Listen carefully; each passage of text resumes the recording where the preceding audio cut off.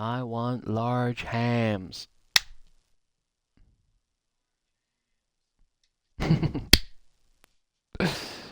I want large hams.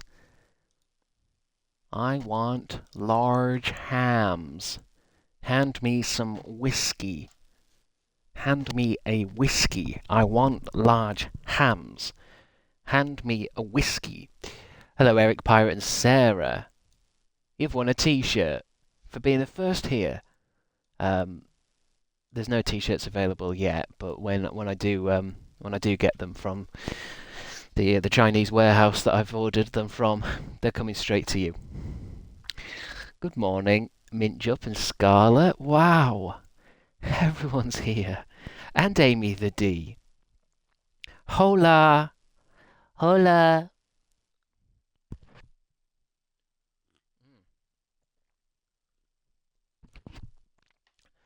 Hola, Amy.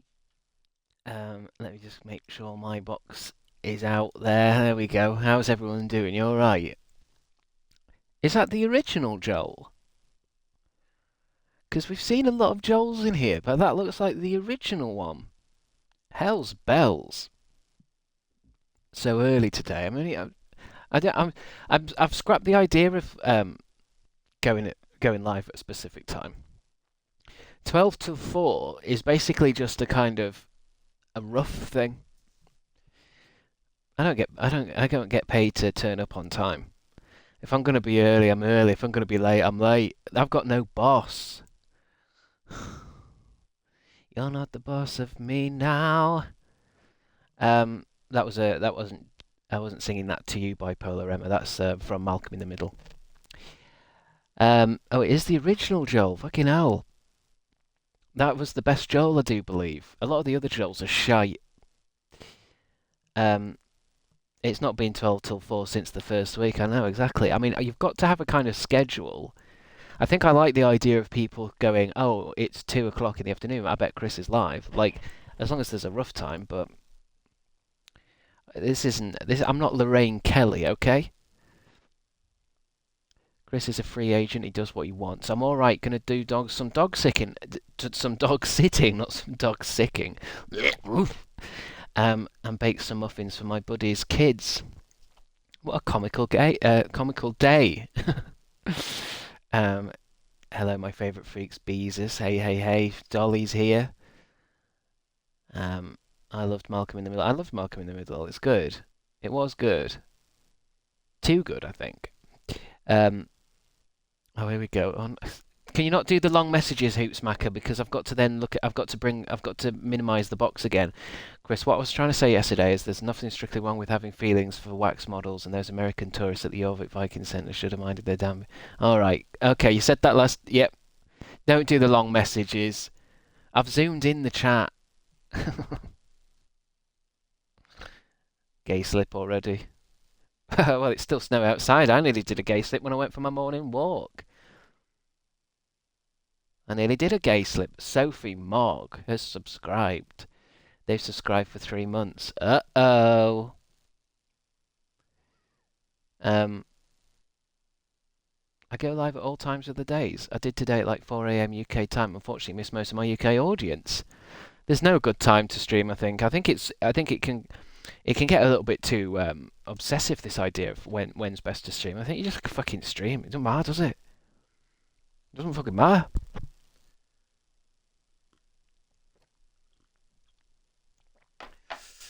Normalize wax model love. I'm not entirely sure what you're going on about, Hootsmacker, but God bless you. Um, Me and Eric had a blast yesterday with Minecraft. For some reason, I read that as Mincecraft. I love the idea of you and Eric just hanging out and making models and figures and houses using mincemeat. Yeah, I'm not doing it to build an audience. I'm doing it to have fun. Well, that's how you build an audience. That's the irony of it. Too many gay slips. They had to come up with the word. They had to come up with the word death drop. Too many gay slips. Oh yeah. So that's what a gay drop is it? A slut drop? A death drop? It's actually just a gay slip.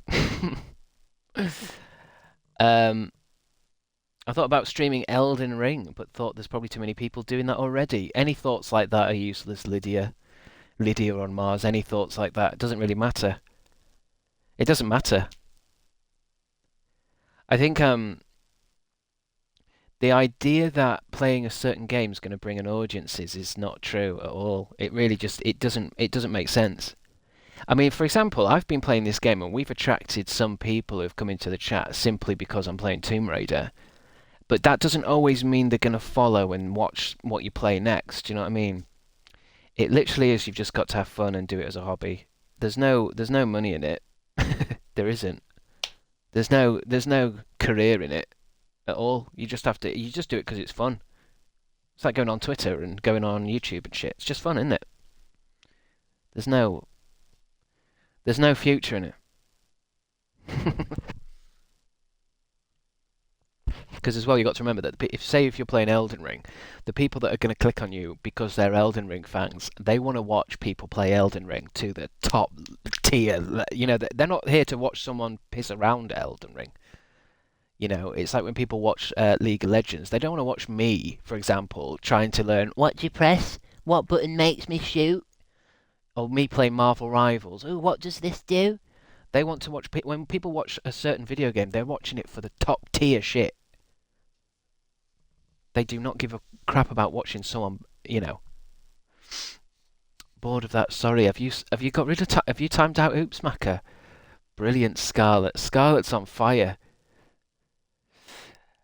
Earliest timeout in history. Well, it's up to Scarlet. She calls the shots, and Hoopsmacker, bless them, they do have some odd things to say. I'm so shit at Elden Ring. So good point. Yeah, but at the same time though, if you want to play Elden Ring and you enjoy it, and you've got one or two people that like to watch you playing it and hanging out, then you should do it. I think it's just I think Twitch is a confusing thing for a lot of people, including myself. This idea that it can be some kind of money spinner, when really it's kind of that's kind of reserved for the top 5 people, and then everyone else is having fun. I think because I know a few of you now do it, don't you?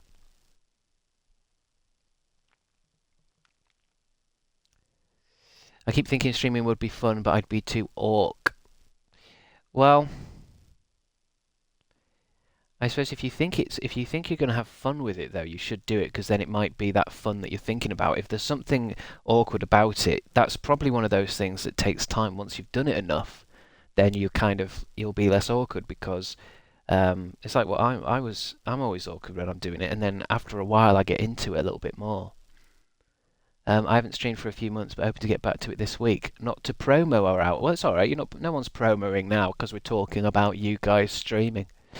Um, I mean, that's always an awkward thing, isn't it? I mean, but that's the problem with Twitch. Nobody likes people coming in and promoting their own channels, but at the same time, Twitch doesn't really have any way of getting your own Twitch out there, does it? It's kind of like it doesn't really work, does it, as a social media? The only way for me, for example, to get people to know if I'm streaming is to use all my other social followings, because I can't do it inside Twitch. Because then you'd say, okay, well, you could play popular games, but if you play popular games, no one's watching you because everyone's watching the top people who are popular at it. There's algorithms for the homepage and for games. Yeah, but I feel like it's not really useful, is it? I guess too many people will probably be thinking in their head, I've got to get on the homepage, I've got to get on the homepage. I bet when you get on the homepage, it doesn't actually transfer. I bet you get lots of views because technically people have to look at you when they go on the homepage. But that doesn't mean people are going to go, oh, I'm following this person. I think people don't follow a lot of people. I don't think people go around clicking, oh, this person's okay, follow. I think people only follow people that they're kind of obsessed with already from another social media. I've not. I think I've only followed a few people that I've seen on Twitch. Most people I'm following are just YouTubers that do it, or comedians that do it.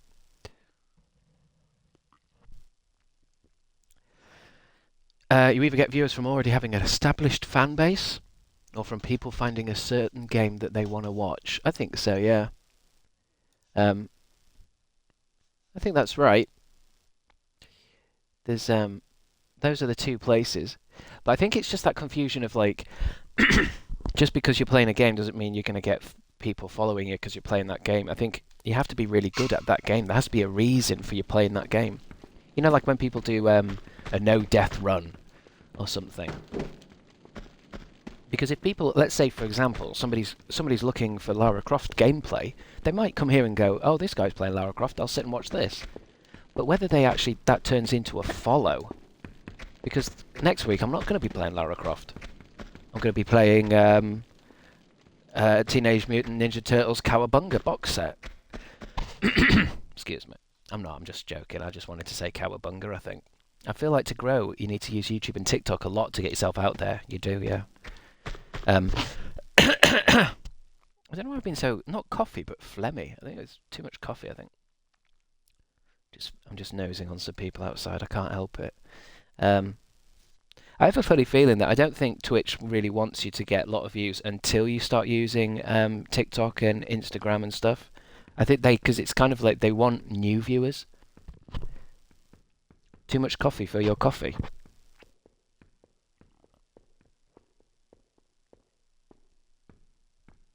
Please don't do anything cool on stream. I'm stuck in the chat box. What do you mean? I might keep this voice instead, actually, when I get croaky like that. I might just keep it like that. This is what I'll sound like when I do Twitch in 20 years. You alright, everyone? Today I'm playing Call of Duty 28. Let's give this a go. Let me put on my VR headset.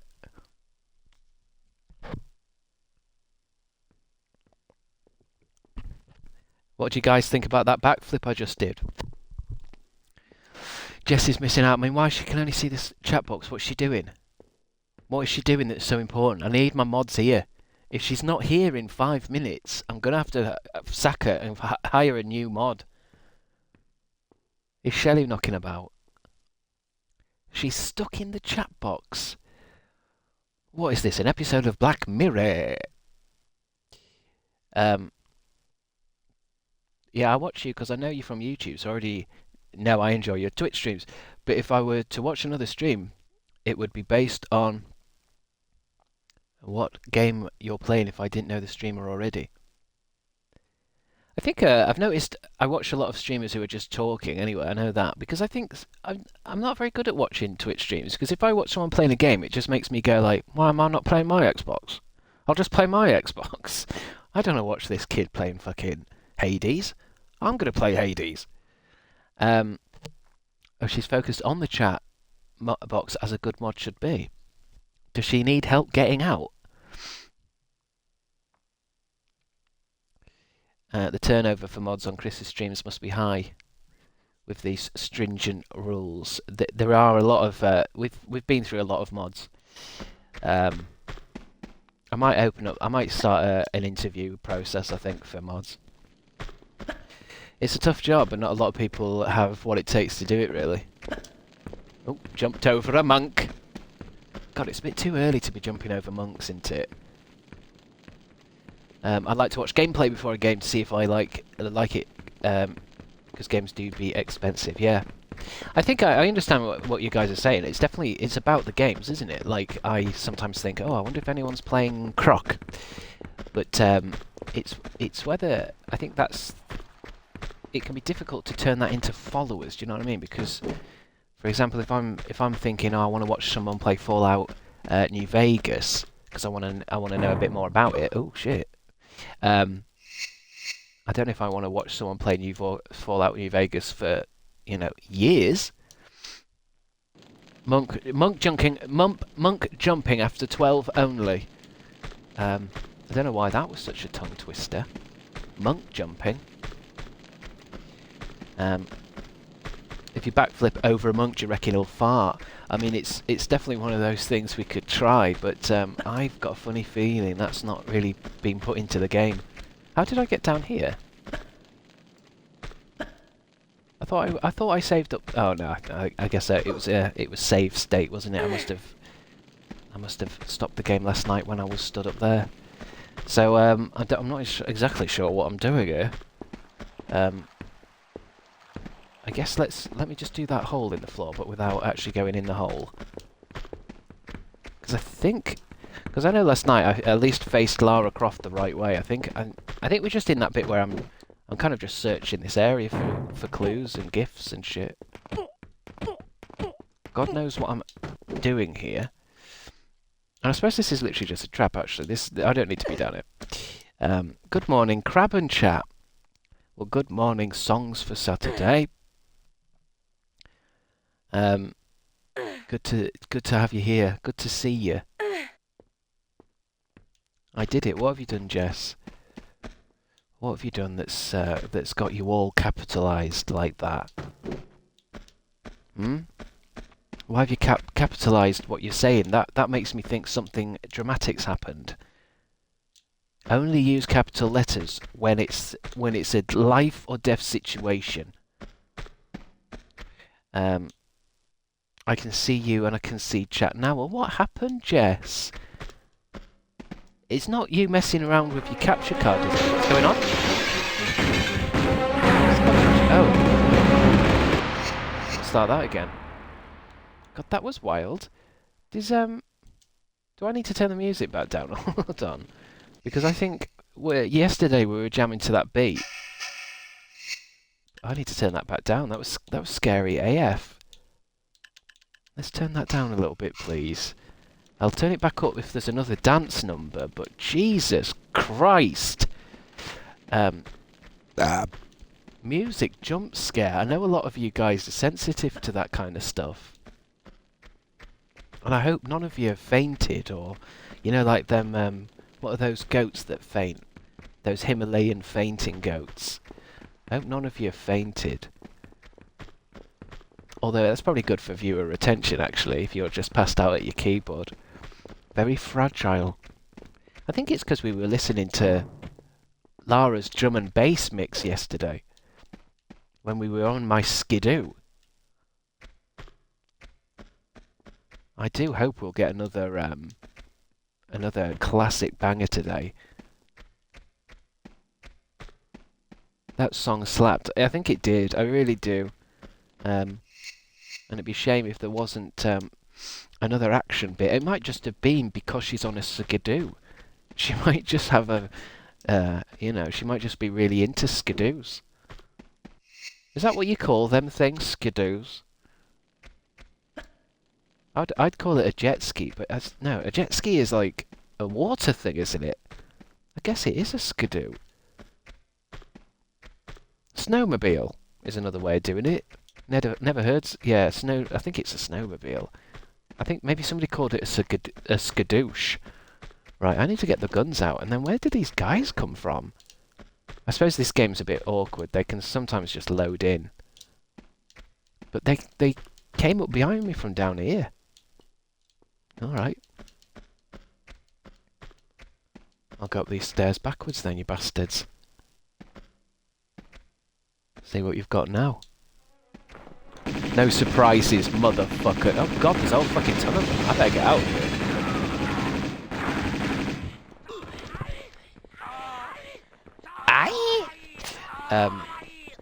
I'm not fragile. I'm a big, strong, young fella, Chris. I protect my ears because I want to be able to hear in old age, not because I'm scared.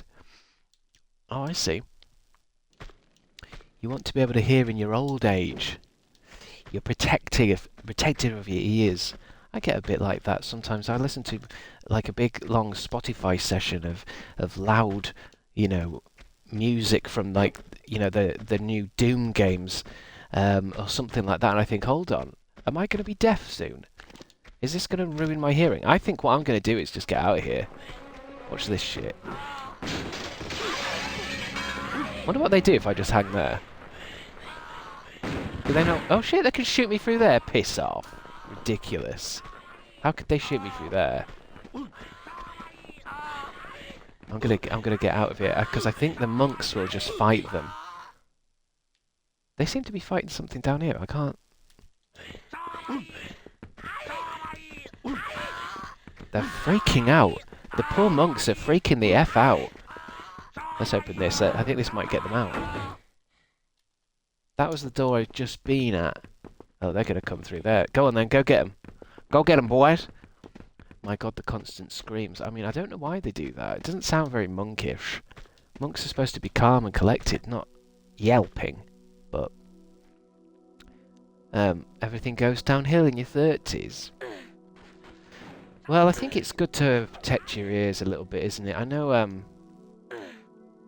where was I? I mean, I was surprised when I was at Sonic 3 feeling how it was quite loud, and I thought, hold on, is it actually loud, or are my ears more sensitive because I'm a bit older now? And actually, if I was 14, I'd be like, crank it up! But, I think I've heard that once certain parts of your ear, because your ear uses, like, little hairs or something to be able to hear, and I think once you break them, or they're ruined, I don't think you can get them back. I don't think it's like a regeneration. I don't think you because I think it's tinnitus and stuff like that is supposed to be, it's actually like some of your, I don't know what, I don't think it's called cochlear, but your ear hairs are broken and they're confused or something. So that sound, I mean, apparently they don't know what tinnitus is, but that sound is supposed to be like your ear's confused and it's got like a broken node. So you don't want to keep breaking them. And I think, yeah, anyone who does like loud jobs, like a DJ or someone who works with machinery, they go, they just wrecking their ears. Really, when I went clubbing as a young person, I should have been wearing, like, oh, there's a thing, there's prairie. I think we need 5 of these, though. What, she's going to carry that around with her in a bag? It's a bit big, isn't it? My ears are fucked then. Well, I think it depends. I think, you know, I always felt quite worried. You know, when you listen to something loud or you're in a festival or something and then you come out and, you know, like you wake up the next day and your ears are ringing, like fucking hell, that's a bit, oh shit. That gets me a bit worried that when it's like, hold on, this is like I can hear a fucking strong buzz here. And I don't really get it because even though, let's say I'm an old fogey, right? If I was to walk into any kind of nightclub now, the music really is like horribly too loud, like painfully too loud. And I get that that's like, you're old, but surely young people shouldn't be listening to it at that volume as well. Because I get that my ears are more sensitive, but, you know, do you know what I mean? That doesn't mean that people should be listening because, you know, somebody who's young can listen to that. That's probably not a good idea for them to be listening to it either. But I never really get hearing loss because, Eric, you're saying, oh yeah, that's genuine hearing loss. But I wouldn't say that I can't hear anything, if you know what I mean. Like, I can hear if Mum was to shout me from downstairs, or if I hear, I can hear a bird from across the street. Like, I wouldn't say I can't hear anything. So, what's the hearing loss? Why aren't they hitting you? You ran away so easy. There's actually too many of them there. And I think the perfect thing to do... Oh, do a backflip off it. Nice. Yeah, I'm not shooting 4 guys. 4 guys with guns and Lara, she's not... she can't really take on that kind of shit. But, rather than that, just open the door and let the monks go after them. Which is a bit... bad of Lara, actually. She's using this fight between these people and the monks to kind of get out of danger. It's a little bit cheeky of her, but that's Lara. She cares more about getting the gold keys. It usually affects higher pitches first. Well, that reminds me of those things. What's those things they put out at shops called mosquitoes? And they put them outside of shops. And young people don't want to be in your shop because it was making a high squealing noise. I swear to God, I can still hear them, you know. There was some shop near me that had it, and I'm like, I can still hear that. I can still hear that shit. Unless they've put on a different one to stop 30-year-olds getting to it. Which doesn't make sense, but... So how did I fuck this up? Is it like, I want to jump over there and land on it, but if she bounces off her breast, she actually just falls to her death. Just grab it. There we go. Loads of old biddies had them outside their house, like, calm down, I'm only walking the dog. That's where I've heard it. Charlotte of York. There's an old lady that has a really nice garden near me, and she's put a mosquito actually in her garden. As if to say, like, this'll stop children hanging about my garden. You know, like a real fucking curtain twitcher. But I was like, when I'm walking past, although today I walked past and I couldn't hear it, I could hear it last time, and I was like, fucking hell. Why have you done that? I can understand why they might put it outside of banks or something, or like somewhere where they don't want yobbos. But to put it outside your house as if your fucking garden is so important. Because it's like, what would you call it? Like, it's noise pollution for everyone else. For shame. Kick of flowers, I might do. Because that's the thing about some people like that. You know when people are a bit, like, gross like that? It makes you want to annoy them more. Do you know what I mean? I'm sure all old ladies are like, I don't want kids outside my house, sitting on my fence. That's fine. But the more you make a thing of it...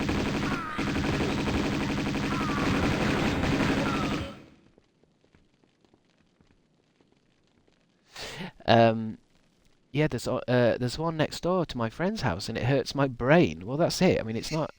I don't think it shouldn't be allowed.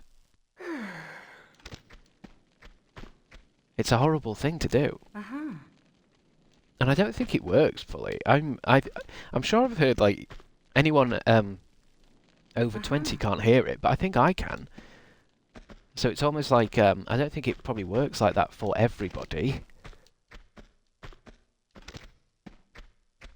Because I'm guessing as you get older, like Eric was saying, you're gonna not be able to hear certain pitches. But I'm sure that's different for everyone. I'm sure it doesn't just happen. Like on your 32nd birthday, you can't hear anything. I'm sure it. Some people probably lose it early. Some people lose it later. Just like us with you, Beezus, you are right, I suppose. The idea that I don't like being annoyed by chat only makes you all stronger. That's why I'm quite good at pretending you guys don't annoy me some days. I'm getting good at that. Just laugh along with it. But secretly I'm seething. Oh. Okay, so I've got a prayer wheel. But I'm pretty sure I needed 5. But I might just go and put one in and see what happens. Because it might be one of those, you know, put one in and see maybe something opens somewhere else. You couldn't hide your true feelings from us. I try my best. I'm almost 30 and started having problems hearing. So what do you mean by problems hearing though? Like, because I suppose actually, I know I do need to ask people to repeat stuff. Usually when I've put the kettle on, if I put the kettle on and it's boiling, or I've turned the tap on and Mum says something in the living room, like she might be shouting at Emmerdale or something, and I keep saying, what? And then she'll say something, I'll say, what? So maybe I've got hearing problems. It's always that thing, isn't it? Hearing problems are difficult because it makes me go like, no, I've not got hearing problems, you're just not, you need to shout louder. And it's like, that's kind of like what people with hearing problems say, isn't it? No, you need to be louder. Yeah, but also the jug is a loud object. The jug?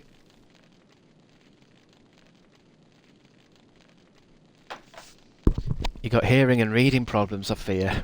Well, I've got a little bit of everything, I think. I can't read properly, I can't talk properly, can't walk properly. I don't think I can do anything properly, except game.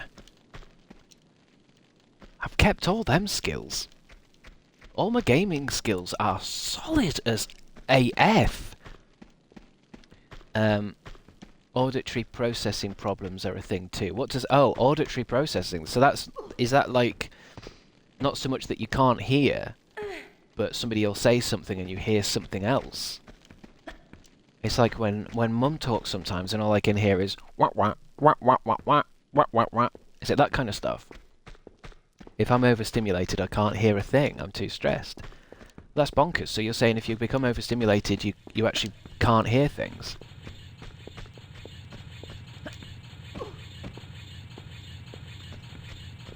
I think I've got a good way of letting overstimulation wash over me And oh, this looks kind of newish. If I ever become overstimulated, I go into like monk mode, in which I turn off my brain and stuff, and I float around, and then I just kind of let the stimulation wash over me. It took a lot of practice. I just don't listen. That's my hearing problem. Well, that's an attitude problem, Kristen Joyce. That's just attitude problem. I haven't got a hearing problem. I just don't give a fuck what you're talking about, mate. I feel safe here.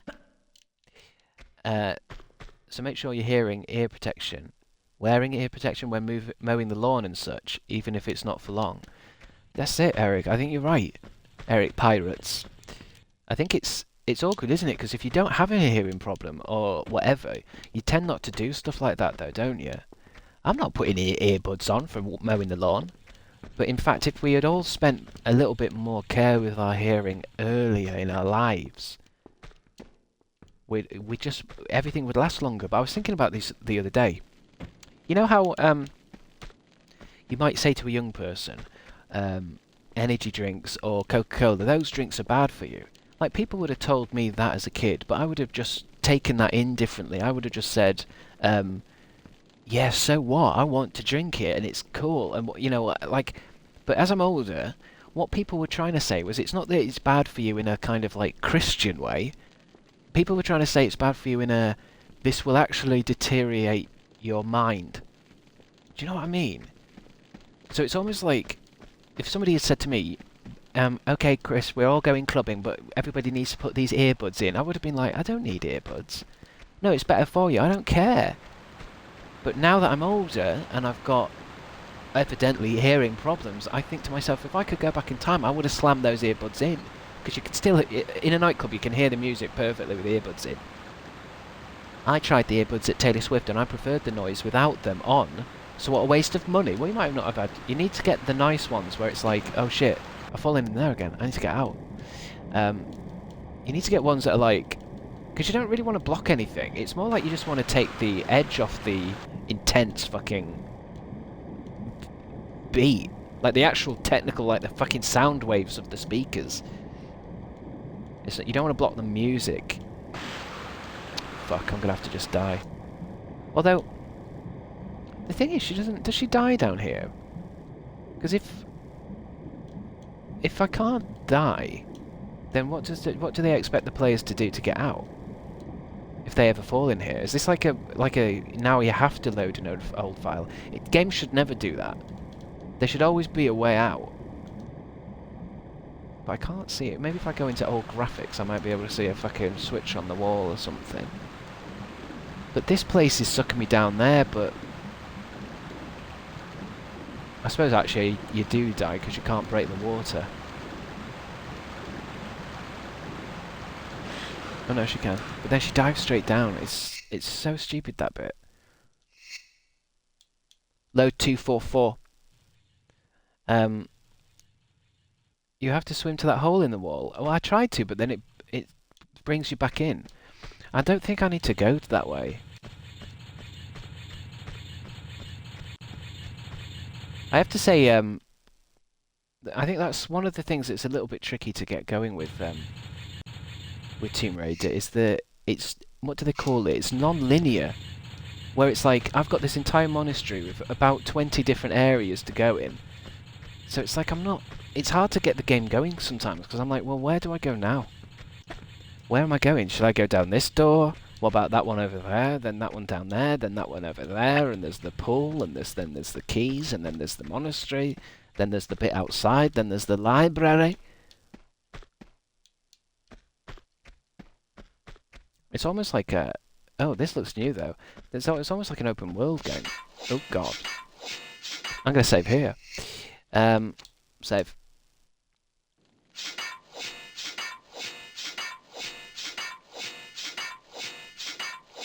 I wish there was a map at the very least. Yeah, I always think a map can be so satisfying in games. Like, oh no! That's probably a monk. I just assume if she's aiming at something, it's a bad person. Yeah. My favourite map in a video game is that Resident Evil one, where you kind of get the thing where it shows you what rooms you've been in and where the locked doors are, but it also shows you like if you've fully explored a room. And I love that map. There's something so addictive about the Resident Evil maps, where it's like you can look at it and kind of go, okay, that room's done. I don't need to go there anymore. So, for example, in this room, I've got a key. I like if it was on a map, it'd be better if that room said like that room's explored now.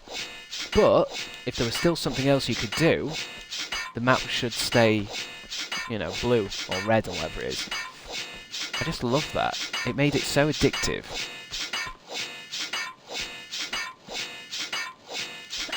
Oh shit.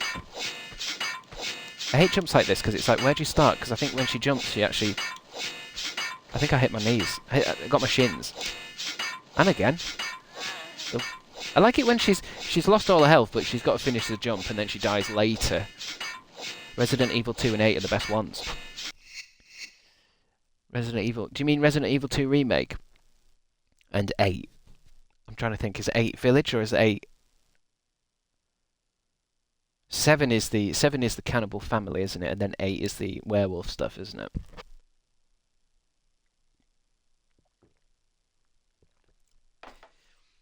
Yeah, I'd say my favourite ones. I think Resident Evil 2, for some reason, is the best one. Like in the old PlayStation and the new PlayStation ones.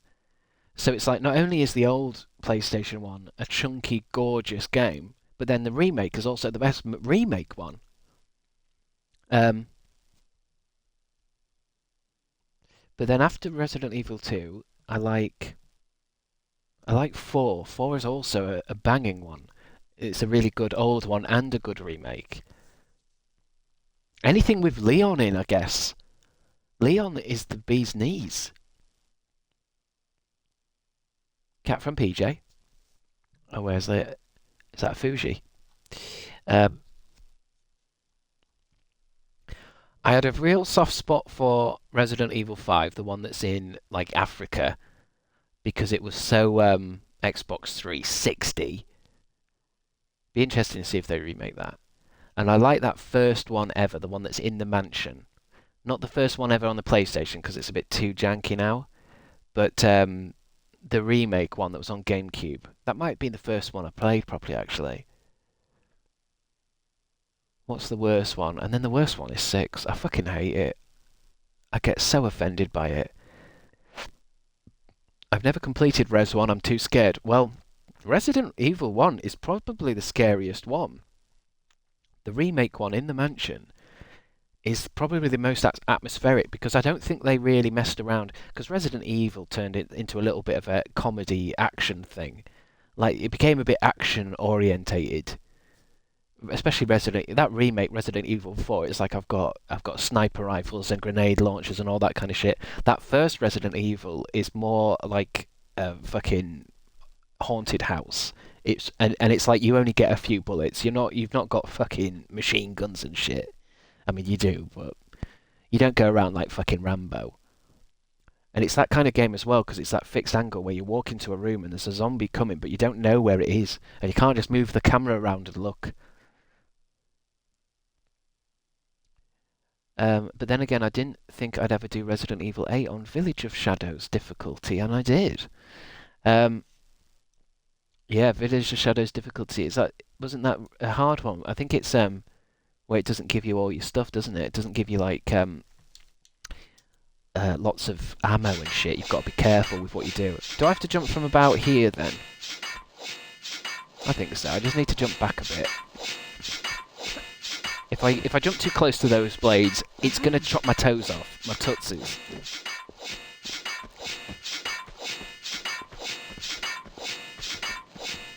It's amazing, sometimes games on hard can actually be quite fun because if you're good enough at the game, it can be a little bit more rewarding to do it.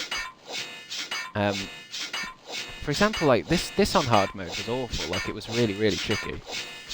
Because it just makes you feel like you're shit. Whereas, like, doing stuff like Elden Ring, that's supposed to be quite hard, and Bloodborne, that's been fun. And doing stuff like Uncharted on hard, it feels quite satisfying. because it's that thing where it's more like, rather than it being hard as a challenge, it's more like the hardness is you just can't make a mistake. You haven't got enough health to make a mistake, so you've just got to do a perfect kind of run. You know how to do it, it's just more like, don't get it wrong. That can be quite satisfying, I think. Can I get through anywhere here? I don't think I can. That looks quite low, but I don't think it's jumpable, is it? Don't tell me I've just come down this bladed area for no reason. No, she's not getting up there. It's a bit hard to see in this level. It's quite dark. But I'm guessing there's another way into this area. What's that over there? Just some gifts. Alright. I suppose I could just load up the old file and I don't need to jump over these things again. But I've got a key, haven't I? That means something easy, Lara. Jesus Christ. That's so close. What, that monk just gets to walk straight through it? What are you doing, Mr. Croft? They're not real. It's an illusion. It would have been awful if that monk did just get chopped to ribbons. There we go, straight through. So, if I've got a key, what's the key calling itself? Strong room key. That doesn't really help me, I guess, because I don't know what a strong room is, and what it would look like in this. I can't play Elden Ring at night. I avoid scary games. It's funny because I used to avoid scary games because I'd be like, oh, it's too much for me. But now I kind of like, I would seek that out now. And be like, come on, give me some scares. Come on, let's go.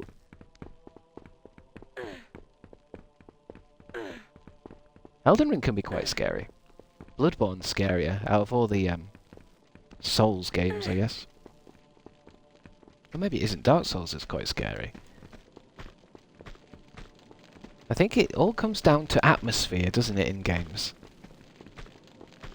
Oh, what can I do here? Can I jump onto its hands?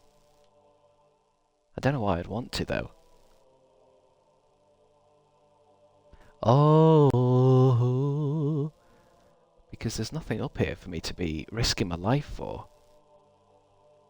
It does look like I could make... Well, could I make that?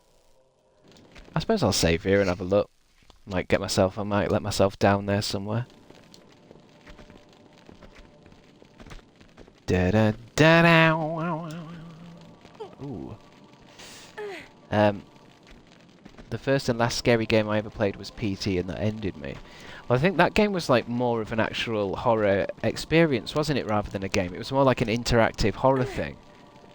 So I think they could focus on making it just scary, wasn't it? I don't think it had too much game element. That's just that game where you walk around constantly, isn't it? Ooh. I suppose could I get... Oh. Maybe I can get behind his head here. I don't know how, and I can't go up there again. Oh no, I can. The fire's over there. If we use this to get onto his head and then drop down, maybe? Just try not to set myself on fire there.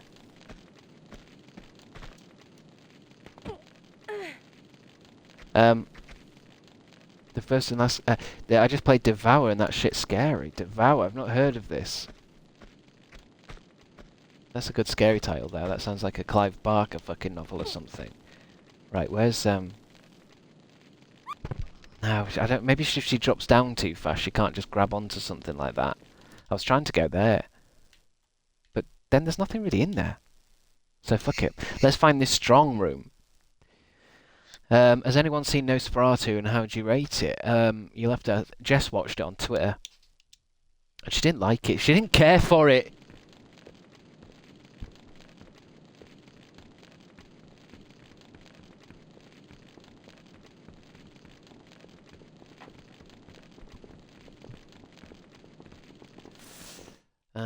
Ba-ba-da-bum. Okay, where's this strong room then? Can I let myself down here at least? I mean, I suppose I can let myself down anywhere, but... Now let's go around. That's too much of a drop. Even if I'm hanging. I'm trying to think what I think if I was to say what game is the most scary for me though, I'd have to say that Alien Isolation game. Not necessarily because it's like, because I've seen Alien films. I love the Alien films. I won't find. I don't think I find them like scary. But there's something about that game where the sections where you don't really have any guns and shit in that game. You've kind of got to hide from the alien as it stalks you. There's something about that that's a little bit kind of like, nah. I wasn't really able to do it. It's like I'll happily play Resident Evil and Outlast or shit like that. I don't mind. But there was something about being chased by something like in that kind of fashion. With because usually in a video game you feel powerful, don't you? Because the whole idea is you've got machine guns or something. But I think in Alien Isolation, for the most part, you're not actually fighting it. You're actually trying to stay away from it, and there's something about that made it a little bit too intense, which is good. I might get around to playing it one day because I think people say it's very good. What's going on in here? Why is there a dead monk? I wonder if they accidentally fought each other just then, or was there a? I don't know why. It seems like maybe they just clashed with each other, and that kind of set them off. Can I go swimming in here? Let's give it a save. There's a few new areas here. I don't know how I didn't find this before. There's a whole pool and a pushy. Is this a pushy block thing? I won't be able to push that until there's no water in here. So I take it we're getting rid of the water, maybe. Got a ladder over there. So we can get out of it when it's... Yeah, so I think... Let's see if this has got a tap or something. Wait, what's that? Let's turn the tap off. Ooh, a secret I sees. Ah. Too much yearning. Nosferatu was too talkative. I watched a bit of the old Nosferatu on Amazon Prime the other day. With the family. I just put it on just as a joke because I wanted to, because I knew what the reaction would be. Everyone was going to go, "What the hell is this you've put on?" Because Nosferatu, the original, is I think it's over 100 years old now, and there's no talking in it. I thought I can't wait to see what everyone thinks of this when they realise there's no talking in it. Oh, is this Nosferatu? Yeah, I've heard about this. It's supposed to be good. This is, yeah. They were talking about this on telly. What the hell's this? No, I don't like it. I need talking and celebrities in it, please. Can you put the one with celebrities in, please? But it's quite funny. It's quite a cool looking film, actually. If you've got the patience to read text rather than be spoken to. I remember seeing a clip of the original Nosferatu as a kid on Richard and Judy, of all places, and it scared the living daylights out of me. Well, the funny thing is, because it's old, they can only do certain things, can't they? And I think there's a weirdness in the oldness of it. Because they would have had to use shadows and, lighting and stuff. So it makes it look, in a weird way, it makes it look like otherworldly. Because it's almost like, if they made a modern film of it now, they wouldn't make these choices. So it makes it look weird. It's why I've always thought that's why Japanese horror works, because when Japanese writers and directors make horror, they do things differently to us. So when we watch a Japanese horror film, everything about it's kind of a little bit different. So it makes it more kind of like, what the fuck is going to happen now? I guess am I just running down that? Oh, she got twatted by it though, but never mind. Although, wait, where's that? Because that thing's got a spiky thing on it. Uh-oh. Oh, this is awful. Why is that like, it's like a swinging pendulum in two arms. Horrible. Chris, are you going to go see the new Nosferatu? Probably not. I mean, I just don't go and see anything. Unless it's like the best movie of all time and everyone's going to see it. But then I don't really go to the cinema even when that's the case. When everybody was going on about Oppenheimer and Barbie, I didn't go and see that. So, unless it's the best fucking film that's ever existed. Although, I think I'll only go to the cinema if it's something that's personally, like, something I'm into. Like if they brought out a new Evil Dead, or if they did another Ace Ventura film or something, I'd be like, oh, now that's piqued my interest. But I'm not going to go to a film just because people are watching it. How am I going to get past that? Oh, fuck it. I'm not paying £12 to go and watch celebrities. Right, let's see. I suppose I could get behind there, but then I would just slide back into this hole. So I need to get past that flame and in this hole again, I think. Just to get a fucking key. This is an awful little segment. It's packed with shit. I guess I'm crossing this there, but how am I supposed to cross when it's... Oh, okay, wait. Flame's gone down. Then go down, but... Ugh. Ugh. Right, where's that? Is that going all the way over there? Okay, so I'll get this... I'll get through now, I think? Pick the key up.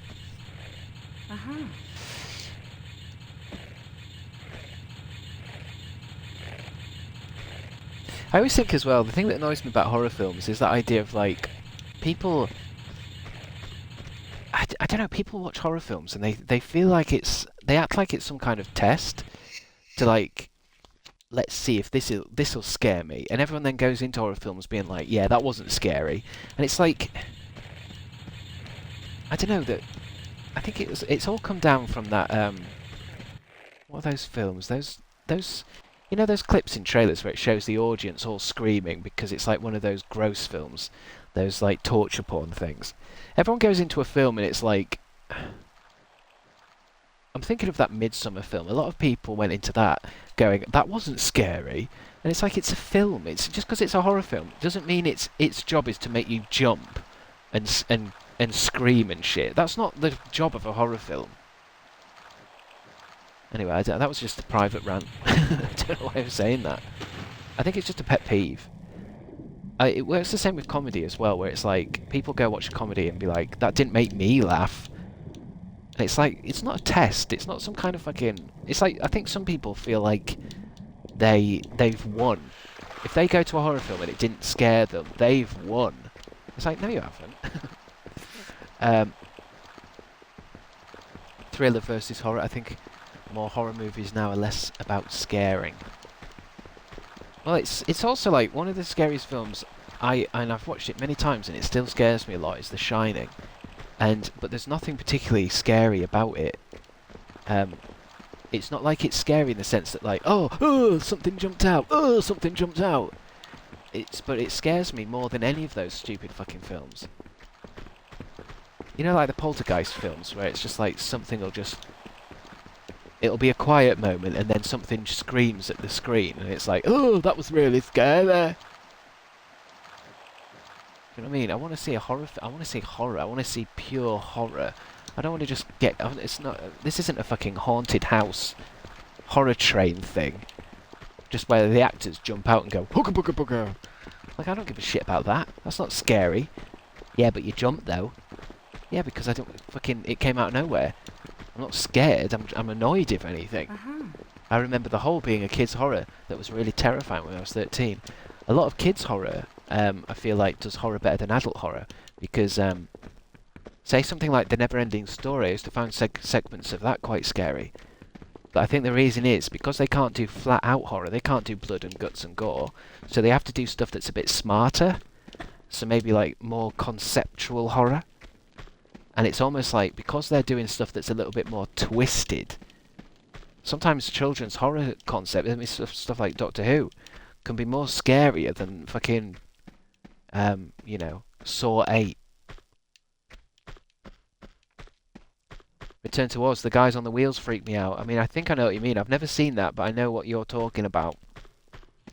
There's loads of moments like that in films like Return to Oz and all this kind of shit. And some of the old, like, Labyrinth and stuff like that, where people say, oh yeah, that thing really scared me in that movie. You know, more than fucking Freddy Krueger.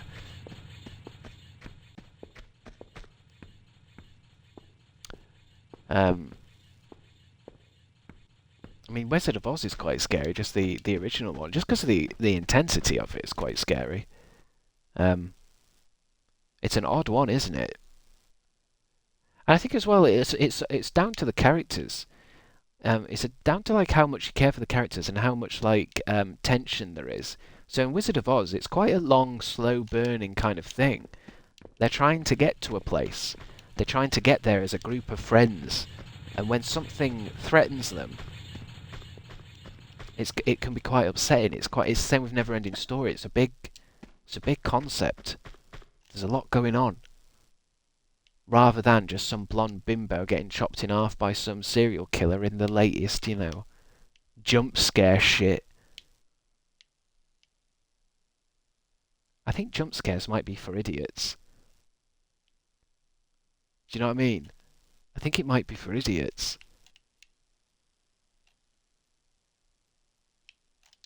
Because I think idiots don't really get, like, tension or, you know, art direction and shit. They don't get that kind of stuff, but they will get, like, a clown jumping out and going, hooker booker booker.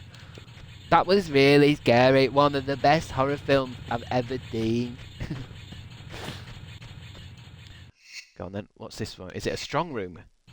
It is the strong room. Look at the size of that keyhole. She could get her head in that.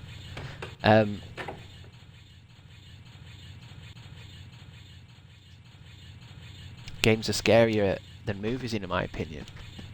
They can be, can't they? I think it's the... I don't know what the word is, but there's a word for, like, when you are the thing in control. Uh-huh. So it's almost like you're walking into the danger, not some actor. Because I think as you get older, you get a bit of, what's it called, media literacy, where you can kind of like, oh, this is the actor that's, he was paid a lot to be in this film, he's not going to die. Oh, this character's definitely going to die because she wasn't in the trailer and it's the beginning of the film and they're setting up the horror. Do you know what I mean? Like, there's a certain level of horror film where you can kind of work shit out for yourself if you're old enough.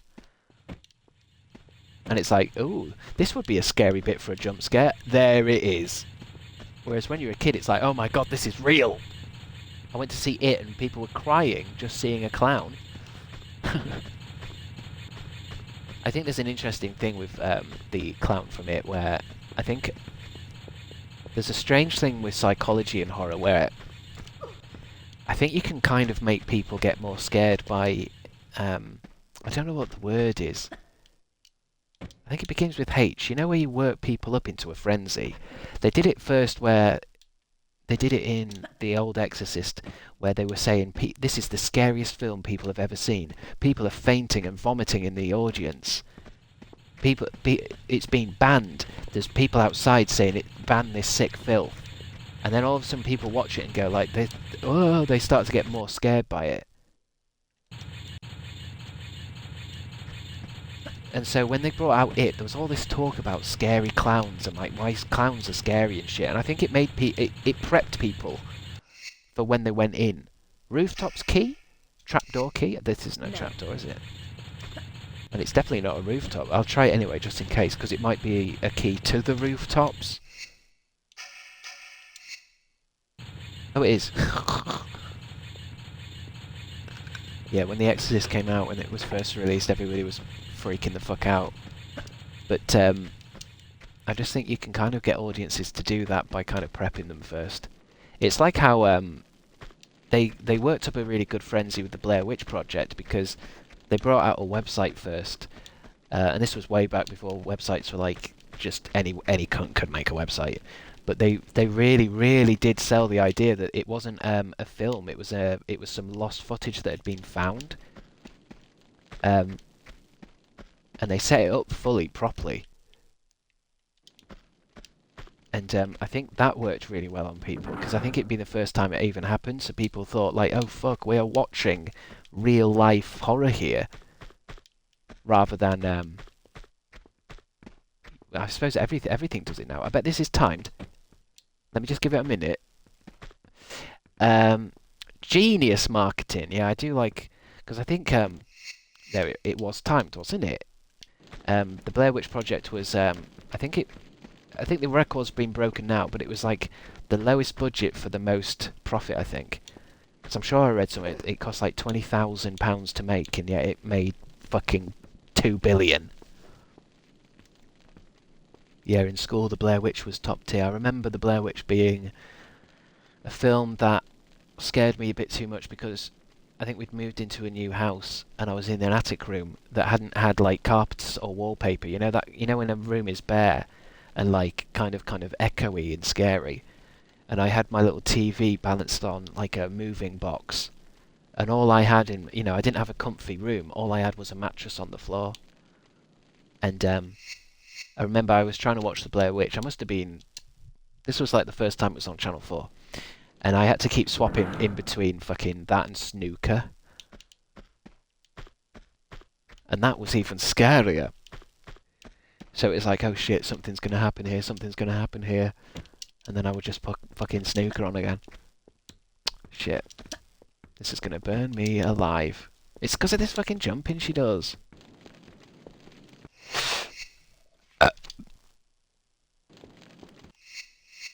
Load. File 252. Channel 4, those were the days. Yeah, Channel 4 used to be cool, didn't it? And like, the cool channel. Not for mums and dads. It's cool. Shit. Fuck. I think it's just an awkward jump thing where I want to jump through quickly, but I think fuck. Look at the monk. Again, the monks are fine. I have to do all these traps while the monks walk around like, what are you bothered about? Shit, I'm on fire! Load again.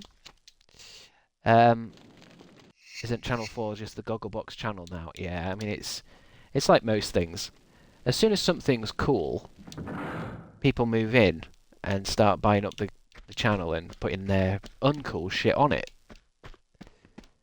It happens. What people calling it? Isn't it shitification or something? It's like, oh, cool. Everyone thinks MTV is pretty cool. Let's put some shit on it. Wait a minute. This is shit. And it just takes people... Sometimes it takes people a few years to realise. But in those few years, you can sling some shit. I love Gogglebox. I love hearing what people think about things on the telly. I love it. Yeah, she's really funny, she is. She just says what she's thinking. God, this is a quick one. Bro, try backflip. What, backflip over the lot? Like, she's crazy. I might do, though. I think backflip is like an easier one to pull off.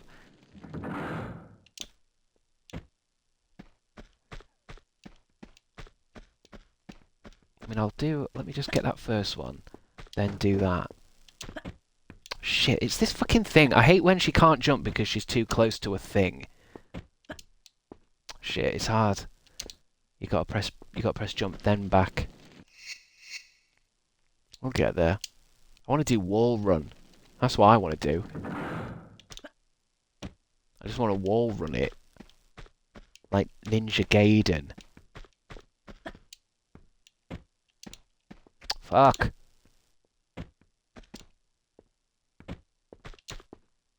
One more. Perfect. Wait, is it not back up yet? That one must have been fast. Say, I don't want to do that again. I don't like it. I don't like it. Probably when I was a kid, Channel 4 played Trigger Happy TV and Eurotrash. Yeah, that's it. It used to be a channel of like... Oh fuck, who's shooting?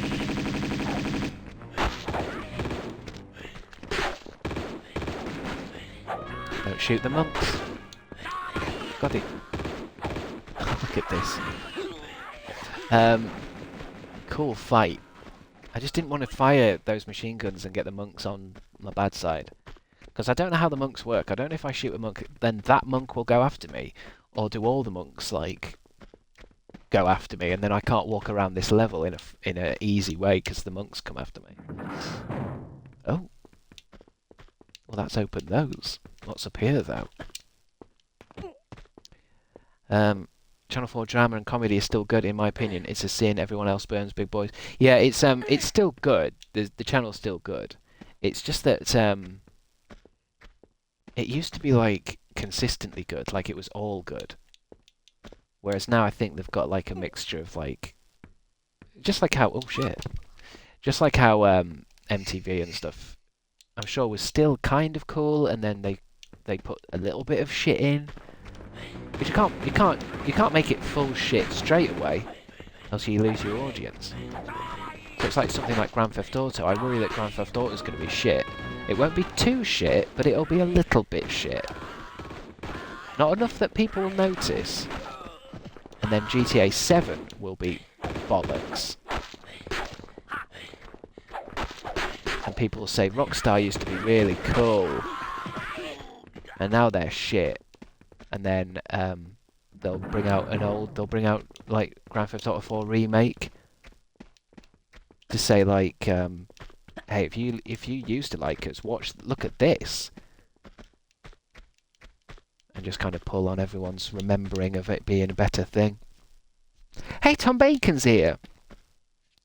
It used to be the channel of alternative comedy, black books, and phone jacker. Yeah, I suppose it's difficult because I'd say that there's no alternative comedy on there now. But I think I'm sure I read somewhere that nobody really wants alternative comedy at all now. The hot new thing is drama comedy, where it's like 1 minute you're laughing and the next minute you're crying. I just love these characters so much. Do you know what I mean? That's what people want now. They don't want flat out comedy. I mean, I'd argue it's because people are fucking idiots and they don't get it, but that's just my opinion.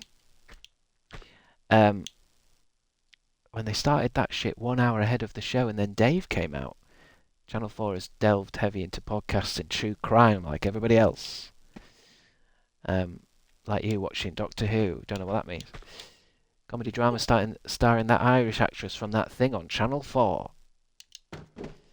But surely the moment a channel exclusively becomes a drama comedy station, people will be over it. Well, I think it's just that thing where I think when you're a channel and everything's so split up now, you can't really take risks. You've got to do what people want. It's like if your job was to bring out a popular podcast, then you'd do a true crime podcast, wouldn't you? You don't have a choice. If it was your job. What are these things? If somebody hired you and they said, you've got 1 year to make this a really popular podcast, else you're fired, then you can't be like, oh, I'm going to try this. I'm going to do this. You have to make something that you know works. Even if people are like, you need to be original, it's like, no, you don't. Not if you want to make it work. And I think that's why you don't want to. It's like when they don't do sketch shows anymore, because people are too judgmental on sketch shows. People just watch them as if like they're judges, and it's like, no, that one didn't make me laugh, fail. And then people go on Twitter saying, I've watched this sketch show and it's not made me laugh yet. And then that means basically it's too much of a risk. Whereas I think people feel a lot more clever watching comedy dramas. They feel a little bit more like, oh, I get that. Do you know what I mean? So I think it helps. But it does mean that as soon as they do it too much, then people turn around and say, I'm bored of that now. But it does come down to the fact that when Channel 4 did something, even if it was shit, there'd be loads of people watching it. Because it was like the only thing you could watch. But now you've got all these things on. And let's face it, all the TV channels, the only thing they can do now is try and beat Netflix. They're just trying to get people to come from Netflix. There's nothing else to do. I mean, I bet most of you guys, if you're watching something that's made by Channel 4, you're probably watching it on Netflix. And there's too much content now. It's like all watered down and stretched too thin. I guess, yeah, it's a bit of a problem, isn't it? If there's a hell of a lot to pick, so I don't think any one channel can kind of grab everyone's attention. It's quite bad in a way because I think it would help a lot of people feel connected if we all watched similar stuff all the time. Like, I always thought if the best thing on Netflix would be, wouldn't it be better if it didn't have that many options and it was like, here's the things that are available today, so that when you go to work the next day, it's like, oh, did you watch that thing on Netflix last night? Oh yeah, I watched that. Yeah, it was shit. Oh no, I liked it. Whereas everyone's watching their individual things. I often thought as well, one of the things I used to like when I was a kid is, you know, when you get your TV for the first time and your parents allow you to have a TV and you've hooked up an aerial, meaning you've got channels 1 through 5, it feels like you would end up watching all kinds of things where you'd be like, oh, I ended up watching this documentary or I ended up watching this film and it turned out to be good. Whereas people kind of pick things now, don't they, and say, this is what I want. This is what I want to watch and I'm not going to try anything else. Oh god, it's got Jenny Ortega in it. I'll watch that. I'm not watching that, it's black and white. Stranger Things and Game of Thrones both kind of had that effect for a while. That's how I watched Lost. Rest in peace, water cooler moments. Yeah, I think that's what I'm talking about. You know, when everyone was like, "Who shot Phil in EastEnders?" There's no water cooler moments, but I don't think people have water coolers either. Everything's changed. People used to drink from big tubs. Do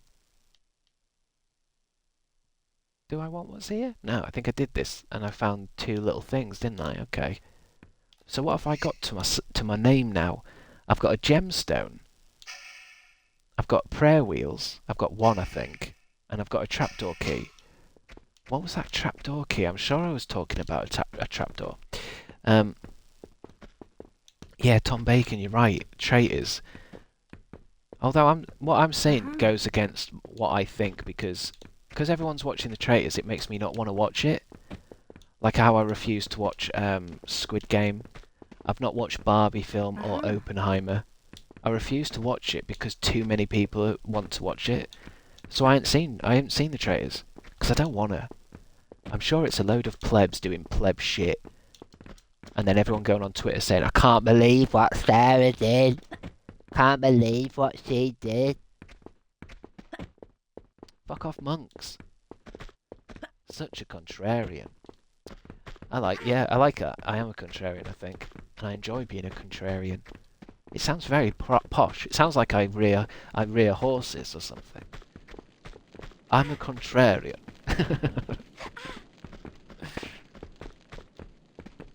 I just think if it's popular, it's probably because it's quite stupid. That's what I'm saying. It can't be that fucking smart. And it's a reality show. It's all that kind of. You've set up a load of people that are overacting because they know they're being filmed, and they've got to what is it? I guess it's called the traitors. So it'll be all. They've got to like backstab each other. And everyone watching at home says shit like, I wouldn't have done that. I wouldn't have done it like that.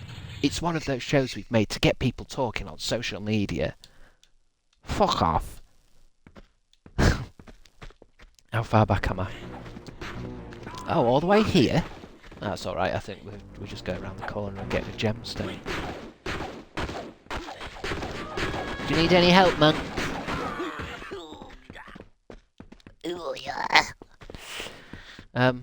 It's basically Werewolf Mafia. I've heard someone say that before, yeah. I remember playing Werewolf Mafia, I think with Samia once. But there seems to be... I always got annoyed with TV shows that were like, they take a basic concept and they turn it into this big fucking song and dance. Like, Tipping Point. Tipping Point is so fucking stupid. This is a fucking seaside 2-penny machine, and you've turned it into a game show that goes on and on and on. And everyone does that thing where it's like, okay, we've dropped the coin, what's going to happen? It's like, fucking hell. I don't know. It's like sometimes some discs fall off, sometimes they don't, because it's a 2-penny machine. Don't turn it into a fucking dramatic moment. It's physics. And the other one, I don't like Uh-huh. that. I don't like the Masked Sinner. I get why it would work. Like, Uh-huh. okay, we've got some celebrities and we've hidden them, right? And they're going to sing, and everyone's got to guess who it is. Oh, no, it turned out it's a footballer, right? I get that. But at the same time, it's like, don't they have to drag it on week after fucking week? I don't give a shit. Let's just find out who it is, and then we can get done then. Oh, this goes on another week. Um, the chase is decent, to be fair. I think the chase kind of works, I guess. It works in a sense that I don't know. Oh, I mean, it's the thing about the quizzes. It works in the sense that people just like quizzes, don't they? But they kind of like quizzes that are made a little bit easy for them. Makes you feel smart. I don't know if it's entertaining though. The Masked Sin. Yeah, I did say the Masked Sinner. The Masked Sinner. Now that's a show I'd watch. They get a celebrity to go around murdering people, but they've got a mask on. Who is it? I don't know who it is. And until people guess, they're allowed to keep killing. Turns out it was Lorraine Keller. Yeah, she's had the most kills of the show so far. She got to 68 kills, but no one could guess it was her. Um, you like watching University Challenge then? Hell no. Hell no. Is Naked Attraction Crabstickz approved? I don't think I've actually watched that properly. I think I know what you mean because there's always clips of it. Is it is it literally just like Blind Date but everyone's got the cock out? Um, I'm pretty sure it is. Oh, Embarrassing Bodies. I don't know if that's in the same thing that we're talking about really. That's like that's one of those weird Uh-huh. shows where it is that thing where they want people talking about like you'll never guess what's going to be on the telly. Um, and I get it like I get that some shows like that could you put something on like that for a bit and it's like that's interesting. But it's when they turn it into a whole show and it goes on for years and it's like okay, that's a lot. Naked Attraction used to come on after something I watched. So if you turn the TV off fast enough, I was flashed. If you didn't turn off the TV fast enough, you got flashed. It was a weird, it was a weird thing because it just felt like I mean, it was essentially just saying we're going to put them naked on telly. It wasn't. I know they did that. Like they kind of tried to give it a Uh-huh. feeling of no, it's interesting. We're talking about body image and shit like this, and it's like no, you're not. You're just putting some tits on the telly and going, ha, she got her tits out. What? She got her tits out. Brilliant. I wonder what they say about this on Gogglebox.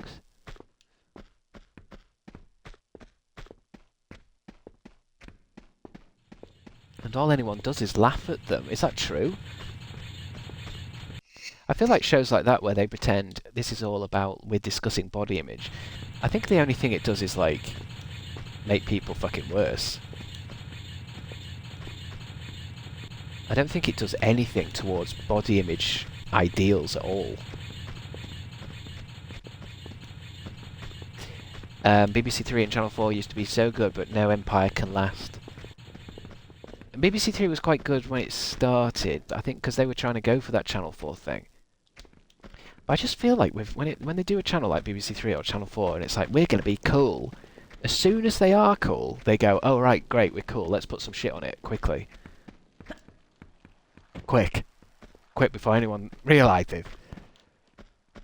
But um,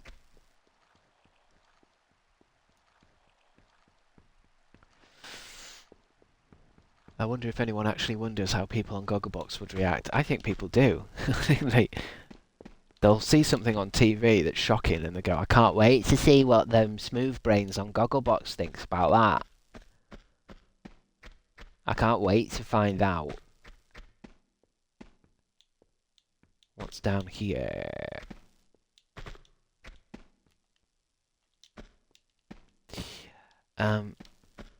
It was a real show. I wonder if they've done it. Have they done an American version of it yet? Love Box? What?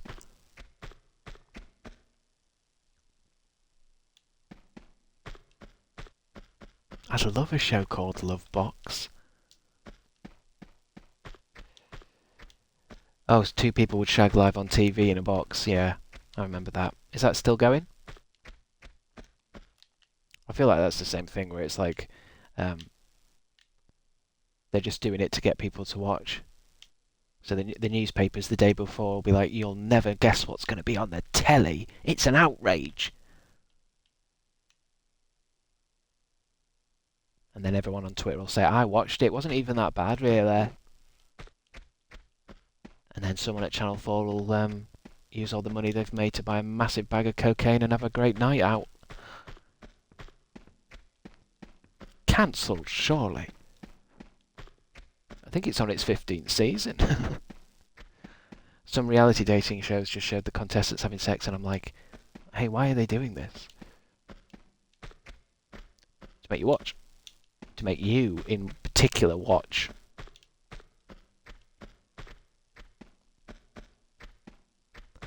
UK TV at night is wild. Don't want to go there again.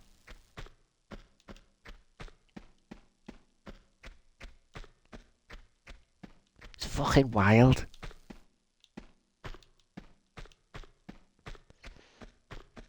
Remember that series of Big Brother where they went too far? Which one? Which one? Did they have some sex in it? The thing about those shows, though, is they purposely find people, don't they? I've heard people say, like,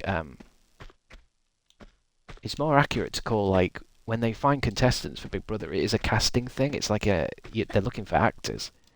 They're looking for particular people.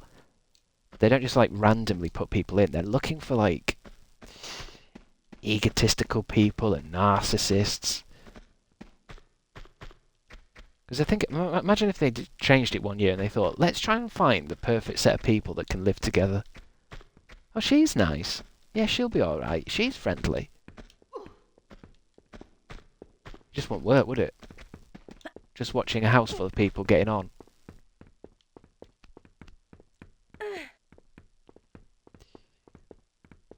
When they played the venereal disease challenge, what? Oh, Kinga and the bottle. Oh, yeah. Wasn't there was a girl in it that put a bottle up her fanny? That's what I mean. They must know what they're getting into when they cast someone like that. It's always the same kind of people as well. It's always the same kind of people that you can imagine them in interviews, just like covered in makeup, crazy outfit, tits hanging out. I'd be wild in the show, honestly. You should put me in it. I'm fucking mental.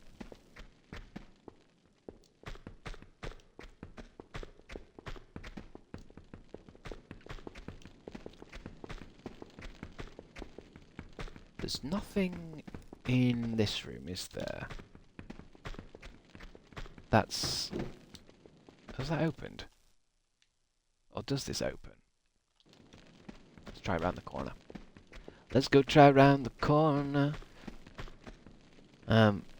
Married at First Sight was also a crazy concept for a show. Married at First Sight, which one was that? I'm guessing it's something to do with people just getting married before they've seen each other or some shit. Hey, I've got a thing for this. Boof. I'm surprised how many I need, though. I need 1, 2, 3. I need 3 more.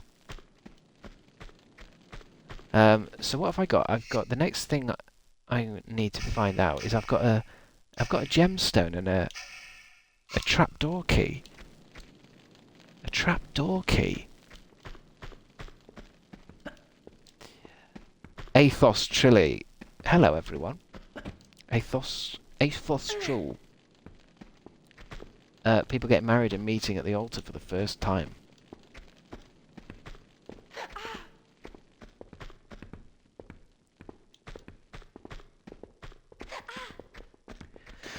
Hmm. I think I think for me it's always just it's about voyeurism. Reality shows are like made for people that are kind of like nosy, like people who they just want to judge. It's like a gross thing that's placed in front of people to attract them. Oh, look what these people are doing.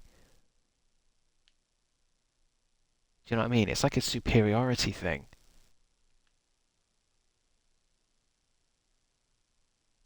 It's like when people pretend they watched Love Island ironically, but they've been watching it ironically for 15 years. No, I don't want to go that way then.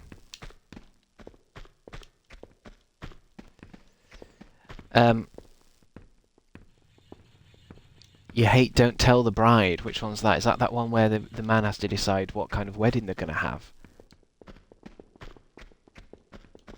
And he decides to have it at Alton Towers.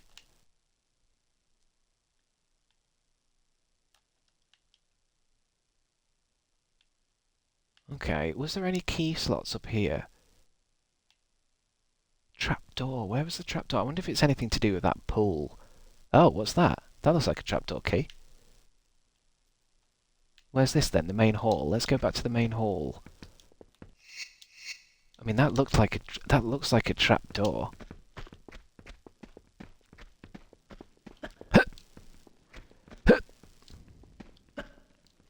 It's made for people with low self-esteem. It makes them feel better about themselves because they can judge the contestants. That's what I mean. It's like if somebody said, if you met someone and like, oh yeah, I spend all day watching reality TV, you kind of think to yourself, is it because you're an idiot? Do you know what I mean?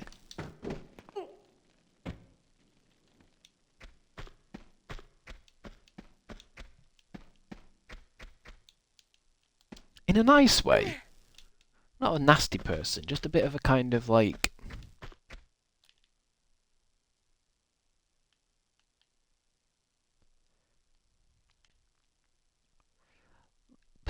people who watch This Morning every day. I watch This Morning every day, Jess. I watched it this morning. Actually, I haven't. It's on now, isn't it? Can't believe I'm doing this instead of watching This Morning. I heard it described only recently as a magazine show. Because that's what that kind of show's called. And it's interesting because I kind of get what the show is now. It literally is a magazine. Save.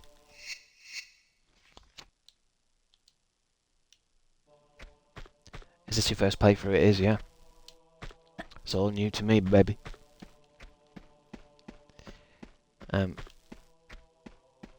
If it's not, if you've played it before, do stick around because sometimes I get very irate.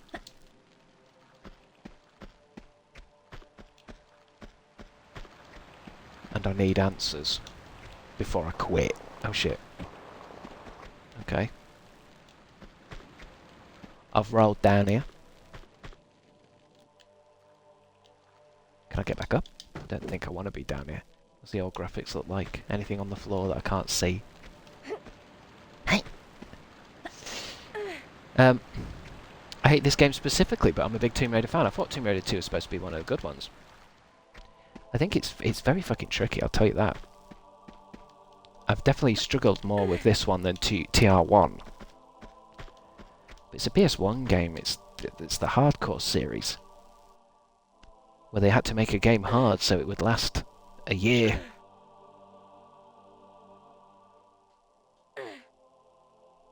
It's actually Chris's first time playing a video game today. The cheek of it. Oop.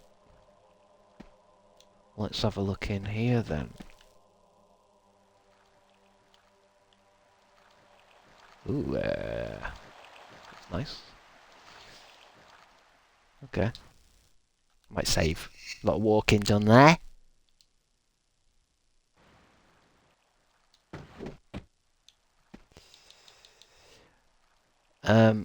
TR2, like, is liked because it makes people feel nostalgic. It's not a bad game, but I'm a level designer. I'm very harsh. Yeah, I mean, there has been a few frustrations for sure, where I've just not been able to see a fucking lever, or I'm trying to work out what to do. There's been points that I've had to Google or ask people what to do, where I'm like, hold on, what did people do when it first came out? And there wasn't internet guides and shit. What did people do here? Like, I thought to myself so many times, like, there's no way I would have got past this as a kid. I would not have seen that. Or like, there's parts of the wall that you can climb sometimes that looks exactly like the rest of the wall. I hate it! And yet I love it. Give me something stronger.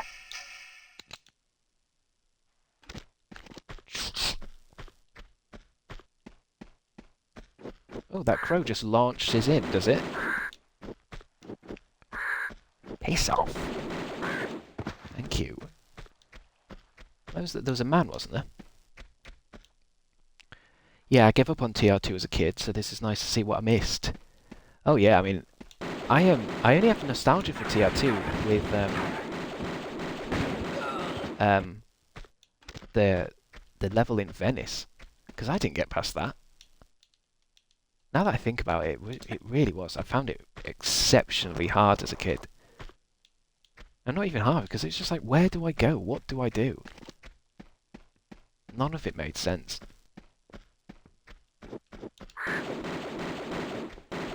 I think, to be honest, the only reason I've got this far now is just because of the nature of online, you know, playthroughs and shit. Because I would say that we've cheated this game a few times. And I've got camera mode, which means I can have a look around. Which is basically cheating. Hello, Sophie. What's this? That's not a pulley thing, that's a door.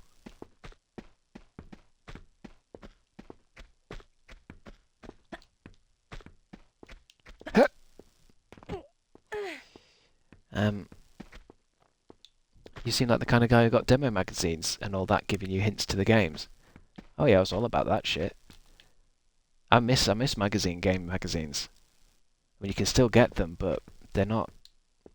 You don't get demos. But then they don't really do demos, I've noticed now. Demos is a dead thing. Yeah, they used to come with like little books with lots of cheats in them. Not always like well made. I often got cheat books that didn't fucking work. Like they'd printed them wrong or some shit. Oh, a prayer wheel. And as well, like you'd have to get like. It wasn't like a cheat book with every cheat in it. You'd have to wait until the cheat book had the game that you wanted in it. Terrible stuff. I wish I'd kept it all there. It'd be good to look at again. Oh, what's going on out here then? Don't shoot the monk, just shoot the man. Look at them just running around in circles like that. Oh. Let them fight it out and then finish the job.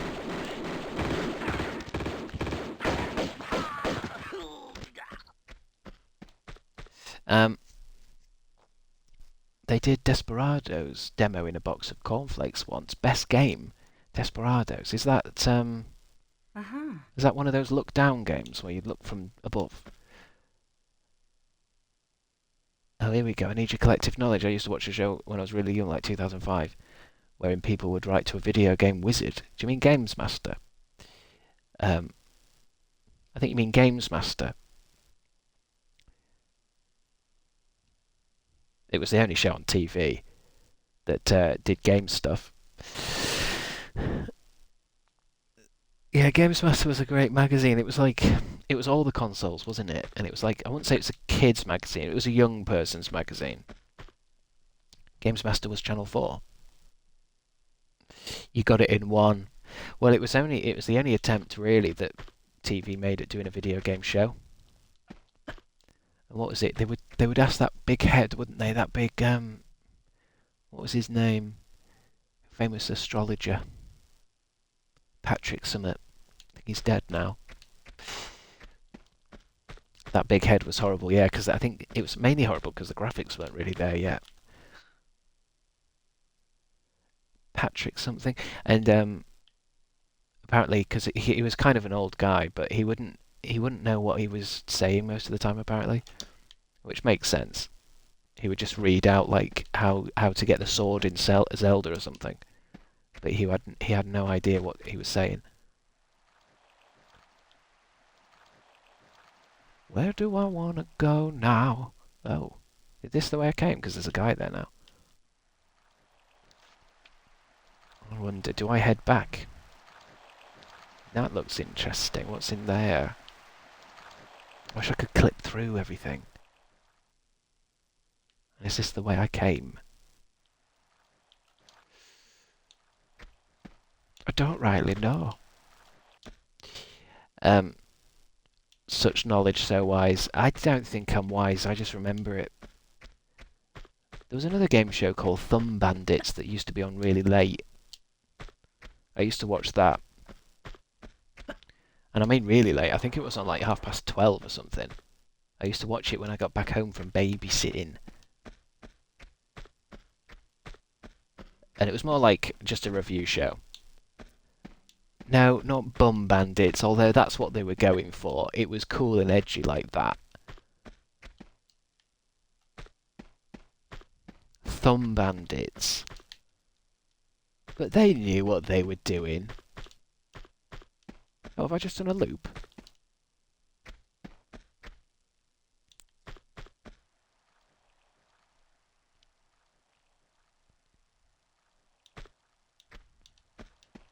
I knew that was going to set you guys off. I mean, that's why they did a title like that. I knew that was going to set all of you off. Such immaturity. Why do I attract such immature people? I'm a philosopher. I'm a deep thinker.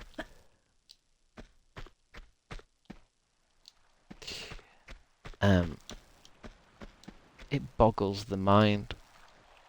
Oh, I don't want to go over there then, because that place is closed anyway. I've got a Did I find anything else? Have I got a key yet? I've still got a gemstone. Where could the gemstone go? Uh-oh.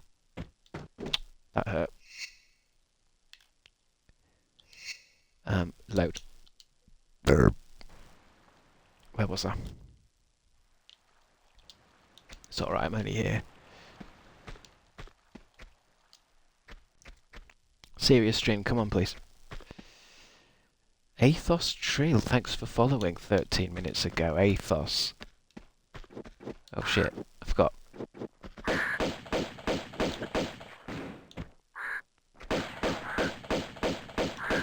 Oh, stuck on the wall graphics. Oh shit.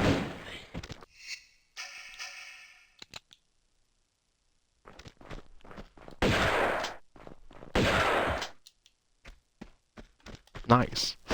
Oh shit. Uh-huh. Give me a big one.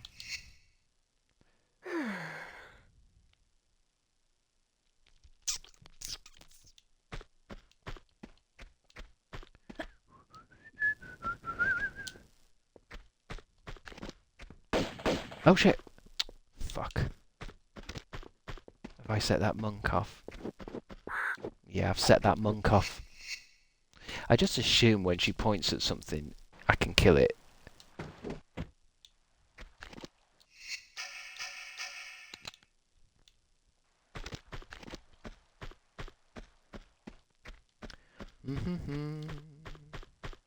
Where's the crow?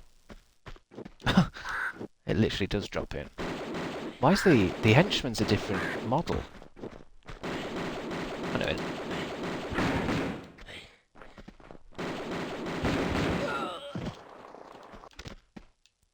Nice. Fort Boyard. Uh-huh. Love Fort Boyard. Although I kind of didn't.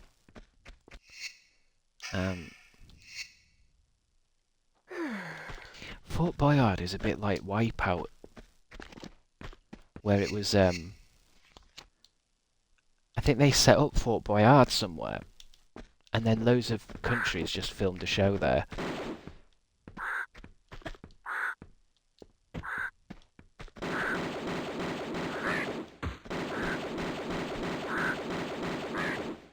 I love how they fall. Don't shoot the monk.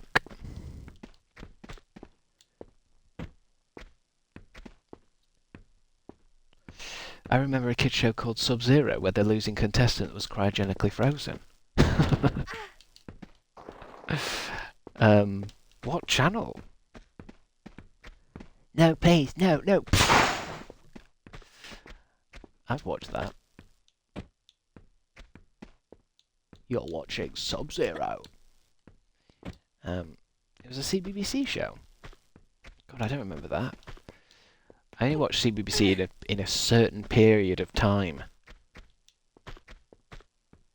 My series was there's a show called 50/50 that was shit, where two schools would just battle it out.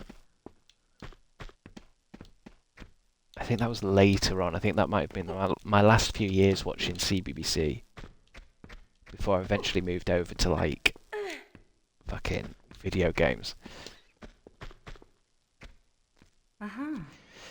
50/50 was fab. What you're talking about? Go back and watch it if you love it so much. It's just one of those shows where it's like, oh, this is actually quite boring. Like it's two schools doing an obstacle course. There's nothing to it.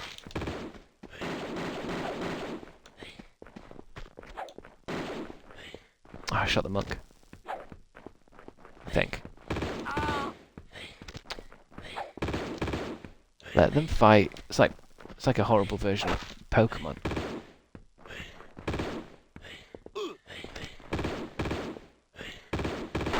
They're just breathing. Oh, sorry, he's dead anyway. Shit.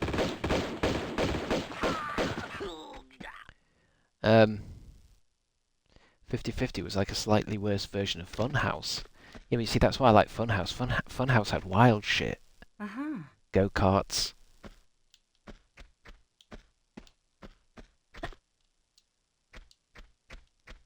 Wild shit.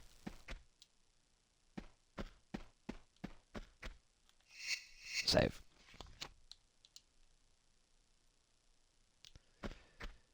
I know the other day I was winding Mum up about a show that she used to hate but I loved. I think it was called Finders Keepers on CITV, in which they would get a house and it was the kids' job to go around the house and mess up the place.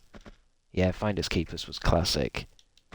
And so they'd be like, okay, there's 5 things hidden in the kitchen, and they'd go and smash up a kitchen. And I remember every time I bring it up, Mum's like, who's going to tidy it up? It's like, well, it's no one tidy. Well, it's down to the set designers, isn't it? I mean, it's their job. Well, they've just made a mess. It's like, yeah, I know, that's why it's fun. It's a fun idea, because kids don't allowed to be messy, so let's make a show where it's like, you have to mess up this house. Clever. Classic mum response. It is, isn't it? Who's going to tidy all this up? I don't know. Fucking producers or something. Don't let that ruin the show.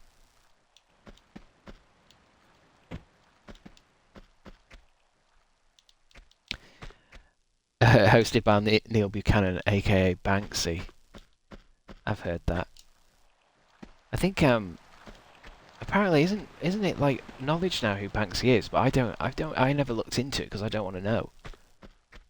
But I'm sure people have said who it is now, or at least it's a group of people.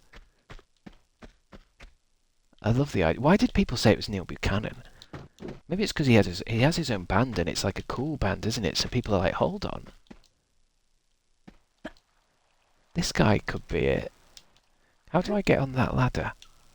Because if I drop down there, I hurt myself. So, yeah, Art Attack. I enjoyed Art Attack. The thing that used to annoy me about it later on in life, though, was how shows like that, I'd often watch them, but not do anything about it. It's all right watching a creative show, but then I never made anything from it. You just sit and watch it while you're having your turkey dinosaurs. Heart attack, which I didn't realise until I was an adult. It was a pun on heart attack. Yeah, seems a bit wild now, isn't it? This is an heart attack. This is an heart attack. This is heart attack. I made the pencil holder tree. That rings a bell. I might have done that one. I mean, I would have done like one or two, but it just feels like it's like when parents watch cooking shows. You know when you watch like a fancy chef doing a whole fucking, teaching you how to cook a special fish and do something special with it. And then you go like, what we gonna have for dinner? Should I have beans on toast? Yeah, beans on toast. It's one of those things, it's satisfying to watch somebody do something with ease. It's like why people watch that watercolour man. It's great to watch that guy doing watercolours easily. But he's teaching you how to do it. Nobody goes off and starts doing it. Everyone just sits and watches it. What's he called? Yeah, I remember Zap. You must be about the same age as me then, Tom Bacon's. Because Zap's quite old. I think that's like back when I was maybe even primary school, I think. Zap was really good. Zap informs how I would like a TV show.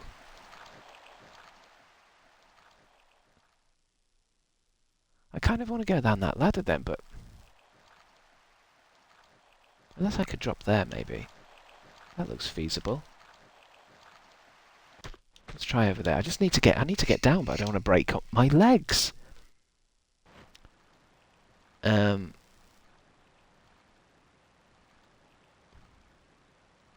Oh yeah, Bob Ross, that's it.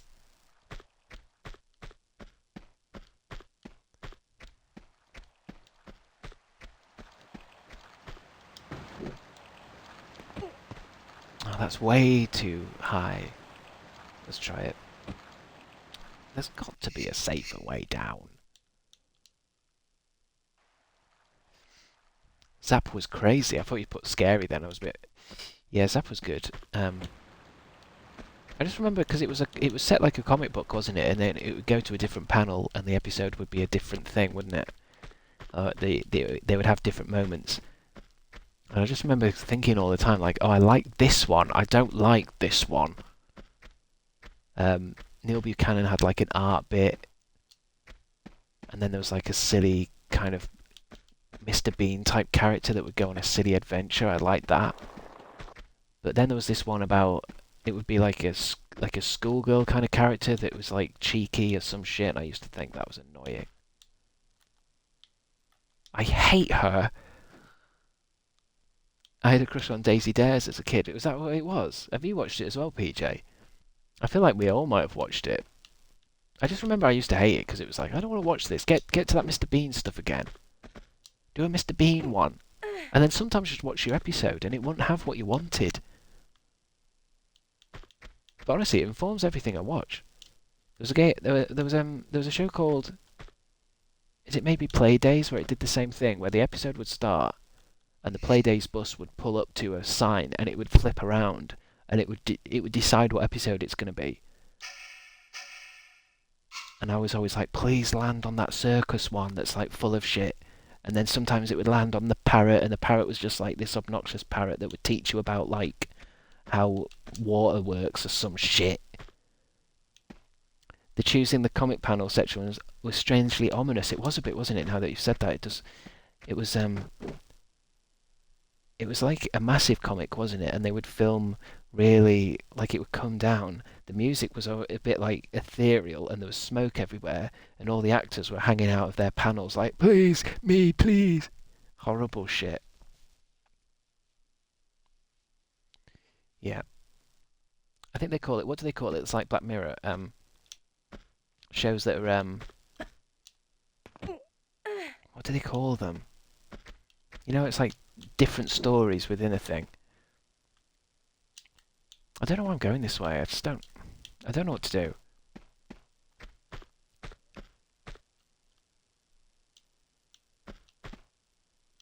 Is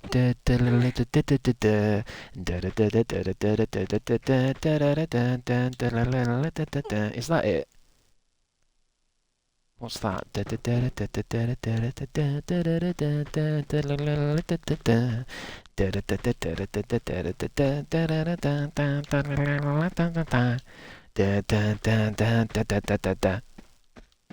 That's the theme tune. I can't believe that's you've just unlocked a core memory.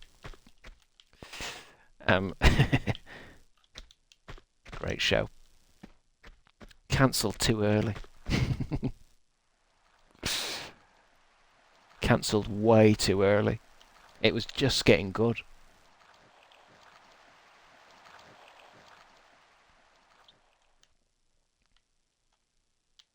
How do you remember that straight off? Yeah, a true magazine show. You're right, a small boiled egg. This is what I'm talking about. I love shows that are broken up into little things. You get little things. Or a little different story each week. Inside Number 9, Black Mirror, Zap. This Morning.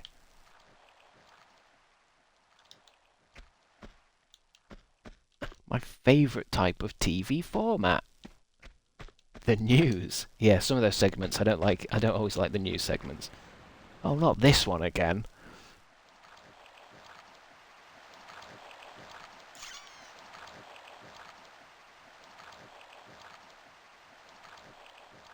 Maybe it's one of those bits in Tomb Raider where you just have to break your leg a little bit.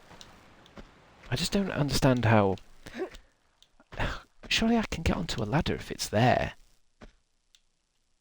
Can I just climb? She just won't reach it if she's not got anything to hold on to here. Am I crazy? Am I missed something? Black Mirror is an anthology show. Yeah, I think that's what I was looking for. Why is Neil Gaiman in the news today? I saw something flash past on the news and it was Neil Gaiman. I thought, oh, why did I see that? But then it went. Yeah, Love, Death and Robots. I want to watch that. Do you remember when you used to feel so educated because you'd watch Newsround? Kind of. I used to avoid Newsround. I'd be like, I think Newsround was finished off the show. CBBC, didn't it? I think Newsround would be like the last thing on. So it's like, that's when I'd dip. Unless it was it the second to last thing and then there'd be a cartoon. I just remember sometimes I'd feel so miserable watching CBBC when there's something on I don't want to watch. I used to hate Mona the Vampire. I used to think, ugh, not this. Give me something fun. What was that show that was Watchdog for Kids? Oh, I don't remember. Watchdog for the Kids, that sounds...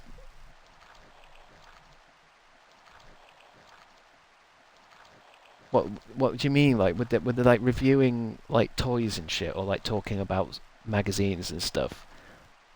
We're gonna tell you what to spend your pocket money on. Short change. That rings a bell, you know. Let me have a Google. Short change. I definitely wouldn't have watched a lot. Yeah, I recognise a little bit. I think this is another one of those shows that'd be like, pass. I'll wait until the cartoon's on. Oh yeah, I really do recognise this actually. Now that I can see the presenters.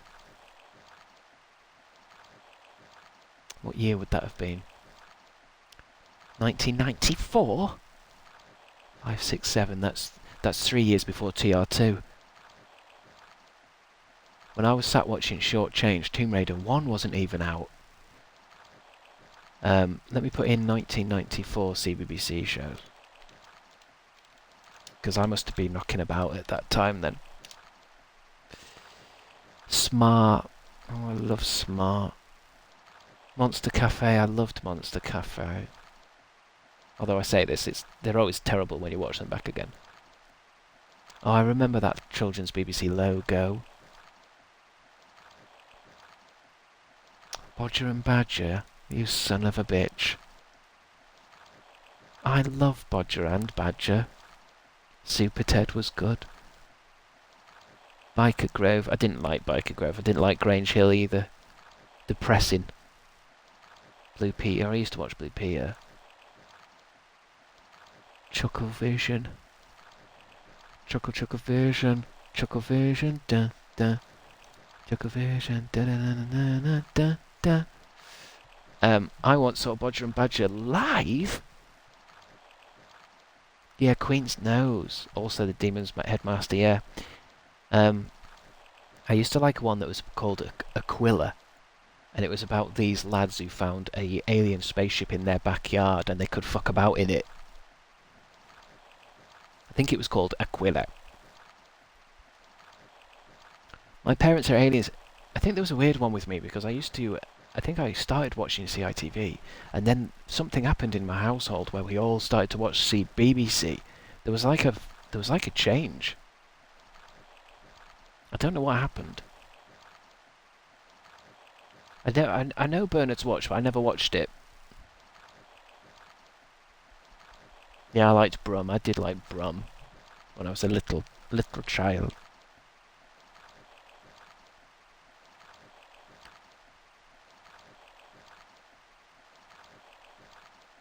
But it's sad that they don't even. I don't think they even do stuff like that anymore. I don't even think because CBBC is a channel, but is it a channel? Do they even make stuff anymore? Or is it? It's probably just like American stuff. It's probably just cartoons and stuff, isn't it, that they've bought? Oh, I can just grab it. I just need to do it at an angle. CBBC is still going, yeah, but is it? Do they make their own shit though? I just have a feeling it's probably like that kind of those cartoons that they buy in bulk. It's all just iPad brain rot now. Oh, yeah, I remember. I think I flicked onto the channels once, and I realised that all the animation now is that really kind of gross CGI, kind of almost AI-looking animation, where it's like, oh, this is minimal effort. And it's like, how many episodes have they made? Oh, 3,000. Fucking hell with that thing.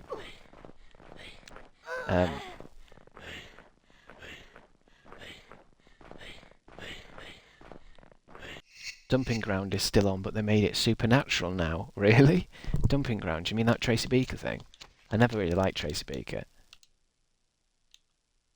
I didn't hate it, but I just didn't get it. I didn't get why I was watching it. Put a cartoon on. It's because I didn't. My mum couldn't afford, you know, like Sky TV and all that kind of shit. What I really wanted as a kid was Cartoon Network. I wanted non-stop cartoons. I don't want any human beings. I don't care about any human being drama. I want to see Courage the Cowardly Dog and shit. No drama. Not bothered. Go on, chicken.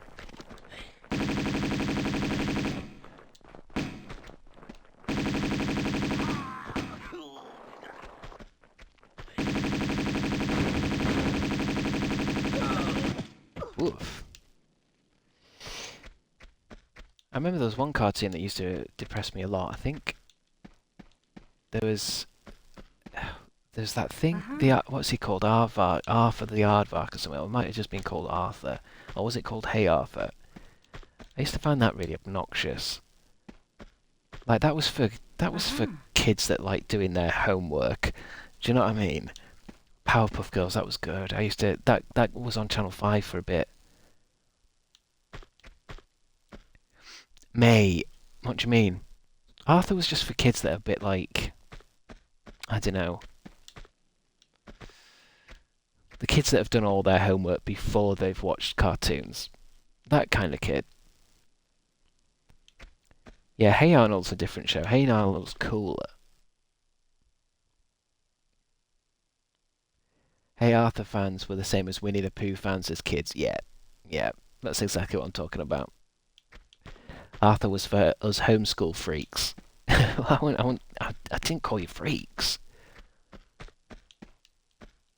And it's a good cartoon. It's nice. It's just a bit. It's not wild, you know. I always think cartoons should be about burping and farting and shit. Oh, there's some bad guys in there. Don't aim at him, Lara. I'm just gonna let these lot fight out. Oh, that's a lot of monks versus one henchman. He doesn't stand a chance. But this is because I didn't go around shooting them. Fucking tons of the bastards, look at them. It's an army of monks. When will cartoons fart again?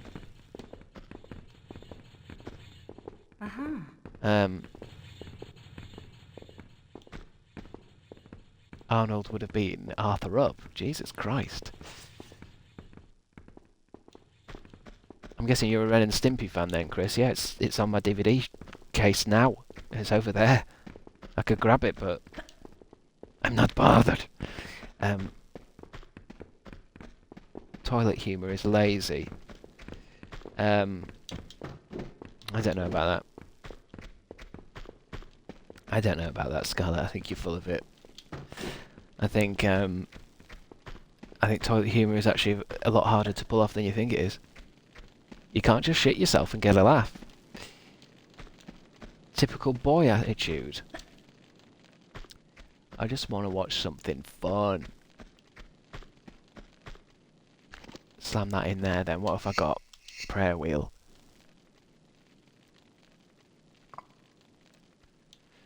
No, fighting is funny. Well, I mean, yeah, I'm trying to play the, I'm trying to keep this argument balanced, but yeah, fighting is funny.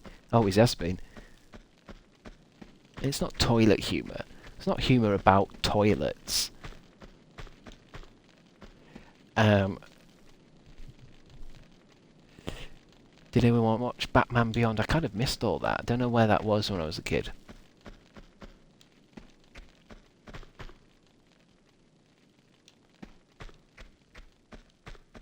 Arnold is a pacifist. Arthur punched his sister. He has anger issues. Arnold? I thought Arnold was kind of chill though, wasn't he? I never really watched Hey Arnold. I thought Hey Arnold was like, wasn't the storyline about like he's a good guy and everyone around him's a bit of a...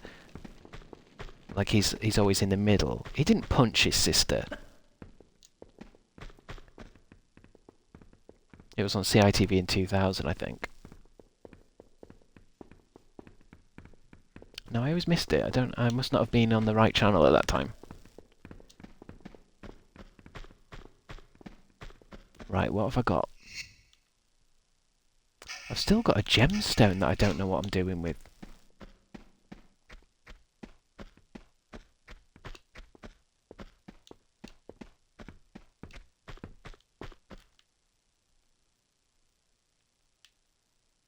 Oh, this looks weird.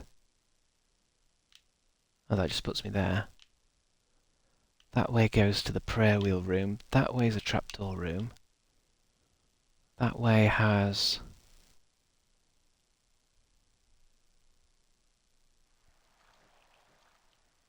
that's the trapdoor hole. Look at these Donkey Kong bongos. It's Donkey Kong bongos. Loads of them. It's like CEX. That's not open. That goes nowhere.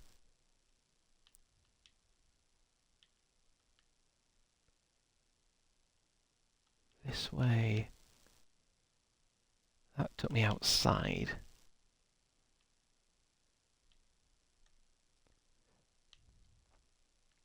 It's PJ and his bongos.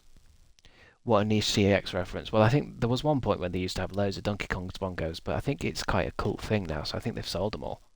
You never see them in CEX. You couldn't move for Donkey Kong's bongos. But that's only because they only brought out 2 games. I think there's like 3 games for them bongos. Those bongos needed support.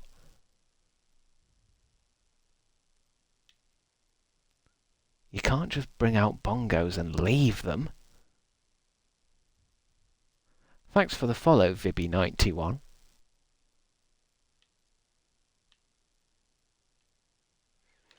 Might need to watch a playthrough here. Because I could be searching this monastery for the rest of my life. At least I get to walk around as a drone though, and not actually fucking...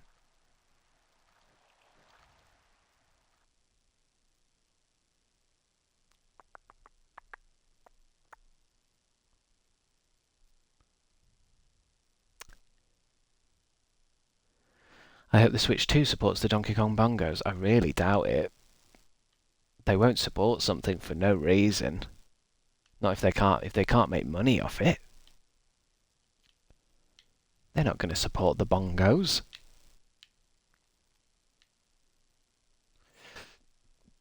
Might be time for a coffee too. I don't know.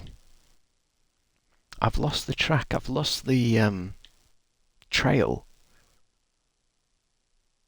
I've got a gem and nothing to do with it. It'd be really cool if the monks walked around where you needed to go next and you followed the monks. Anyway, people keep talking about the Switch 2, but is it something that's actually happening, or is it one of those things where people have just seen a Facebook thing? Because I've not seen any official pictures of it. And is it the Switch 2, or is it just a Switch but like slightly better? It's not like a new thing, is it? I put the gem in there, but then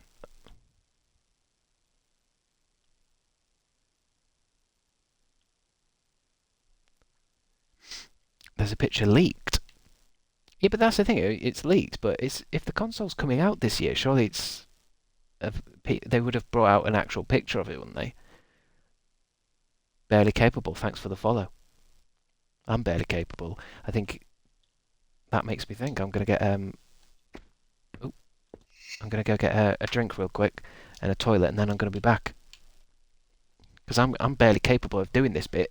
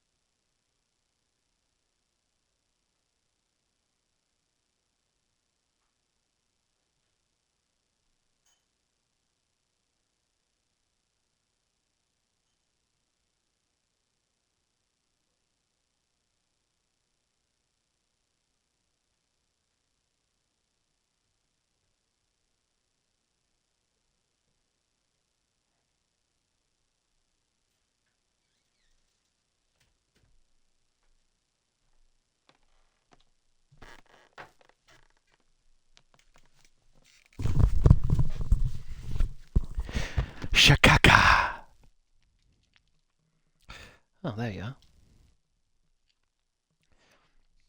Wow. Whoop-de shit. I might open the window a bit. I don't know why. Feels like the right thing to do, baby. Welcome back, sweetie. Let's have a look. Let me get... What level's this called? Bachang Monastery. 1 hour 17 for one level. I like this stopwatch. That's bound to annoy at least 8 of you. Tomb Raider Bachang Monastery. How do you spell monastery? Monastery. Alright, enough of the... Level 12. 12 years ago, this playthrough. Skip that bit, we've done that. Oh, we've been over that bridge. Oh, we're quite close to the end. This video's nearly finished. She comes through there, then she goes down there.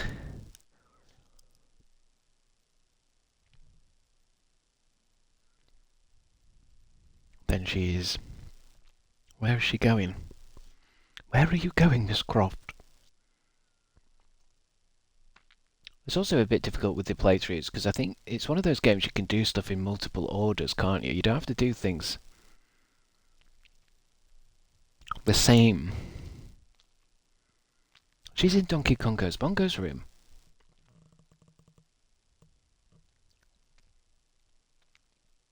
She's in the Donkey Konga room.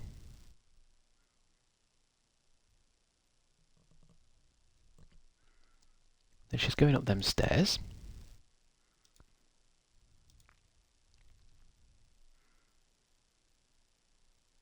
I wonder if it's...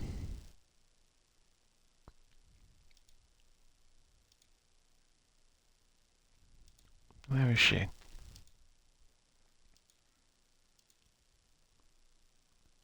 Oh, this is going to be so hard. There's no way of me being able to tell where everything is. I think there's 5 prayer wheels in this level, and this playthrough person has gone around getting them, but she's obviously got them in a certain order, so it's like I'm going to have to scroll through the entire video to try and work out where the ones that I haven't got are. I think it's like an open level, isn't it?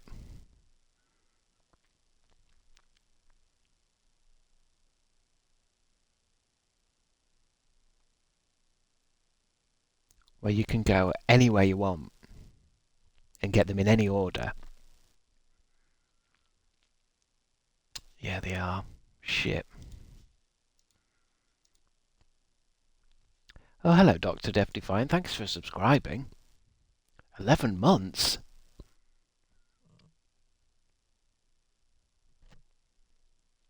Good job for trying the level yourself, though. Thank you. I mean, it's just difficult. Because I can't... It's a bit... It is difficult. Because now it's kind of like, this is a 35-minute long video. I'm going to have to watch the whole thing to see where she gets the prayer wheels from.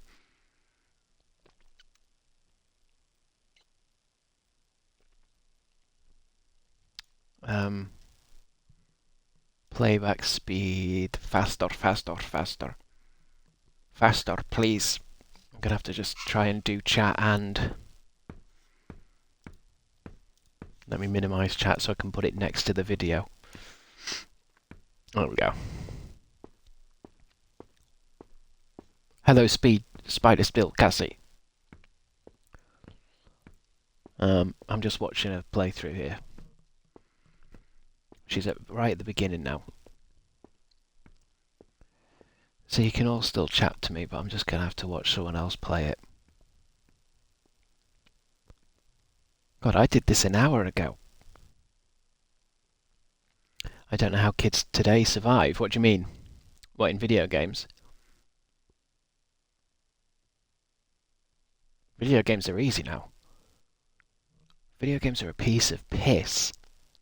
I think it's to do with like how a game like this, when it would have come out, it was probably like the only game out for like a few months. Well, not the only game, but like one of the only games. Whereas I think they've got to make games keep moving now because it's like as soon as you've lost them, all the kids will just go back on Fortnite. I'm sure there's a rule, isn't there? It's like, doesn't something have to happen every 40 seconds or something? Or people just get the game and throw it in the bin.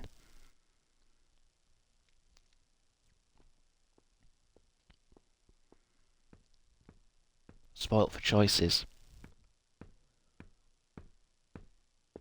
I mean, it makes sense. As soon as I get stuck in a game, back in the day, it was like I would sit and struggle with it for weeks on end because I'm not getting another game. I'm a child. I can't afford games. It's like I had a game called Dick Tracy on the Mega Drive. It was shite. But I had to play it. Oh, okay, this person has got into that pool just by swimming along the ledge. I suppose I'll go and do that first. How did she get into that pool? That pool that sucks me off is not actually that bad. So where did she go? She got in through the window.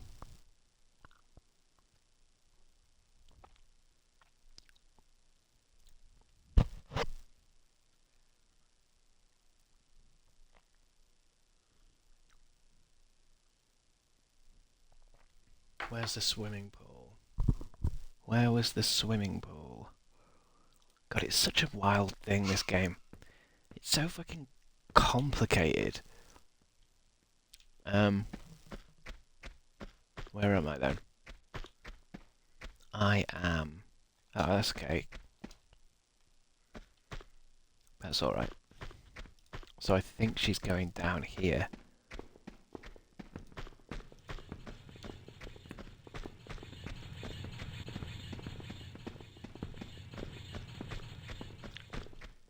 Or is it?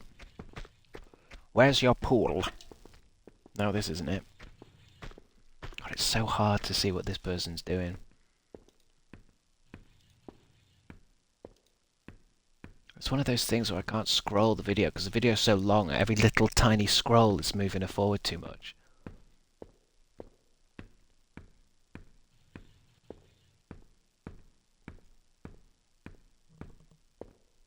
Where are you, Lara, sweetheart? I think she smashed through a window.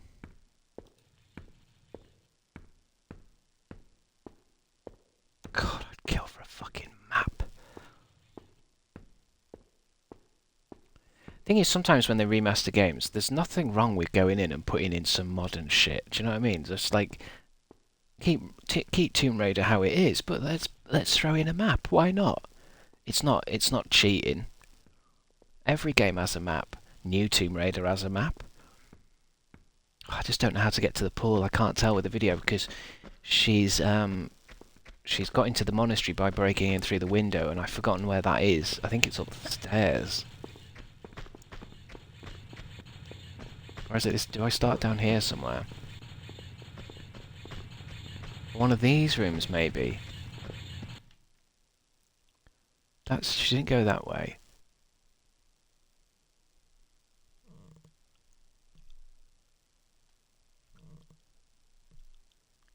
Where's the pool?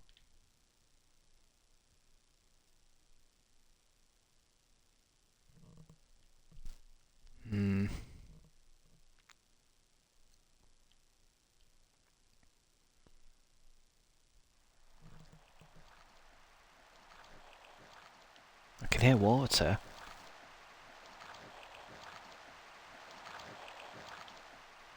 Oh, I'm fucking miles away. I don't know how to get back to where I am.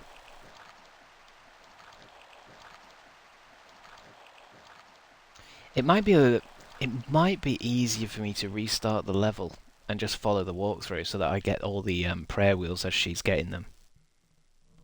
Because I just don't know where I'm set.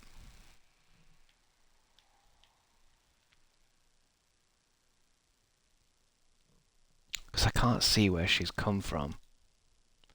I used to go to the pool room all the time and I just don't understand why I can't find it now.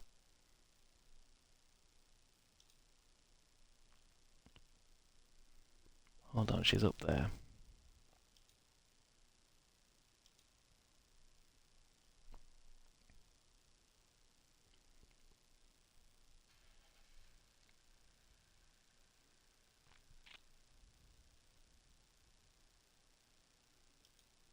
Okay. So it's the boulder room up here. Takes you to the pool. But how do I get up here now? How do I get onto this second floor of the monastery? This room. And where was I? Okay. Okay.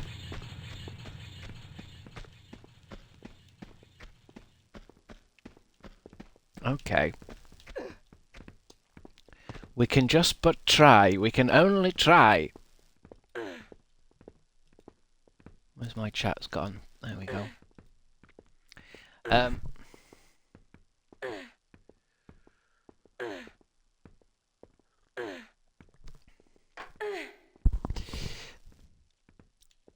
think it's behind you, but don't trust me directing you as hard in games.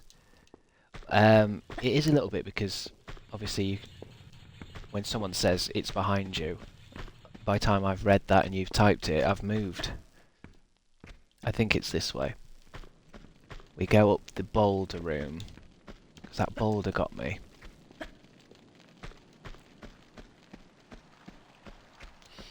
I think it's just a tricky game to like remember, like say there's a key somewhere, it's like, well, by the time you've played another 3 hours of it, how are you supposed to remember that there's a keyhole somewhere? But this bit, I think, I can actually get into that hole down there, which is a little bit cheeky of the developers to make this room so like... So if I do that thing where I just swim this way, I should be able to get in there. Okay, this is new, I think. This is new. And that's water, so I can drop. Is that the longest drop she's ever done? Do I need a flare?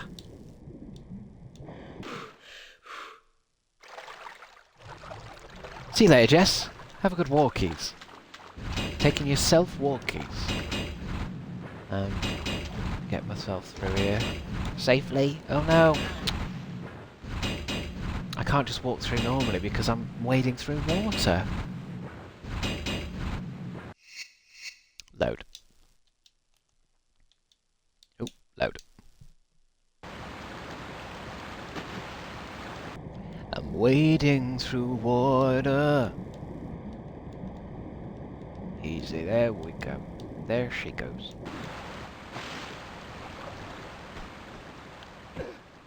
Oh god, fuck. Thank god. Can I just swim through it, maybe? If I stay under this water. No, she's got awoke.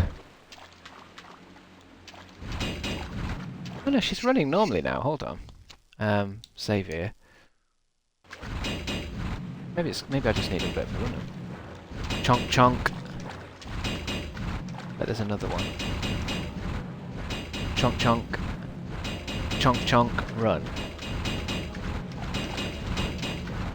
Chonk chonk, run. Oh,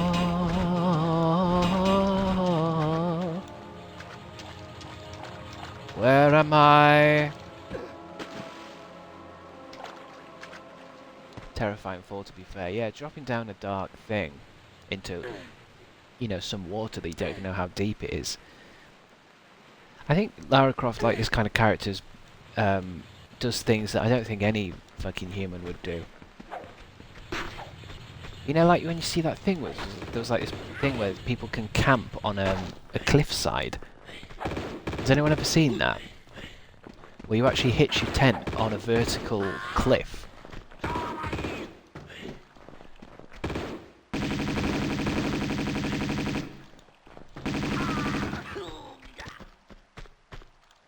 No thanks. Uh-huh. Well, there's just people that seem to do stuff that's so scary that it's like... It does seem almost suicidal. That kind of like just... what's that thing people do where they they can go down like uh, cliffs and stuff, but they're in like a wingsuit. Fuck. I hate that guy. He just spreads fucking bullets everywhere. Those people are sure brave or very stupid. Well, I don't think they can't be stupid, because if they were stupid, they would get themselves really fucking hurt, killed. It's more just that strange desire to do something that's so fucking dangerous. I'm sure it is exciting, but it's almost like, what got you to that point?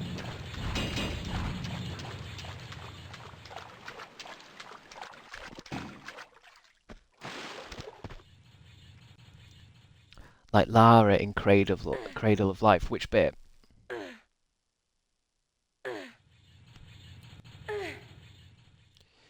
Got enough anxiety on the daily. Well, that's what I mean. I mean, there's stuff in my life where it's like, I don't want to... I get a bit nervous just making a phone call. So I'm hardly going to fucking jump off a cliff.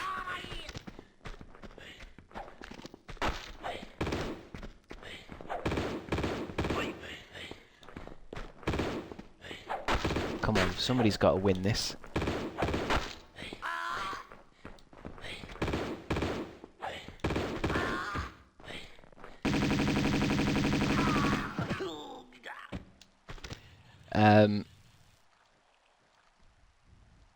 Oh, the wingsuit bit. Does she do that in the Cradle of Life? I think that's the one I've seen the least.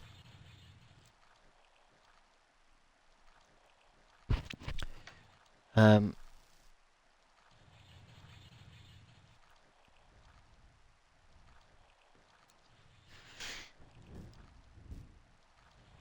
would rather jump off a cliff than make a phone call. Her and Gerard Butler do a base jump off a skyscraper. God, is Gerard Butler in that second one?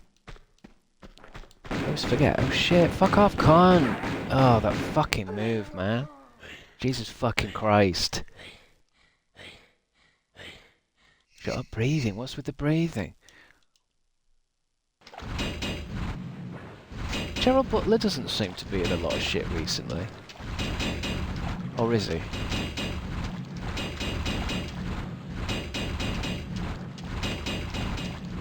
Dun dun dun dun. I better just save somewhere, I think. I don't want to do that bit again. Fuck.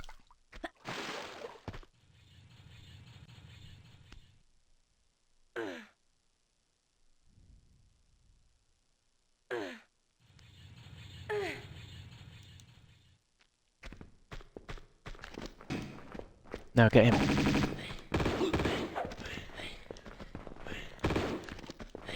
No, don't shoot the fucking monk. Load again. I don't want to shoot a monk and have them all after me now. I don't know how it works. Oh.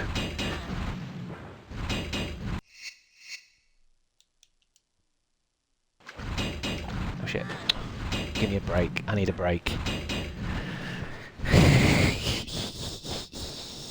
I need a break.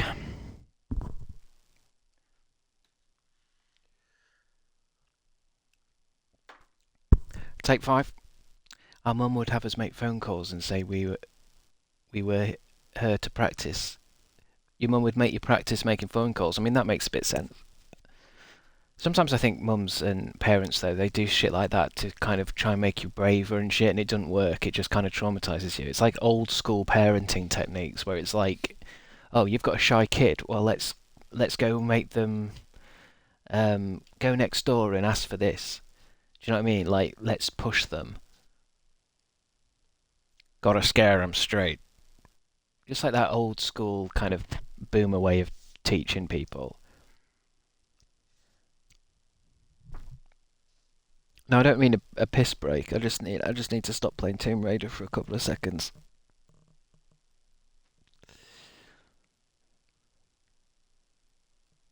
I think I don't mind talking on the phone. It's just like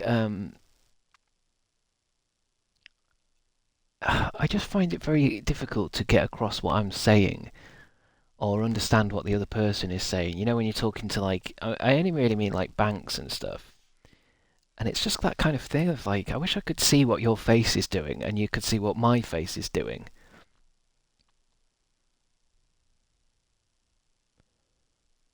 Hate talking on the phone, it's 25% of my job. Getting yelled at on the phone? What hell job is that? You work in a call centre? Is it one of those things where people are ringing up about bills?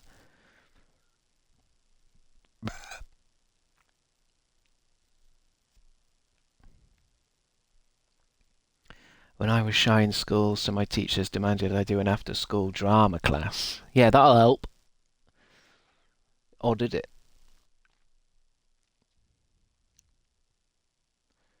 When it's dialing, I'm like, don't pick up, and then as soon as they answer, I turn really enthusiastic.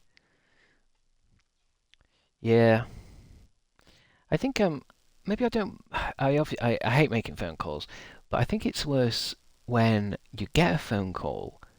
I think it's why I sit with my phone pretty much switched off all day. I hate that feeling of like you're in your own world and you're doing your own thing, and then there's someone right there on your phone wanting to talk to you. It's so fucking immediate. It's like if I want to sort something out with my bank or sort something out with the job centre, I'll go, and that's part of the process. Going, walking through the door, saying, I'd like to speak to someone. There's a whole process, but when your phone goes off, it's like, talk now. I never answer calls I don't know. If it's important, they'll leave a message. Well, yeah, I mean, I would never answer a call I don't know anyway. But even if I do know, even if I'm like expecting it, it's like, not now, not now. I've just been staring out of a window and now I'm talking to someone. It's too much.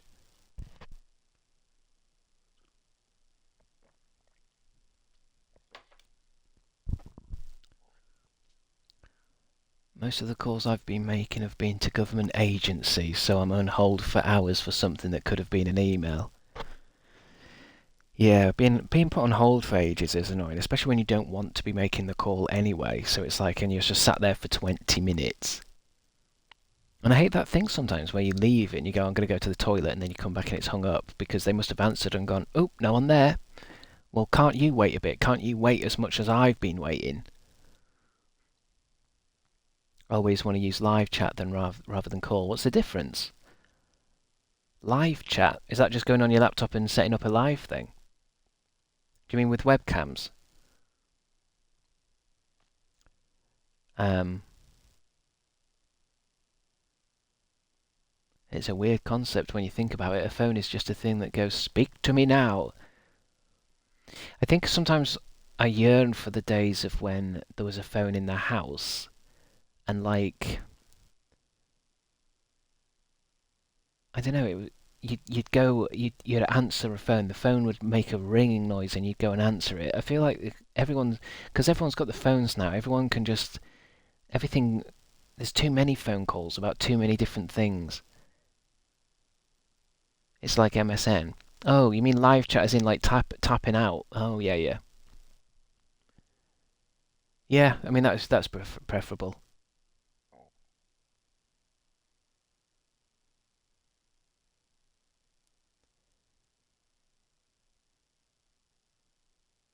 My cousin would do random calls but would also frequently button you. What does button you mean? What do you mean hanging up? Nowadays, you're expected to reply to everything instantly and be available 24/7. I don't think humans were built for that. No, yeah, I think that's what I mean. It's nice. I like the idea of just going to like if you've got a job, like you go to your office and then do your job at the office and then you come home. But now that we've got phones, it's like a constant. You've got your office on you all the time. Nowadays, you're also expected to reply to everything. Oh yeah, I read that. Not if you put it on D&D. Not if you put it on D&D. I still remember the fear of ringing my best friend's home number and her dad answering. Oh no, not the father. Yeah, yeah, yeah. I mean, I used to have the same thing with just going around to friends' house because the usual thing, the way the school going to a mate's house after school would work is it's usually just the mum that's in, and then it's like the dad obviously is still at work till 6. Yeah, but the idea of going to your friend's house and the dad's there is terrifying. What happens if he's an angry dad?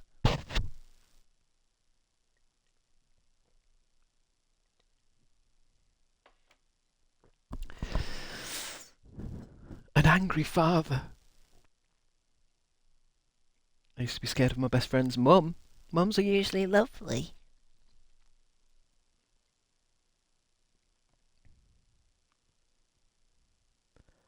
My dad worked from home and my mum was a teacher, so my dad was always home. So we had it the opposite way round then. It just seemed to be the way of my upbringing that the dads would never be home. The dads came home later. That was back in the day, I suppose. Back in the day, when we were all much younger and beautiful. And now look at us. Old bastards with hearing problems.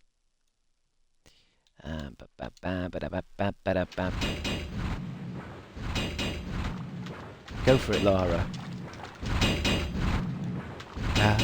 No, she did. Oh, that's the most dead I've ever been without actually dying. That's so close. We live near a naval base, and the teacher once assumed my dad was in the Navy. He was not. What a bitch.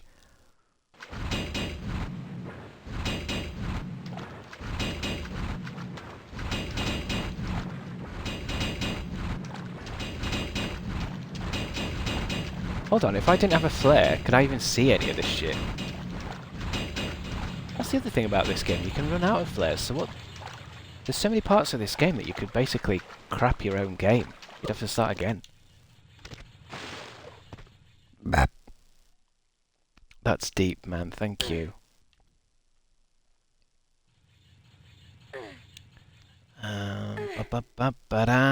Save here then if this is going to be a ball ache. I just don't want to shoot that monk. What do you mean load game? I want a save game. Did I press the wrong button? Save game. Then that monk goes over there and fights him. I'm going to wait back here until the fight is finished. Germany! Shit. He's dead. And then save again. Because this bit's causing me issues. And then we've got this fucking guy. I suppose I need some health. If he's going to be one of those Uzi guys that just sprays you constantly. Give me my Uzis.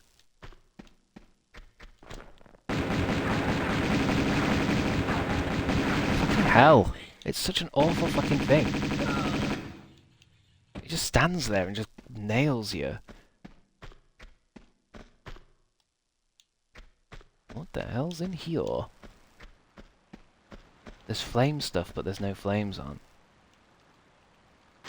That making me think, is it going to come on as I jump over it?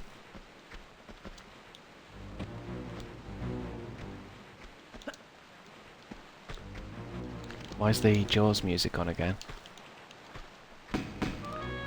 Those monks are not bulletproof. I love Bulletproof Monk. Is that got what's his face in it? Chow Yun Fat. Oh, that's turned it on. Oh, okay. Can I just jump through? I feel like jumping through's fine. Oh no, she's on fire. Load. Wonder how I do this bit. I must be able to jump through. There's no switches anywhere. 266.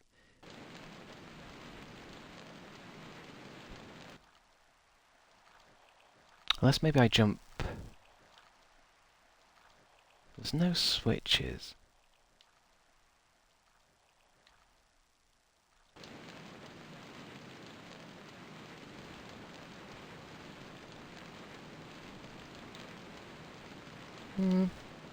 Skip a bit that way. Unless it's because I'm not clearing it. Maybe if I can jump right over. Unless do I want to be further back and jump? No, that's worse. Oh, it's Dino. Yeah, we can raid him later. I won't be on much longer. We're having shepherd's pie for dinner. Let's have a look. That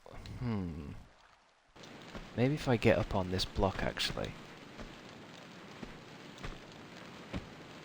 Nah. Nah. I just don't want to burn to death. Maybe a backflip. Maybe if I walk... No. No, she's burning. Oh, no, I'm burning. Wrong button.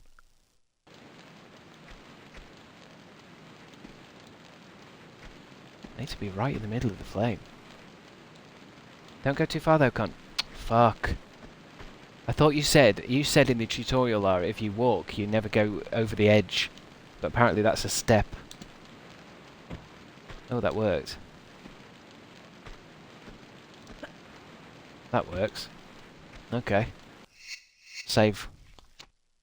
We have to go back to the top, baby. 266. We're nearly at 300 saves. Oh, she just tossed the thing away again. Okay, so how many prayer wheels do I have then? 1. I need 3. Is there anywhere else I can go? I don't want to go the... There's something behind here. I can seize it. What about the old graphics? Is there a switch somewhere? Hidden in the light areas. Those boxes look a bit suspicious. See, they don't stick out, but they really stick out there. Those bastards, honestly. Why would the game developers want to hide the next thing? That seems shoddy to me. It seems rude. Can I just get rid of this and push it all the way over there? So I'm guessing there must be something behind here? Backflip is impervious to fire. Apparently so. I should remember that for life. Do a flip!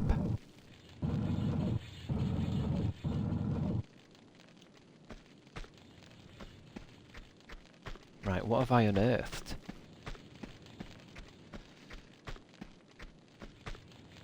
I've got a bad feeling there's going to be a boulder. That's alright. That's alright, Laurie. On we go. That sounds like the pool again. Holding out for the 300. I mean, I would love to try and finish this game without getting to 300 save files, but... somebody said we've still got a long ways to go. Long ways. Oh, we're at the boulder room. Oh, okay, okay. So... the best thing for me to do now... How many prayer wheels do I not have 2? It does say prayer wheels. I need to carry on watching the thing. Let me get the chat box up so I can still chat, but while watching Tomb Raider. I can't believe you're watching me watch Tomb Raider. Who the hell's putting boulders in a monastery? I don't know really, because the monks... I don't know why the monks have been putting shit. I guess they're setting traps to stop the bad guys coming to get their rubies, but... it's not a good idea, is it? Having live traps in your places of rest.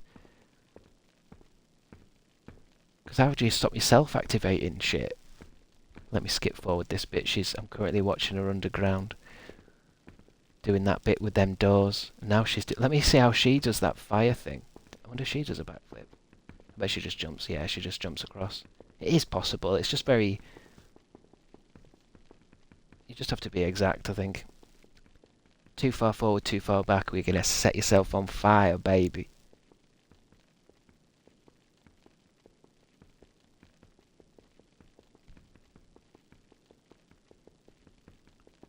Like each one of these levels could be its own game. Perfect kind of setup for a DLC, this kind of Tomb Raider games. Like, I can imagine a DLC coming out and it's like, you know, it's a whole new level and it takes people a while to get through it all.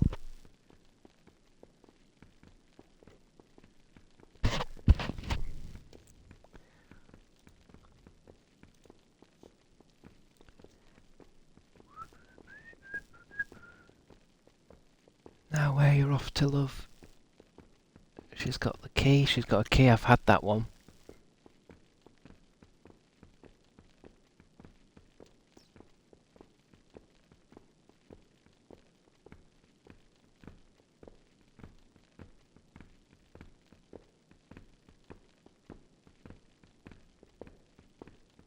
Done that, I've opened up them doors. Let's go, I can make this faster, I think. 1.75.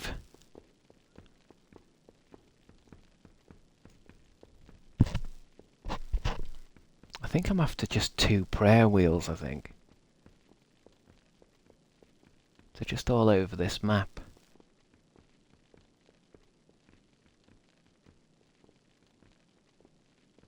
I've got a new energy drink today as well. I can try that in a bit. Not a new energy drink, it's energy powder. And you put it in a beaker.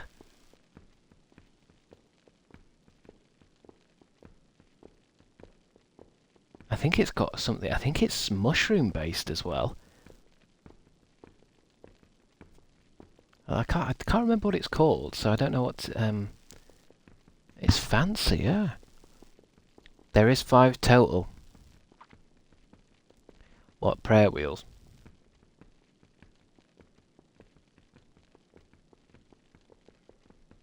Put it in who? I knew someone was going to say Tracy Beaker. I knew you guys wouldn't be able to hear the word Beaker without bringing up Tracy Beaker.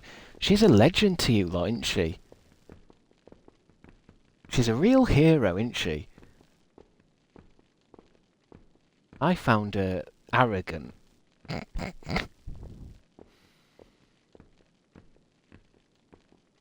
Tracy Beaker was quite a sweet show, actually. What's the writer called that wrote them books? Somebody in here will know, like that. I think I know the answer. It's such a the chase answer. Oh, now she's doing the jumping over fire bit. Jacqueline Wilson, you're right, Amy. You're always right, Amy. You usually get the questions right. Amy, have you ever thought about going on the chase?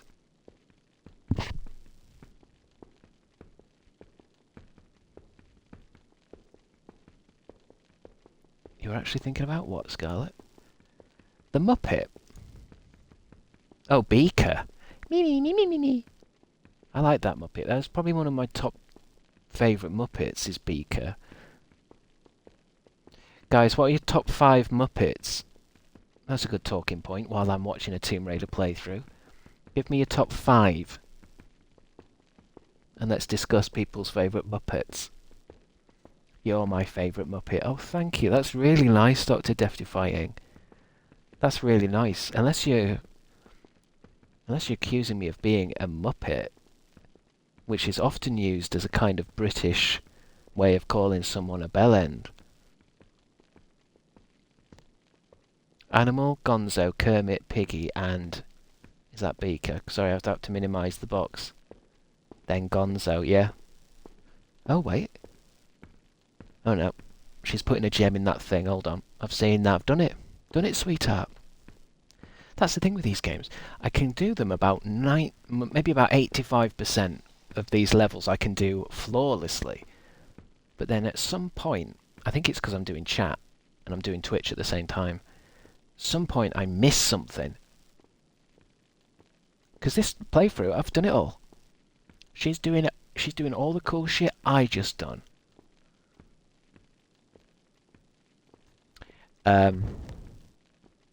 I watched Muppets Treasure Island at the weekend.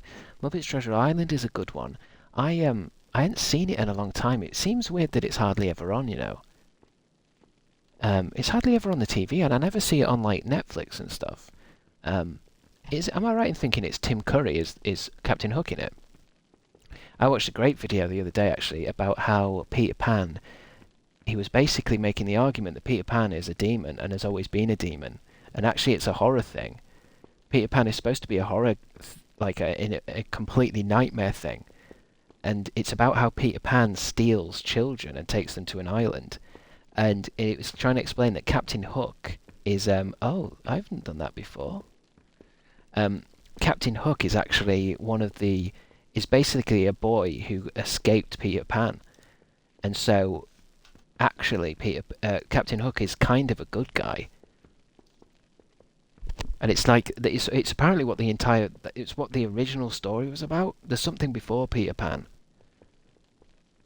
but he's like an evil imp that kind of made a deal with Wendy that if she can leave she can leave the island, but it means she has to give Peter Pan some kids later on. It's not a theory. It's like it's what the original writer did. It was Disney that turned it into a children's thing because it was saying that there's no reason for pirates. Neverland doesn't have pirates because Neverland doesn't have any adults. The reason why there's pirates there, they are the boys that have grown up, because what apparently happens is Peter Pan, once the boy gets too old, Peter Pan kills the kid. He's an evil... It's based off Pan, the demon entity. He kills children when they get too old. And so Captain Hook and his pirates they were boys that escaped Peter Pan's murder. Sounds made up to me. Well, the whole fucking thing's made up, innit? You'll have to look into it, guys. Basically, Peter Pan is a demonic entity. He's evil. He's pure evil. No, not Pan from Pan's Labyrinth. Well, actually, Pan is what is that thing? There's a demon called. Is it a demon or is it a Greek god? Pan. And that's why he's called Peter Pan. It's like a goat guy.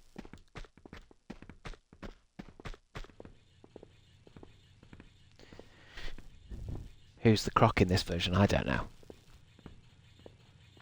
I thought Peter Pan was originally a metaphor for death. Hold on, where am I going? I'm going on to that god thing now, because I missed a door up there. I missed something upon its hands.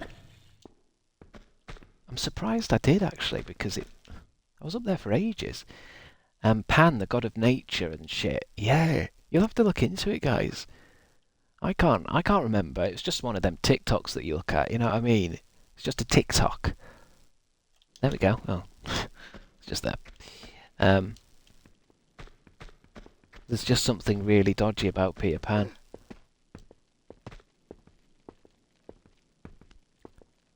Oh, on a slight tangent, my partner maintains that Hagrid is the main baddie in Harry Potter because he tells them stuff he shouldn't and gets them into trouble. I do like stuff like that where people look at an old film or something and kind of realise, hold on a minute, the bad guy is a good guy. It's the good guy that's the bastard. So you're saying, oh shit, Hagrid is what? Well, I don't really know my Harry Potter, so Hagrid goes and tells Harry that he's a wizard, right? Is he not allowed to do that? What's the idea in Harry Potter that Harry was never to know that he was a wizard? Dumbledore is an asshole. Alright, Steel Spider Cassie. Getting a lot of facts from TikTok, Chris. First the kiwi juice, now this. I come here for cold hard facts, not hearsay. What's that? Isn't there a band called Hearsay? Or Heresy? Hearsay. Isn't there a band called Hearsay? I used to love them bastards. Hearsay were a British pop group. They were created through the ITV reality TV show Popstars in February 2001. Images. Oh, I love them bastards. Oh, one of them's kind of famous still. Mylene something in it. Pure and Simple was a song. How did that go? I don't know, why am I looking at Hearsay? Oh, Brock was accusing me of spreading hearsay. I wanna be there, I wanna be there too.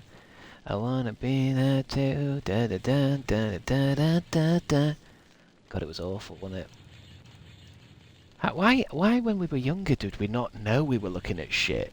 I thought that was Liberty X. Yeah, who's Liberty X then? Hold on, fuck all this, I'm playing Tomb Raider.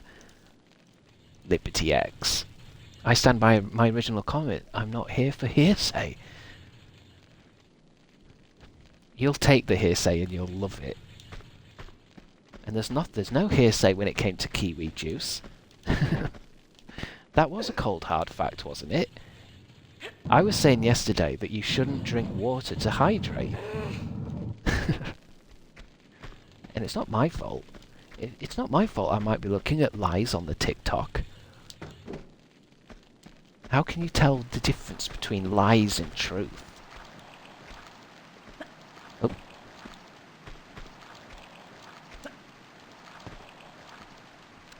Oh. Looks like someone is holding Lara's head to the wall. Not what I said, but yeah. Not what I said. Oh, Harry Potter thinks Dumbledore is protecting him, but he is not. He's raising him so that at a certain time he will be sent to Voldemort to be killed. Oh, right, fuck. I think Harry Potter's quite a dodgy one as well when you look back on it. That idea, I think the idea is supposed to be a lovely wizard type thing, but it's actually a little bit like... It's quite an intense story, isn't it? Kind of. I never liked Harry Potter.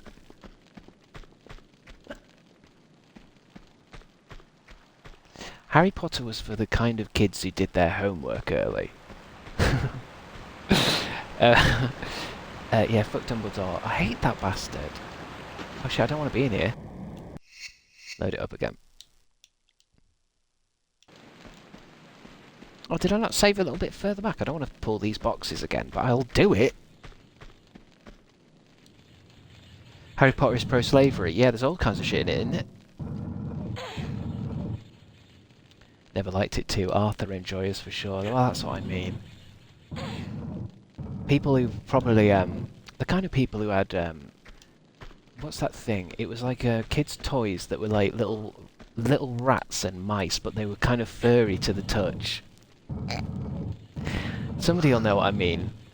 You could collect these little animals. They were furry to the touch. Sylvanian families, thank you. That's exactly what I'm talking about. Zuzu pets? I don't know what that is. Beanie babies. No, I meant Sylvanian families. Little mice things that wore dresses and sun hats. But they'd be softer to touch.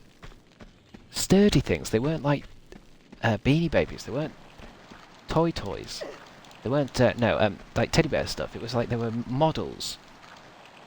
Same crowd for sure. Yeah, anyone who grew up playing Sylvanian families, they're watching Hey Arthur and fucking Harry Potter. Disney adults, do you know what I mean? Monsters. Monsters. Let me just do a save here, in case I break my legs again. I feel so attacked, oh boy. Why? Why, Sophie Mogg? You're not a Sylvanian family, are you?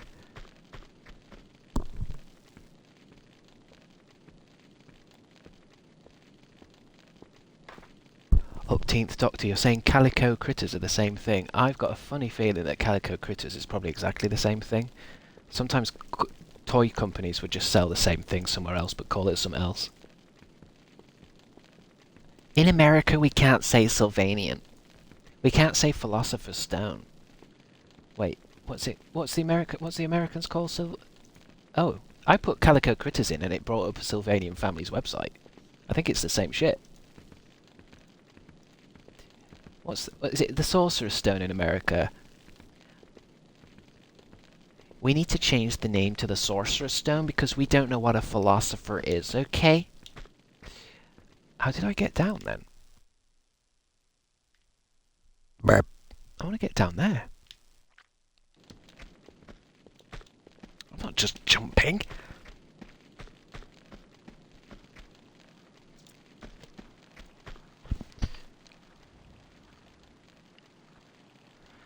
Hey, just because I like doing my homework early, Arthur and Harry Potter does not mean I'm a Disney adult. I take offence to that. Actually, I think I made a mistake there. I think the kind of kids who did their homework early are not always Disney adults. I think Disney adults is a completely different thing. Now that I think about it, Disney adults is a totally different ballgame. Disney adults tend to not cross over with much other shit. Actually, no. Disney adults tend to love Baby Yoda and Groot. Baby Groot. I did my homework the morning it was due because of ADHD things. I always did that.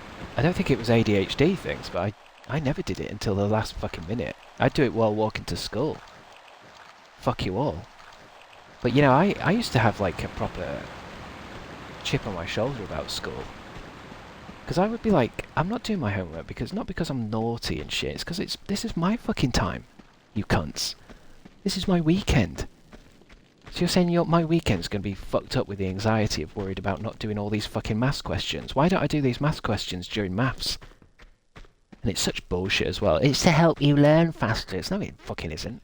Learning comes from directed learning in a classroom. So what the fuck is... This is literally to try and ruin my childhood. You're doing this on purpose, you bastards. This is a fucking British government thing. Who the fuck's learned anything from homework? Are you kidding me? Oh, that's deep. Okay, actually no, I can just use this ladder.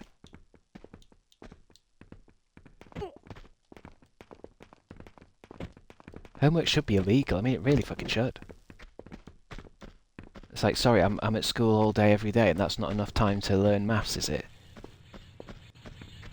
I don't think I mind stuff like where it's like, you know, oh, do half an hour of reading, or you know, maybe with maths it's like, okay, here's 10 questions just to keep, you know, something to do. But don't give me some fucking project. Fuck you. And then even worse, the teachers would hate to do it as well because they had to mark the fucking thing. It was giving them extra work. It's such a bullshit fucking thing. And it's one of those things where all the adults think, yeah, but it's to help you learn. It's like, you don't fucking know what learning is, cunt.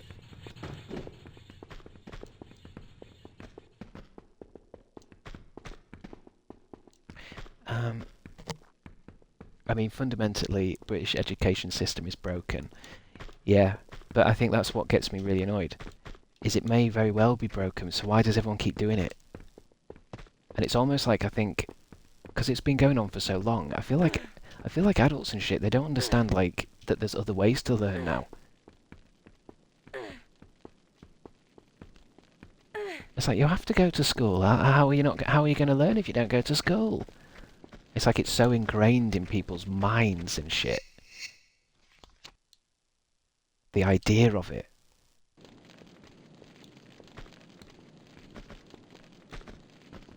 And I used to think, well, why are we all wearing fucking uniform? Oh, God bless you, Lara. You tried, darling. Why are we wearing a fucking uniform for? It's to get you used to when you're going to be working late and you'll have to wear a uniform. It's to get you used to that. Is it? What, every day? I'm going to have to do this for 16 years every day to get me used to wearing a suit later on. I used to find that idea fucking crazy. As if, like, in later life, when I have to put a suit on to be a lawyer, it's like, I don't know how to get dressed. I never had to wear a uniform at school. I don't know how to get dressed. Just learn that shit in an hour. It's brainwashing, to be honest. I mean, I know, that's what I'm reaching for. I think it's more like I'm making the argument that I think some people don't understand it's brainwashing. And just kind of go with it. And like, if you push them on it, like, why are we wearing a uniform for? What the fuck are we wearing a uniform for? And it's that kind of thing where people go, well, that's what you do. That's what you just do that. You don't fucking question things. No, I don't like to. I like watching Gogglebox. I like Harry Potter. School was fun at times, but hell, the rest evil. I think school can be fun in that sense of like, it's like you're in prison with some people that you like. So it's still prison, but you've got your own little group of friends that you can enjoy being with. But it's still prison at the end of the day. How do I get her to do that with it? It's this fucking awkward thing where if I step back too far, it sets her ponytail on fire.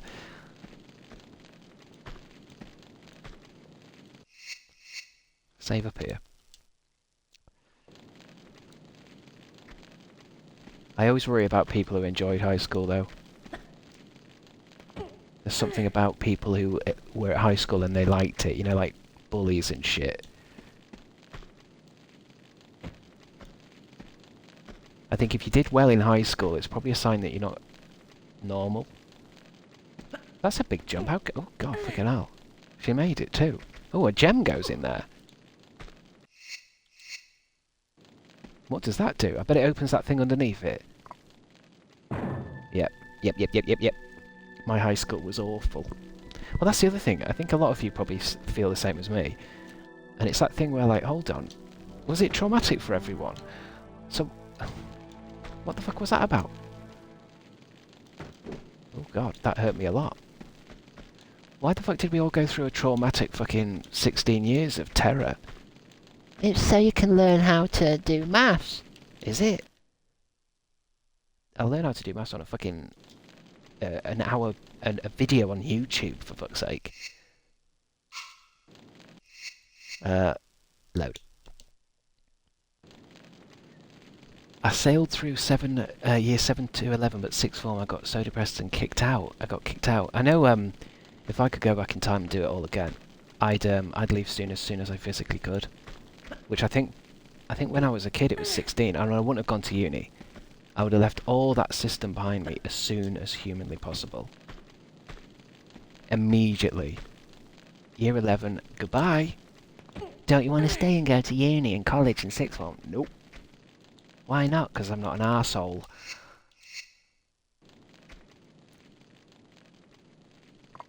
I dipped immediately. Well done, Scarlet. A little bit of... Because I think what annoys me a bit is it requires making kids think what is it, like too far ahead in their own future. And when you're a kid, or 16 or 18 even, you can't really think like that, and you don't really think about your life in that kind of term. So when people say, like, what do you want to do next, you kind of just go, well, what am I going to do? Oh, you're supposed to go to uni. Okay, I'll do that. You're supposed to go to college. You're supposed to do 6... Okay, I guess I'll do that, if that's what everyone's saying I should do. It's like, why do we make kids fucking... I feel like high school and shit should be later. Like, I should be at university, maybe in your late 20s, when you actually know what you want to do, and people would actually focus. Oh, I loaded. Oh, wait, shit. Did I put the... No, I've gone back a bit. Yeah.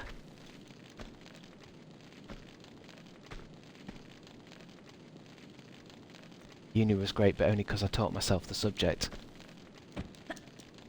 Yeah, university's pretty stupid. Stupid idea now. I can see why they could have been good at one point in history, but fuck me. What a waste of time and energy. And everyone knows you just go for a dick about, but that's what I mean with why do we do it at that age? Why was I at fucking university when I was so immature? I don't know what I want to do. That's why I'm at a fucking student union drinking WKD blues instead of, like, focusing on this thing that I'm paying for. Fuck off, Lara Croft! College and uni equals learning from a PowerPoint. Yeah, tell me about it. And then getting, like, 8 free periods. I used to do this thing, it was like, you'd go in on a Wednesday. My first thing to do was on a Wednesday morning. And then that was it. And then I was free until, you know, I just like had 4 hours. It's just embarrassing. I mean, we all know what school's actually about. That's the problem. It's not. It doesn't make clever people, does it? People don't come out of university and shit all smart.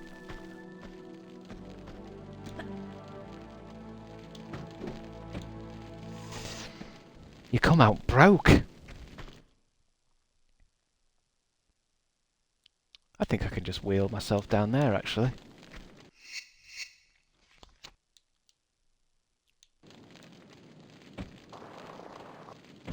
Yeah.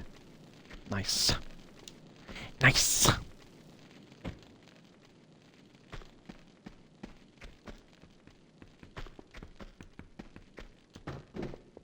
I'm going to save here because I don't actually know what's down that hole.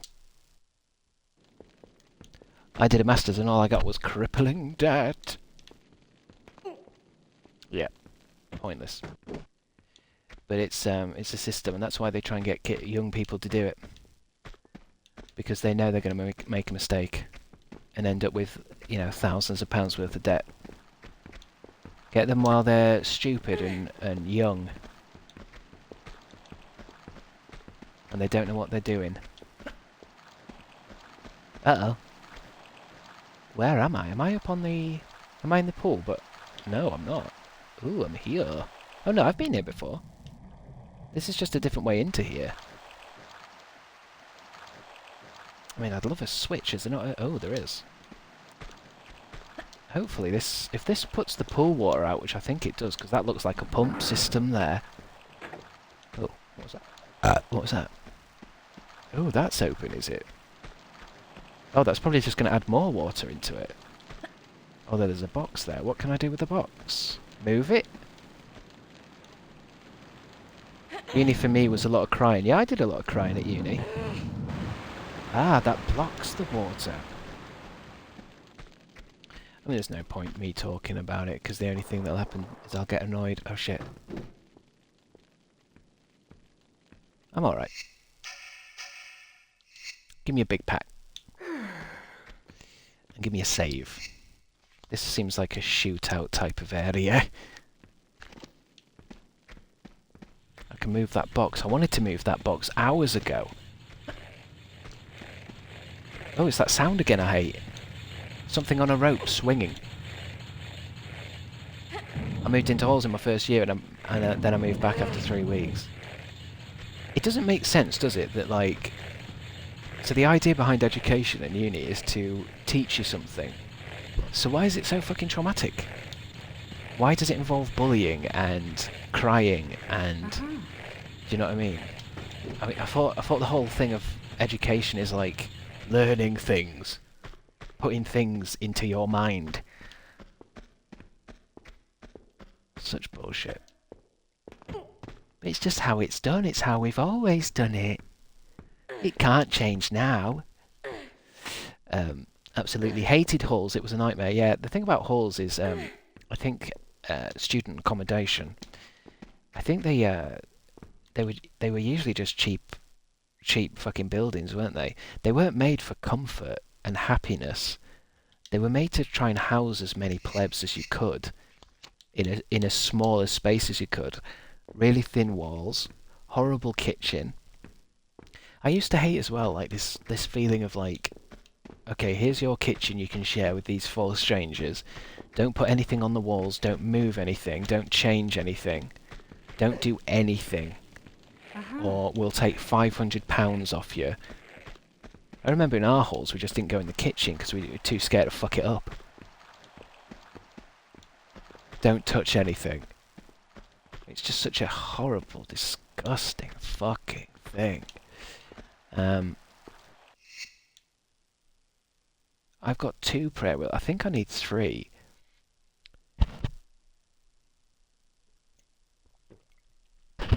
We lived above the restaurant. 2 people were on my course, but we also lived with 3 guys who smoked weed all the time and were filthy. Yeah, there was a lot of weed smoking in... I think I tried a university at Derbyshire. Not a good place to smoke weed in university halls because there's no fucking walls and like massive gaps under the doors. So it's like if you're going to smoke weed in a fucking halls of residence, you could probably smell it in the entire fucking building. Terrible time. Nothing against it, but not all the time, please. Well, I think it's one of those things where if you're living with other people, you need to do... I guess you can't do it at all, really. There needs to be like a smoking area. But then they're not allowed, are they now? Good night, kiwi, human fruit. Drugs are just a form of escapism. So is Twitch. So is Tomb Raider. So is Hey Arthur. I think I think I'm on about 20k debt, and this is after years of paying it off. It just keeps going up and up. I think if I was Prime Minister tonight, I think I would cancel everyone's student debt, but I'd also shut the unis as well, or at least make them free or some shit. That needs to end. Why are you giving kids crippling debt? This it's so evil. I pay back 250 a month and the interest is like 300 a month. Yeah, I've been in that situation before. It just doesn't make sense. It doesn't make legal sense.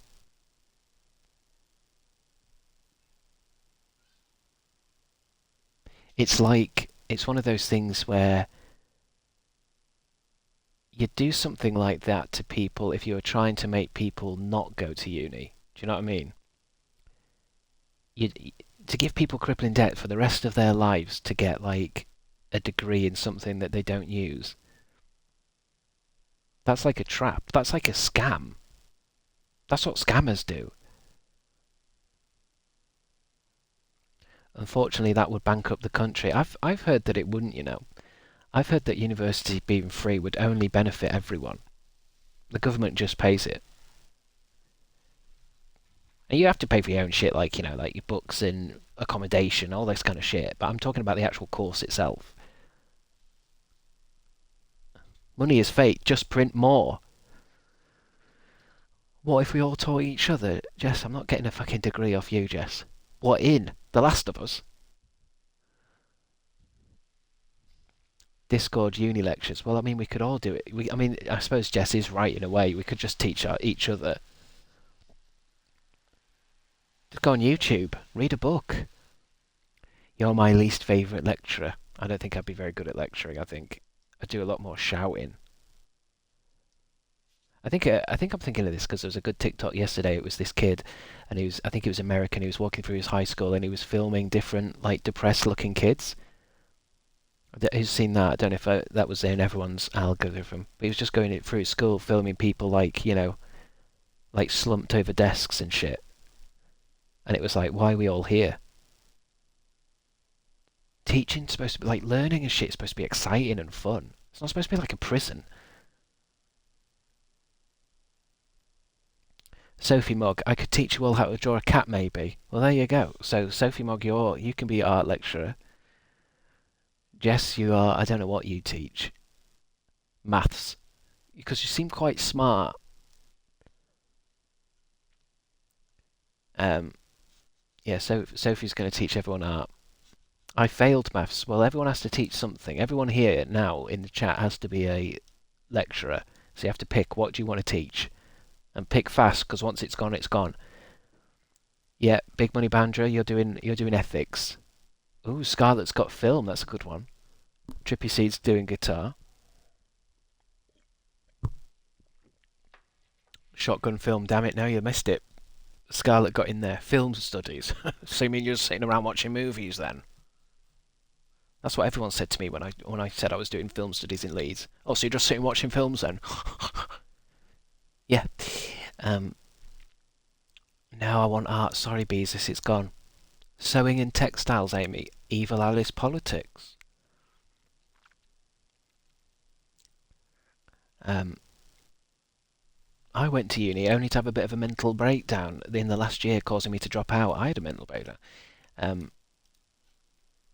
Still owe the damn money, and there's no point completing the final year because I'm doing the job I would have with the degree anyway. I'm in debt for frickin' nothing. Fuck me. All these debts need to be cancelled. I think they all need to be cancelled. It also annoys me that I've never been asked what degree I got post doing the degree. Like the only people who tell you that degrees are important are people who run the fucking things. Nobody cares if you've got a fucking degree. They care if you're doing the job all right. Everyone wants to be an art teacher in this experiment I'm doing now. You can't all teach art. Sophie's doing art. I guess there's different types of art.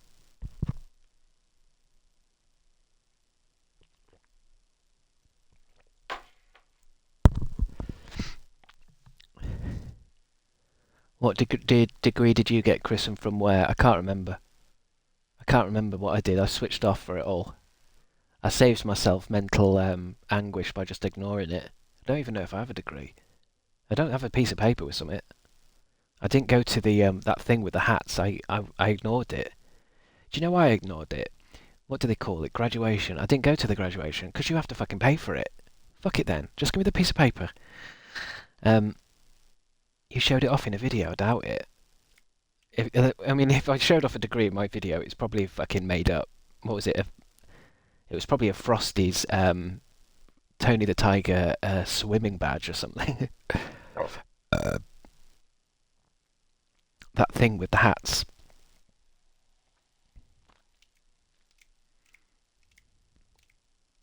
I did a degree in art. That worked well. I think I always mean with the especially the creative arts, where it's like nobody would ask, like David Tennant or something. Oh, what you can only be in this Doctor Who if you've got a good degree in acting. Like you just go off what they've done.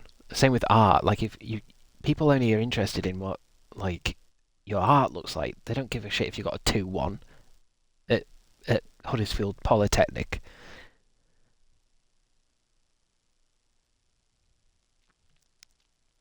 Chris has a degree in putting things up his bot. I have a master's in that, you son of a bitch. I actually got a PhD in that. They just look at my portfolio. I think it's just one of those things where if you're a popular artist and you've been making money or you've been selling things and you've worked with lots of brands or whatever, then a company will go, yeah, we'll work with you. They don't give a fuck if what you did at uni. Because I think everyone knows that uni's bullshit. Actual tears. Why, Jess? At the image of me sticking things with my bot in uni. That's Dr. Kendall to you, sir. Amy's right. When it comes to sticking things up my ass, I've got a doctorate. You can get graduate jobs if you have a relevant degree. Eh. James Joyce was a freak who liked women fighting on him. Who's James Joyce? Isn't that a author?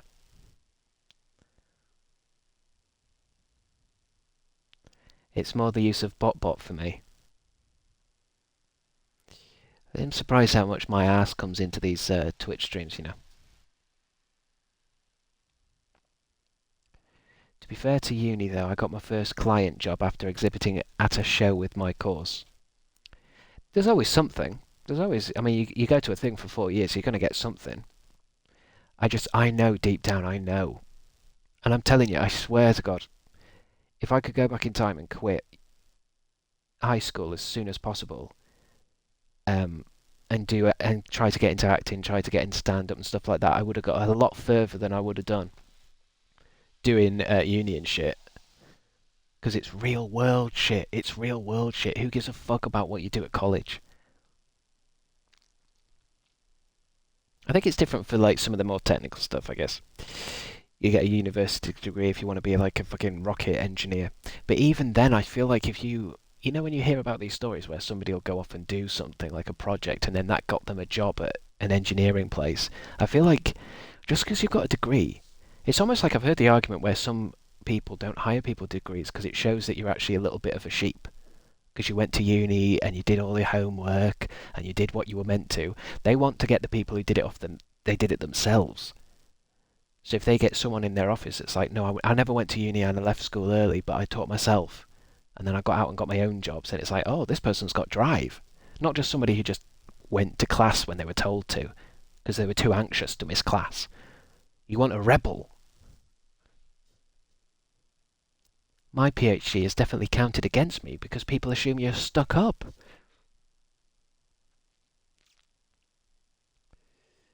Um,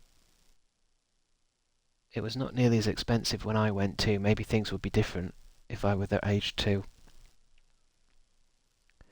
I just don't care anymore. I'm happy being a nobody for life. I think you're going down the wrong hole there, Jess. I think I just think it's just such a shame that period of your life is wasted at these things. Because you're quite young, and that's when you should be doing stuff, going on adventures, living life. Not trying to get to the lectures. I don't know if I trust an employer who only wants to hire rebels, though. Well, no, not if you're like a hospital or something. I'm just talking about like like companies that hire people to do like advertising, or people who do um, have to come up with new things, like new concepts. I've just heard it. I'm not saying that's the truth. I've just heard that sometimes having a degree in some subjects is not always seen as a good thing compared to someone who didn't get a degree and they did it themselves anyway.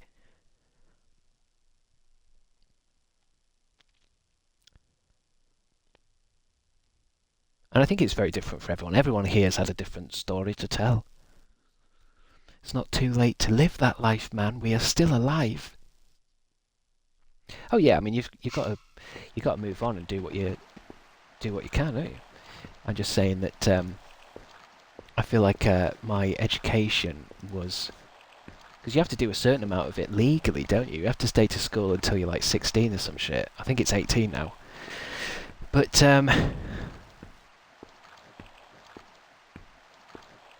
although to be honest, it has caused me to be who I am in a way.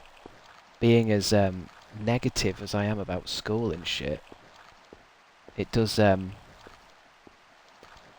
it has made me a free thinker.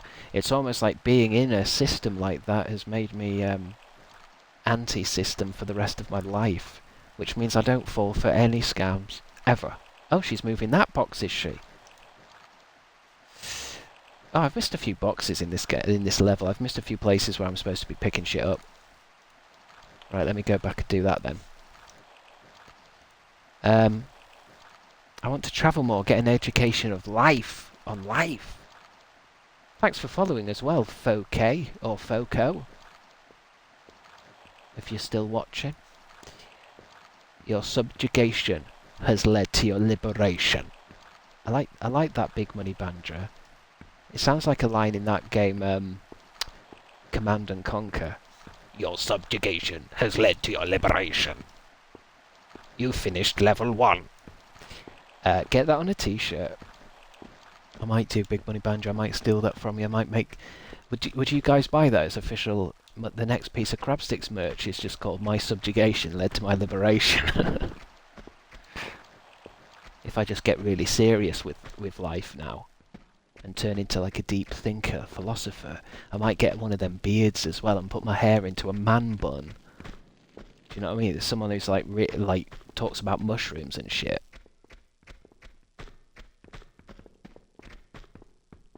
I'd invest.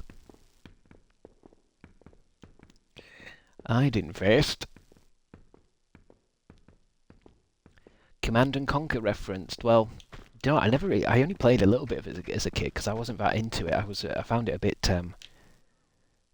bit stressful, having to keep everyone alive and shit, having to think. But I had a lot of friends that were like fucking deeply in love with Command and Conquer. But I never had that one. I mean, I might have done, but I might have been too young to realise it. But Tim Curry does the he's in one of them, isn't he? He's like proper acting in it, in the cutscenes. Where did the lady go in the video? Which Command and Conquer is that? Space! I want to say it's Red Alert, isn't it? Because he's playing Russian. Yeah. I think I had that one, but I don't think I understood who he was. I thought he was just some crazy guy. But what a legendary thing. It's probably why a lot of people like Tim Curry, because he just picked some random roles for himself. And then, no, even though it was Command and Conquer, which he probably didn't, I bet he wasn't a video game player, he wouldn't have known, what the fuck is this I'm in? But he still gave it his all.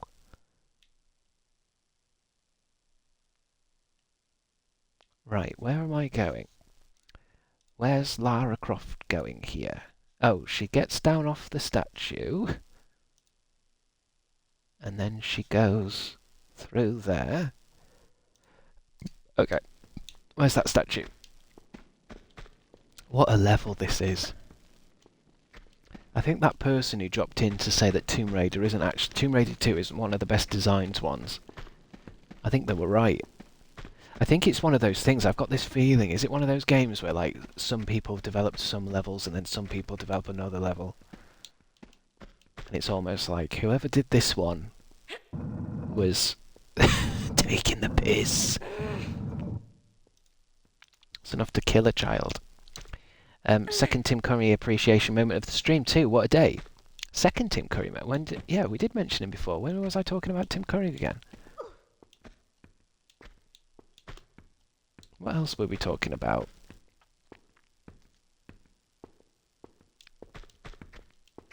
Because it wasn't Rocky Horror, was it? Oh, It! Oh no, Captain Hook. He is It though, isn't he? He's It as well. Captain Hook, and we've been talking about It. So actually, we've talked about a lot of Tim Curry shit today. He is the clown in It, isn't he? This stream has made me go into an existential crisis. Why? What's wrong, Jess? I can get you out of that. The 90s TV movie, yeah. Oh, that's it, yeah. It's not a film, is it? It's like a... I've got it somewhere.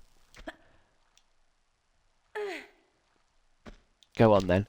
It depends what you're having a crisis about. Is it because of school? Or university debt? You've made me reflect on life. Oh, God, you don't want to do that. Put some content on, quickly. Sorry, but the sky is mesmerising here right now. The clouds and the sunset is making it look like some kind of sugar water on paper. I think a nuke's going off, Emma, wherever you are. Bipolar Emma, I think it's funny that say that my sky's going a bit pink as well. But I think a nuke's going off. Oh my God, the sky looks really pretty. You're my content. I'm a fan of existential crises. I think they're a good idea. I think they're much needed.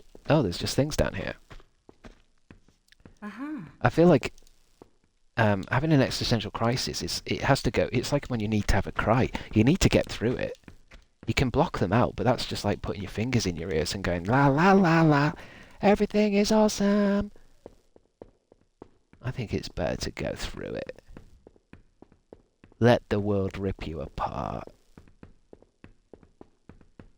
You only come out stronger. Your subjugation will lead to your liberation. Doctor. Okay.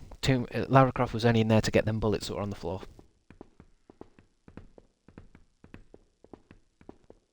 Where's she going now? She's going for a swim. And then she's going in that hole. Oh, did I get that? It's a secret hole. Oh, I think I did actually. I remembered. Wait, I can check, can't I? You just press this and go on your secrets. In the compass. Yeah, I've got the gold one. It's the green one I need. Where's my chat box gone? What are we saying? Duck and cover? You need at least 3 screens going at a time, Jess. I feel like I've said this before, but having my games there and my laptop there because of Twitch, I think it set me down a dark path of... I don't think anyone should get used to having 2 screens. I think bad things happen. I think it's already bad. I think it goes against human nature to have 1 screen. So for me to have 2 screens going and then check my phone, I don't think that's good. I don't think that's good at all. Oh, did I go down there? Yeah, we've been down here.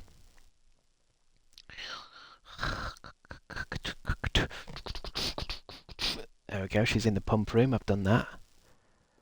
I wonder if I've got enough wheels now. I might not have been counting all along. Then she moves the box to block the water. We've done that. Sexy, sexy, sexy.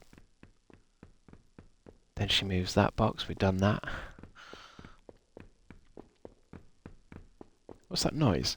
Oh, is it just monks walking around? They sound like they're doing like Scandinavian knee slapping dances or something.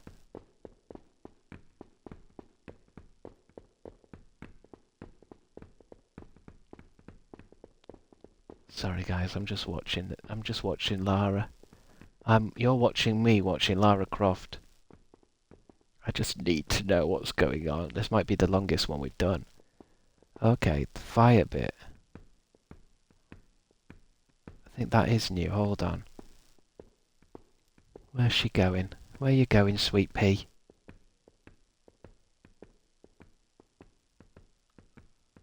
No, I've done that. Oh yeah, there was this fire room. Oh no. No, I did that because it had that swinging acorn in it. I've done that room.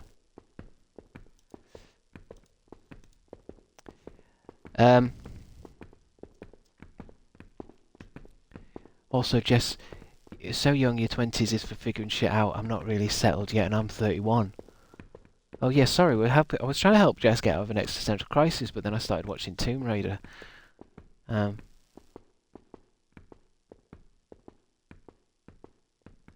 depends on what your definition of existential crisis is as well. Because it has to be, are you confused about your own existence? Oh, there's the secret green thing. Fuck it, I'm not going after that. It'll give me an existential crisis going after these secrets.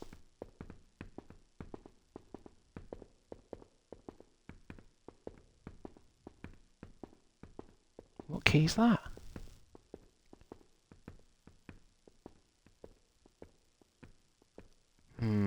Okay. Shit, that might be new. I don't know. I might have to do some backtracking.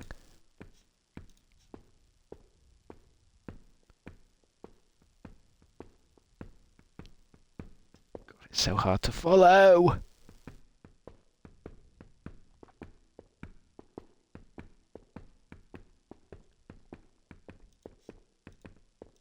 Let's do some wandering. Some lovely tap dancing there. There's something going on, isn't there? What the fuck? Oh, it's just these guys. Ah! Oh, they're making me float. Okay. Alright, where's the main hall? I just want to check, oh, it's here, actually. This is where the video was. What does she do here? There seems to be something with the spinning discs. She seems to go left and there's more to it. Let me just see what she does. Need to fucking save her as well. This bit's awful.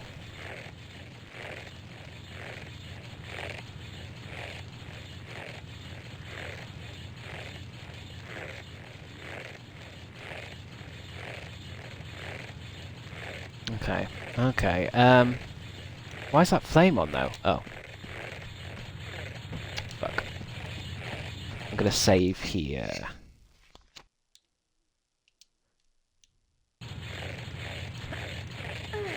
Oh shit. Wait. Oh shit. Fuck me, this game. I don't think she... Why wouldn't she hang there? I don't want it to go up. Because where's that going? Hold on, where does that go? Does that go all the way over there or all the way the other way? Which way's the short? Okay. I need to get it on its way to the left!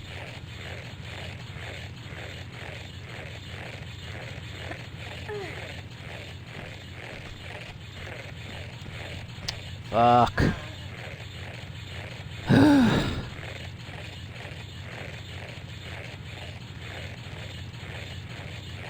Fuck-a-doodle-doo.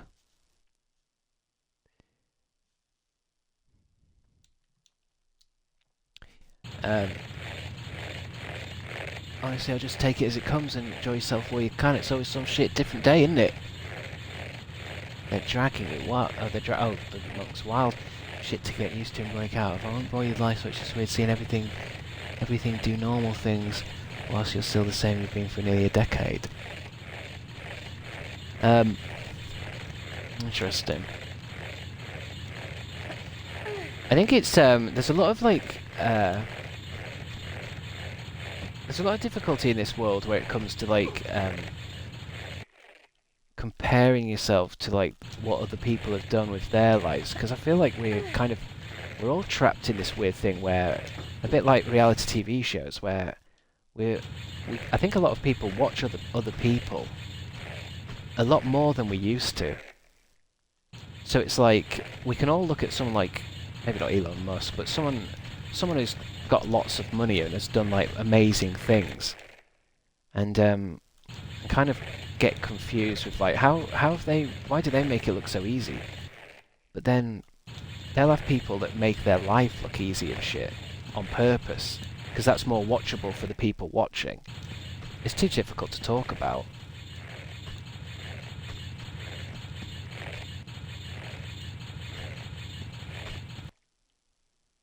Right, let me get that on its way back that way. Yeah, now. What the fuck? What's that? Oh.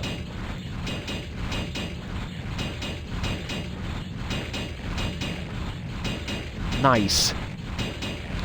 I've been getting existential crisis about age, thinking, oh, I need to do my X, Y, and Z before I'm this old, or it's too late. Yeah, it's a tricky one, because even if you can be conscious of like that world not being true, oh, you've got to be this age or this age to do whatever, even if you can go, oh, I don't think like that, it can still be like impossible to actually feel it. Do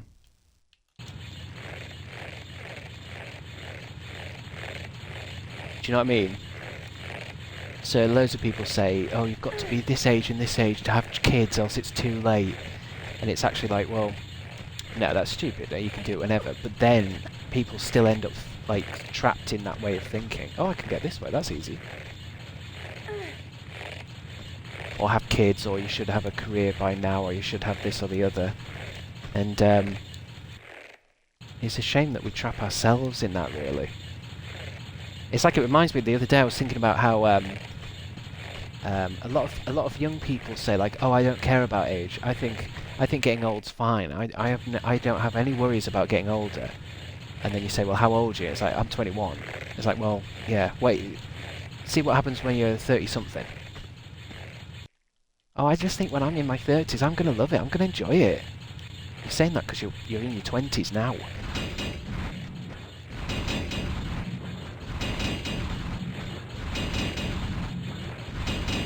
But I think we've got way too much like exposure to other people's lives now and shit. Like the Instagram people and Hollywood people and stuff. We've got way too much information about what other people have done with their lives. So that kind of world of like, this person's only 17 and they've already done this and that.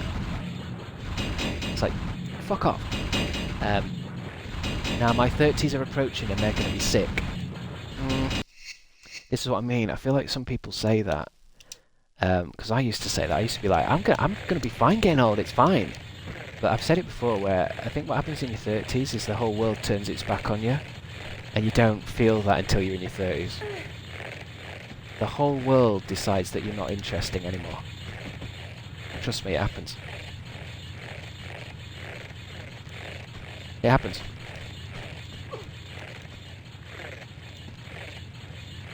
What was next? Oh, I can go this way. I'm mid-30s and I'm just vibing.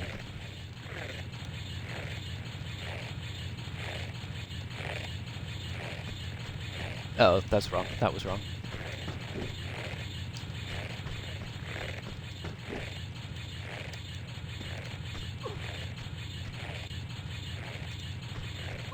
I thought I saved after I got this gummy bear.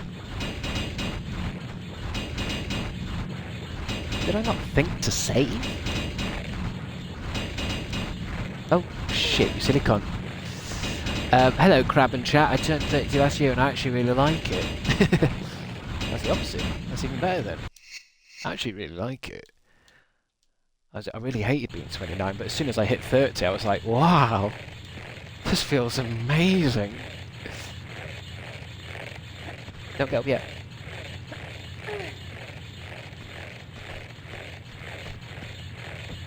Oh, still got clocked in the head.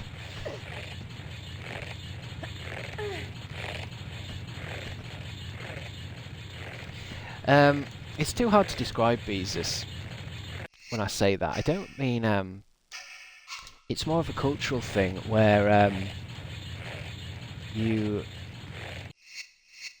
culture of the world doesn't really care what you've got to say as much, or what you do with your life, as you get older. It's hard to describe because it's not like in a straight flat thing. It's more like a kind of, coldness towards you.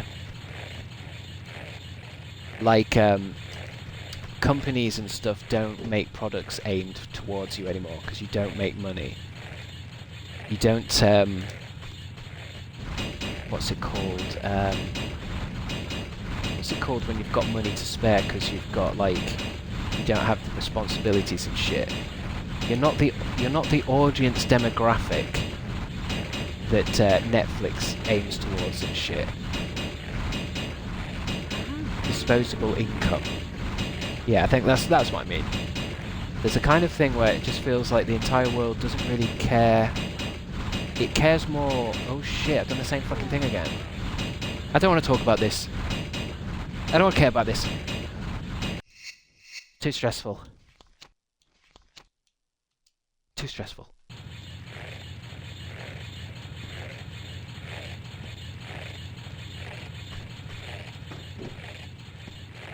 Too difficult of a subject, and I'm never right. Too hard to talk about while I'm trying to do a fucking death trap. That go. Uh oh. It's okay. Let's move on. You're right, Emma. You're right. Move on. Didn't I save? I could have sworn I saved. Maybe I did. Hold on, let me save now. There we go. Yeah, now the streamer's having an existential crisis. Thanks a lot, guys.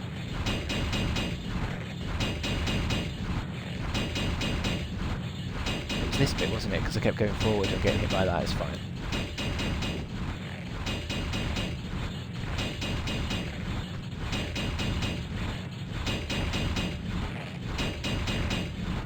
Where's it going? There's its longer one. I think it's going to come back really quick there, isn't it? There we go. Uh-oh. Back up a bit. It's got to spike a bit. Okay. Well, that gets me that, secret. But I don't think... I think I just did that because it's there. I don't really care for the secrets. Although that was the final secret in the level, so I got some extra bits. I don't really care for it. I want the prayer wheel.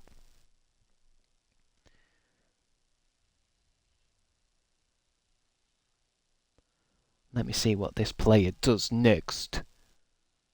Alright, so she gets a key. I think I must have got this key because I came this way. And I must have opened whatever it opens because I haven't got any keys left. She lets herself down there. She lets herself back into the pool.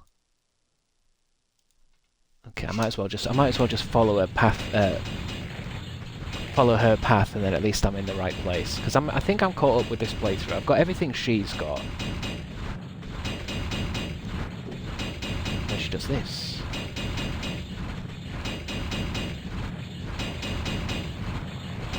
Clever. And then let's go over here. Do I actually have any keys? No. I think she got the trapdoor key. We did the trapdoor. Okay, you walk up there while I press play and have a look. Spidercraft! Spidercraft! Okay, where you going now, Miss Lara? She's going round there. Right, pause, pause, pause, pause.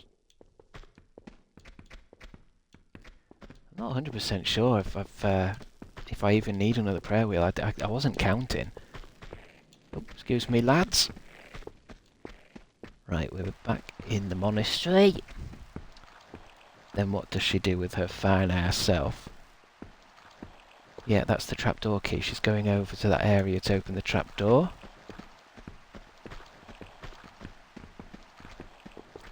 The animation makes it look like she gets the keys out of the back of her hair. Right, okay. Where is she going? Is she doing... I might stay here, because this is a good hub point. I'm just going to watch the playthrough, because she's doing the bit... She's doing the bit I've done already, so I don't know if I need to go this way, unless she does something original.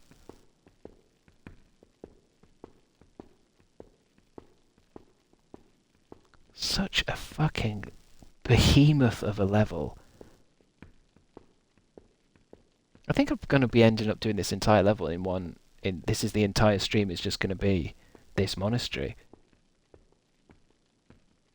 Spectacular. Okay, and then she lets herself down there and she gets the prayer wheel.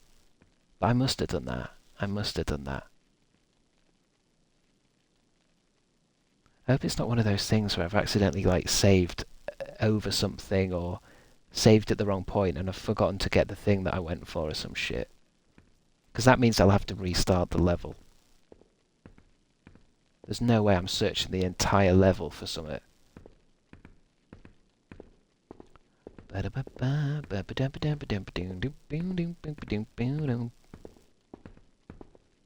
That's it, okay. I mean, the thing is, it's so close to the end of this clip as well. This clip is the level. So if it's close to the end, I must have nearly completed it.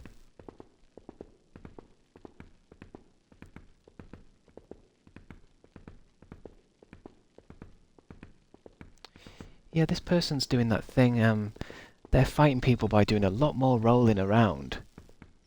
Which somebody was telling me I should do more rolling when I'm fighting, but when I roll, I just get my ass kicked. Right, where are you going, Lara?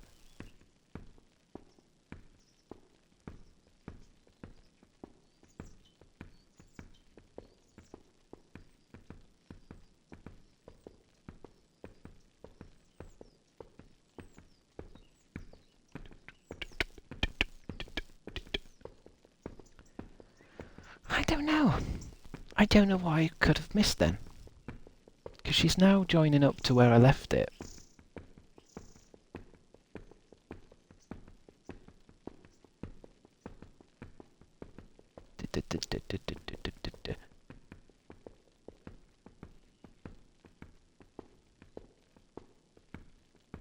This player's just shooting the monks dead.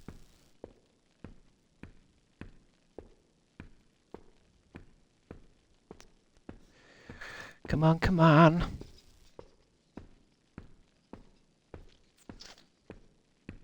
I just don't know. Where did you get another prayer wheel from?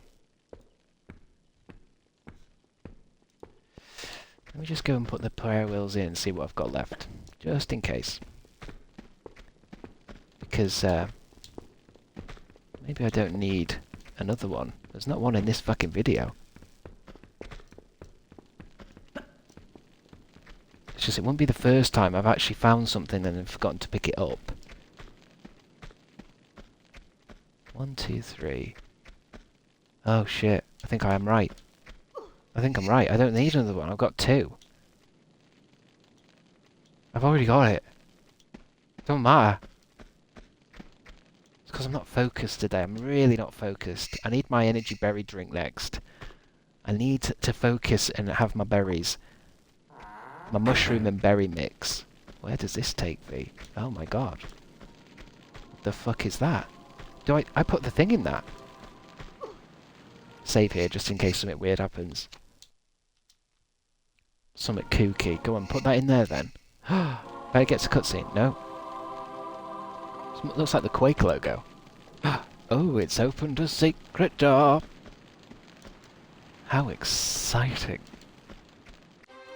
Ah, and only took me 2 hours and 15 minutes, everybody. I think that may be a world record. Gotta focus up, gamer. Yeah, I'm gonna go make this berry drink, but I'll bring up the packet and I'll read it out, because it's got some weird shit in it. And then I'm gonna have to carry on playing this. I'm addicted. I'll be right back.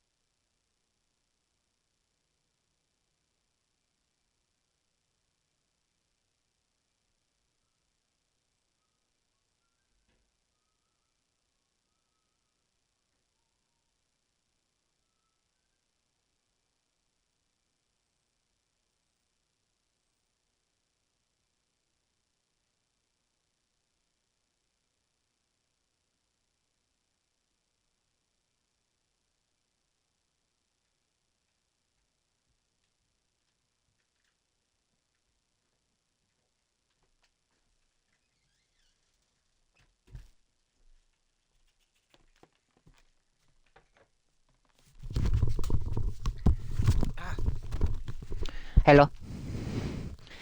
Hello, hello, hello. Hello, hello, hello. Hey, Kdex98, thanks for the follow. Kdex.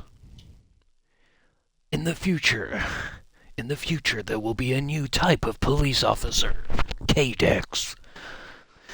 Thank God you did, Jess. I was worried you wouldn't. What's Jess been up to now? Let me just shake this up. Wow. I'm shaking up a thing. Sent from Dean Dobbs, giving a follow while lurking. What's Dean Dobbs doing? He's not playing one of them Zeldas, is he?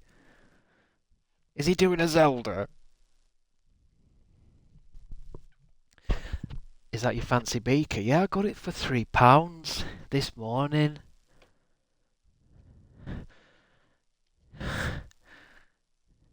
Dean Dobbs hasn't. I didn't. Does he stream at like just whenever he fancies, just randoms? Because he doesn't seem to be. I don't see him on a lot, and then he'll be on.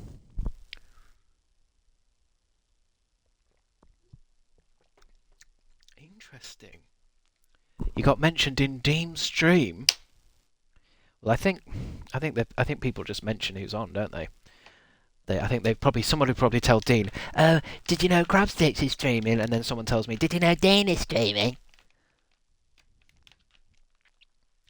Um, what's he playing there? Or maybe not be playing anything. Some people just chat. I couldn't do that. I can't do just chat. What's this I'm having? Metahuman Energy Mushroom Super Blend. 1000 mg. Cordyceps. Plus multivitamins. Support your energy levels. Is he doing his Zelda? It's classic Dean. He loves his Zelda. Or Link, actually, because Zelda's the name of the princess, not that blondie. Oh, 1 heaped teaspoon. I don't think I did heaped. But that's alright. I don't want the full thing. Mix or shake well. Drink any time to support your energy levels. It's a super blend. Mushroom super blend. You're drinking clicker fungus. I don't know. It was just it was in Morrison's, not just on the shelf. It had like a whole display about things, and I sat and looked at it, and I thought, to be honest, it doesn't taste funky or anything. It tastes like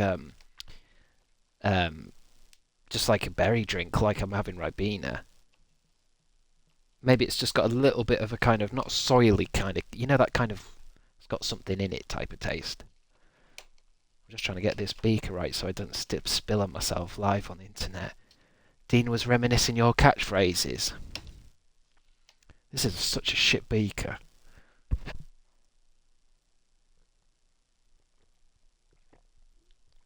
But this is what I wanted. I wanted something that was like, because an energy drink is a little bit too much.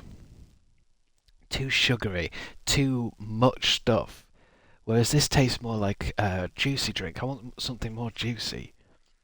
What happens if I have an allergic reaction to it though? Is it caffeinated? I don't think so. I don't want like unnatural shit. Ingredients: dextrose, citric acid, cordyceps. It's got something called Cordyceps sinensis mushroom. It's hard to tell really what it is. Because it says at the top, but I think I ripped it off. It says stuff like Cordyceps, which is a type of mushroom, chaga, multivitamins, green tea, stuff like that. Ginseng, do you know what I mean? Oh, Cordyceps. Yeah, I mean, Cordyceps is a type of mushroom. Is that what they use in The Last of Us? Chris's patient zero. I'd love that.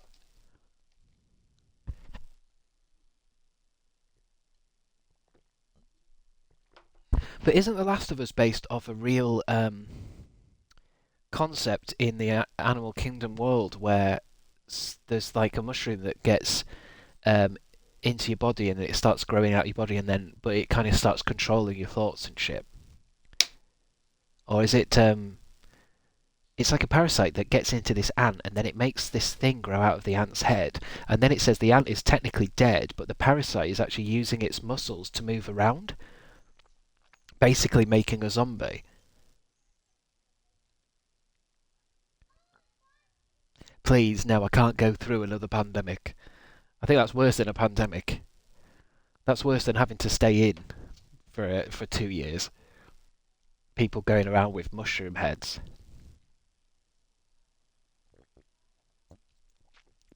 I've heard that it's something to do with our body temperature, that parasites like that do exist in the natural world, but they don't go after humans because I think we run too hot or something.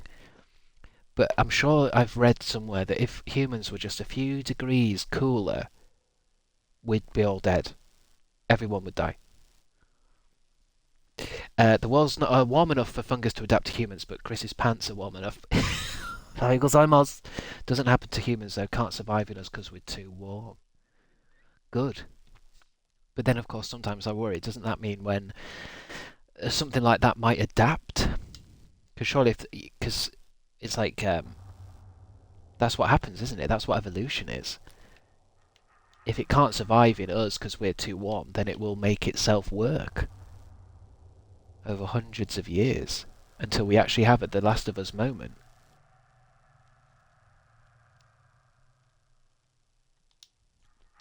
Bro giggled in Japanese. I think it's this drink. Oh, I nearly got crushed. Do it again.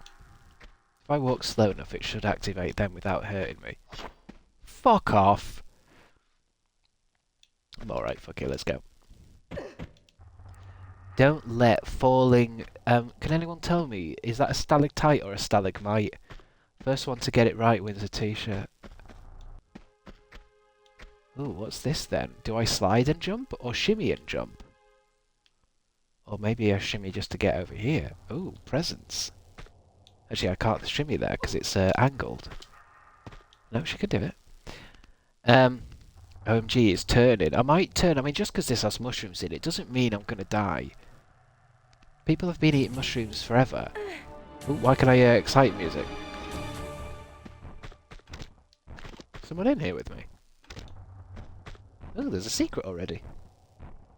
Love mushes. I love mushrooms.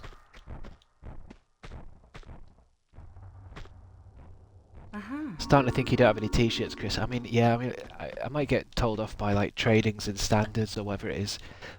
I keep offering to give out t-shirts as prizes, but I don't have any. Unless I started giving out my own t-shirts. Just from my drawer. Oh, hold on. What's going to happen here? Am I going to drop and slide? I'm going to drop up here then. Or should I just go over there and get the ladder? Maybe I can't now, is this... That's alright. Ooh. Save? Draw a t-shirt. Well, that's... I suppose I could send people a drawing of a t-shirt and say that, well, you know... I didn't specify it would be a physical t-shirt. I think that's just a ladder to get up when you're fucked. Let me see, what's that banging noise? Oh shit. I'm fucked! I think there's gonna be a bear.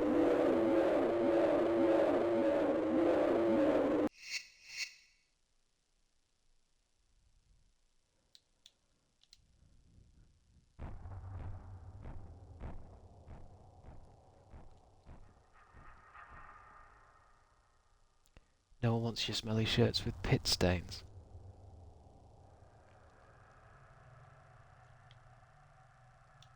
I think some people probably would. That's the sad thing. I don't want to be down there. I don't want to be down there. There's some kind of monstrosity. Yup. Oh, that's a horrifying noise. Yeah, it reminds me of a clip I was watching the other day on Twitter, and I wonder what film it was. I want to say it was Hawk the Slayer. Can I just jump forward and jump back, do you think? And set that off? Alley up. Oh, fuck, it's so awkward, this game.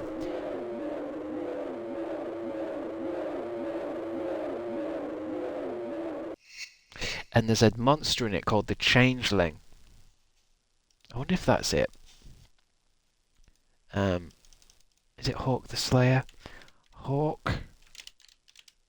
Or is it something else? Or is it Krull? Hawk the Slayer Changeling?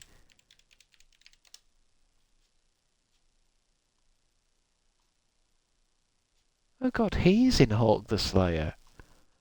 This is... I'm being a bit too niche here, but there's a character in Doctor Who. Is it called Lightfoot? Something Jago and Lightfoot, but one of them's in Hawk the Slayer, but no one cares. I think I'm looking at it. I think it's the Changeling scene. Basically, the good characters are walking around. It's like a swords and sorcery film. The good characters walking around, but it turns out one of the guys that are walking with them is being changed into a changeling, which is something that's like a shapeshifter, and they kill it, and it starts screaming exactly like this monster in this Tomb Raider. Where are the nibs?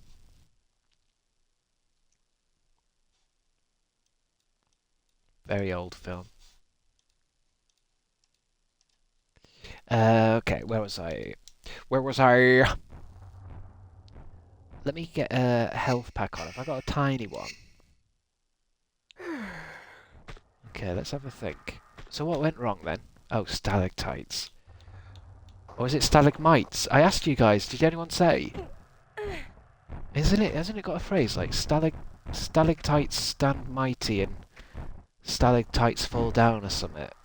Stalagmites are mighty. You did say, what did you say, Sarah? Where's your comment? Stalagmites from floor, stalactites from ceiling.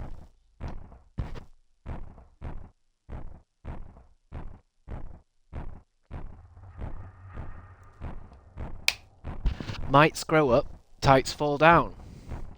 That's it. That's how I remember. I remember. Save game here. I'll take your lovely pink t-shirt, please. This is a jumper, you can't have it. It's not for the likes of you. Just because you know some basic geography. This is a jumper. And it's actually covered in gravy stains, actually. Oh, is it coffee? I think it's a really nice jumper, but I can't wear it out now because it's actually gross. What should I do? Should I just... God, this monster's putting me on edge. I feel like I could just walk around all this stalactite shit. Why don't I just go down here? Avoid the whole fucking lot. Nice! Let's do a quick save. I might start saving every few steps now. To save me the pain of getting it wrong. I might auto-save everywhere. Oh, those stalactites are still there now, are they? What happens if I just go running? She got hurt a little bit, I guess. Right, can I drop down there? I think I can drop... Oh shit, I'm gonna have to go for it. If I drop down there and then grab on, maybe? Then I could drop down again. Oh, fuck it. I think it is a Yeti, you know. Hello, Big Mama. Oh, it's really going for me. Oh god, it's really going for me. I was going to ask whether maybe I shouldn't hurt it because I don't know if it's hurting me, but I think it will. God then. Oh. I killed it. I thought that was going to be like a big bothersome fight, but maybe that's not like a boss kind of character. I've got a funny feeling that's probably just a regular... That's just going to be a regular creature in this, isn't it? There's going to be loads of those. Oh my god, there's a leopard. Un leopard? Oh, wait, I opened up a door and the leopard went for it. What door have I opened? Have I just released a leopard? Where do I go now, then? Can I have a little flare, please? That leopard seems to be fighting something. Maybe he's on my side. How abominable! So is the abominable snowman like a real thing, or is that just like is that one of those massive myths that's just like fully made up, or is there any kind of proof or anything? Because that's the other thing. You know how everyone's obsessed with UFOs now? Everyone's forgot about like Bigfoot, Loch Ness, all the classic monsters are like being put on. Everyone's forgotten about these classic, you know, what would you even call them? Mythical creatures. Cryptids. No beans, no deal? Why is Jess shouting that? Why? Can someone tell me why Jess is shouting no beans, no deal? I haven't. I'm a cryptologist for life. Cryptids. Is that what they're called? Mothman is my current fave. Is the current... What? Mothman? News just in. Mothman. Mothman strikes again. Oh, leopard. I see you, baby. Let's go kill that leopard. I wish there was a mod for this where you could maybe just put a code in and then the leopard would fight for you. Jump. Because I feel like I would prefer Lara's character if you know, it makes sense as well. If Lara was like a kind of queen like an Amazonian kind of queen where she could control animals and use them to fight bad guys. I'd prefer that as a character trait. I'm going to save, but I'm not going to have a medipack. I know that's wild, but I just feel like... Oh, music change. I don't have a medipack until I fully need it. Here we fucking go. What's going on in here? Mysterious music.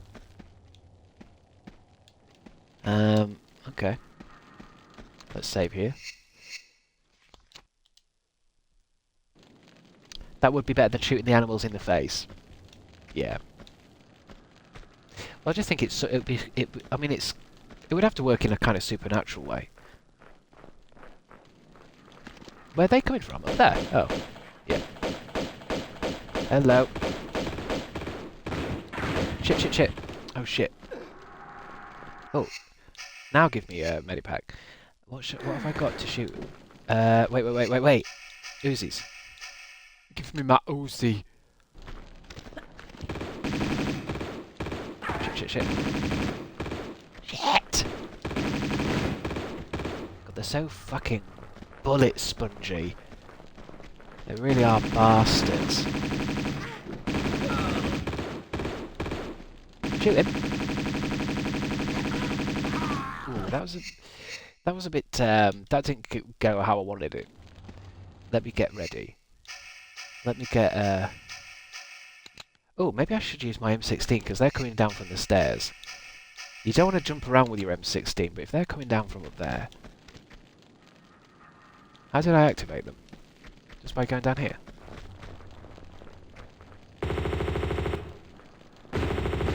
Get 'em, Lara! That's one down.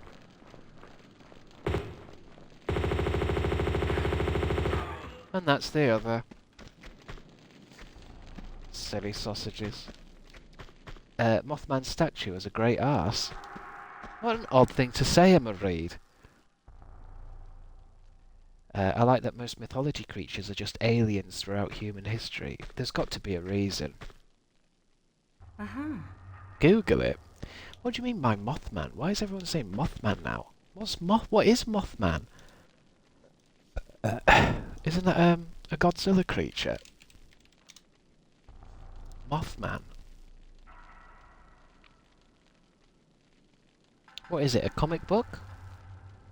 Chasing the Mothman. Oh wait. Oh, is this like oh, is this like another? Where is it from? Which city in America made that up to bring tourists in? He's a cryptid. I don't like saying cryptid. Let me just Google that. Cryptid. Because it's... I don't like saying it. It's not a satisfying word. How do you spell it? Cryptid? Crypt... It's even trying to spell it? I hate. How do you say it? List of cryptids are animals or other beings that cryptologists believe may exist somewhere in the wild, but whose presence is disputed. Cryptids. I just don't like saying it. Is anyone else with me on that? Can't we just call them, you know, spooky things? Cryptid. Cryptid. You say it a bit strange though. How can I say it differently though?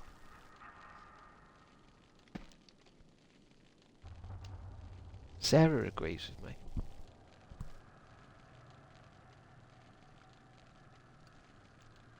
We have the New Jersey Devil up here. Oh yeah, that's what I was asking. Where's Mothman from?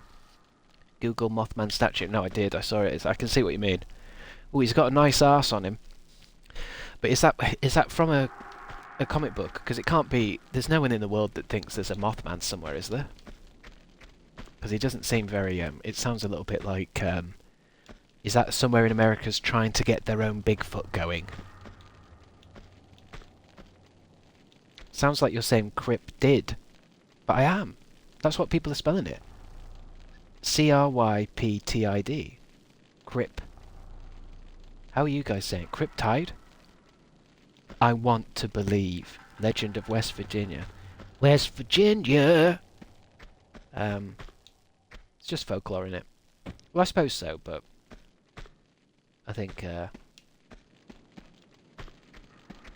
know, it reminds me the other day I watched a video, and I watched some internet content, and I liked this. There's this idea that actually, you know how people go into the forest sometimes and they hear scary noises and they get really freaked out by it. It's actually just ravens. It's actually just ravens that are really good at mimicking human voices. Has anyone seen that?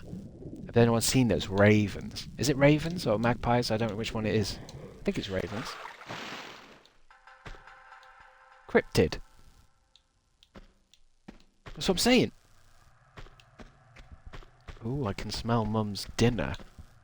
I think we're having shepherd's pie. Oh, there's a fucking tiger there. Get your oozes out, else we'll die here. Should I have a little health boost? Yeah, why not? I don't even think that's going to fill me up. Here, kitty kitty. Why are they not coming after me? Don't they want my tasty meaty legs? I bet there's not enough on Lara Croft to... If you had to eat Lara Croft, it wouldn't last long. You probably wouldn't even need a freezer. What's for tea tonight? I'm not sure.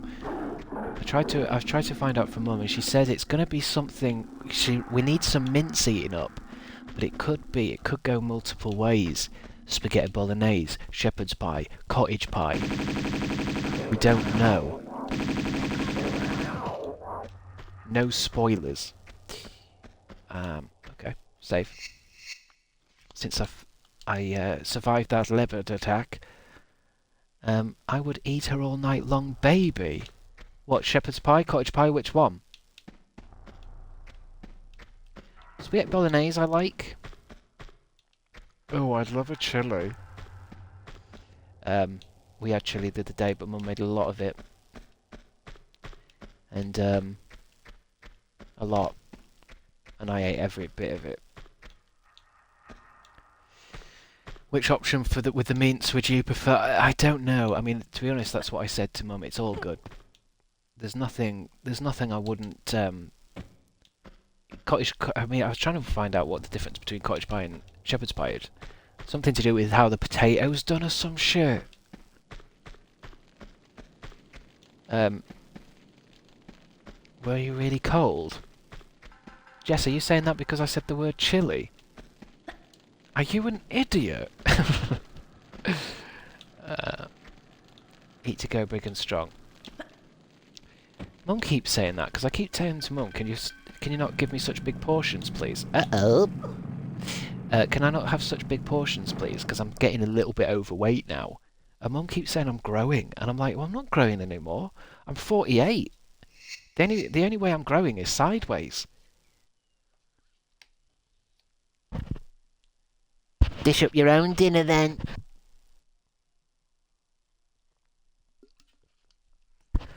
Guys, I need you all to be more receptive to my whining. When I whine at something and I complain and I rant, I want you all to say things like, yeah, so true, King. Do you know what I mean? Like, yeah, you know, fuck that bitch. Do you know what I mean? I want you guys to go along with it. Don't fight me on everything. Even if what I'm saying is immature or irresponsible or plain misinformation, try to go along with me a bit more. Load game.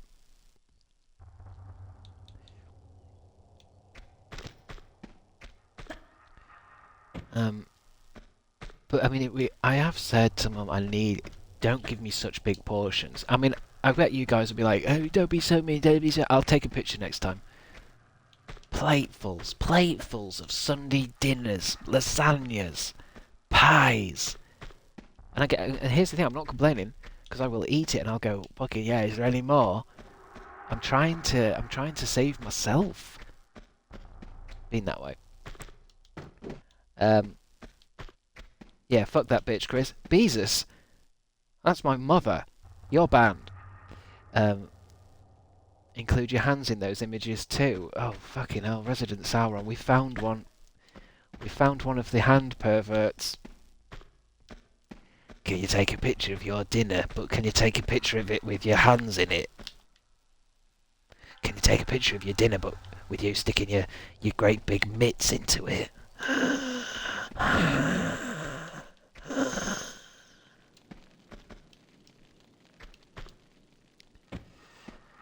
The amount of food she gives you is a physical symbol of how much she loves you. Well, I suppose so. But I like that. I like the way you've put that, Justine G. But is it right? Because I feel like some of the older generations of parents, they think of like food as being this thing of like, you don't need that much. You know, that kind of idea of like, I'm going to go to war or something, or I need fattening up for the winter. I don't need to be fattened up. And also, it's got nothing to do with growing. I will still grow, and I will still get all the vitamins I need from a smaller portion of food. It's not as if I'm going to come downstairs one day and be fucking 8 feet tall because I've had a big dinner. It just doesn't work like that. I've made him massive. I mean, I have accused Mum before of actually just being a chubby chaser. I think she might be trying to get me big for her own amusements. How do I get up there if it's slippy slidey? There's a ladder. But how do I get... Oh, there's a ladder. Oh, okay. Let's do... I want to get up there then. Which means I could try and get up there then. Is that jumpable? That might be jumpable. Let's go look in that corner. Your mum wants you to clean the roof. That's what it is. Clean the roof? Oh, because I'm so tall. Please, Mum, I'm so tall. I can't even see you now. I'm in the clouds. Here, have another lasagna. I want to see how tall you get. Mum, I can't breathe. I've broken out of the ozone layer because of that big lasagna. Here, have another one of these biscuits. That's just absurd. Jump. Accusing your mum of being a chubby chase is the last straw for me. This is how I die.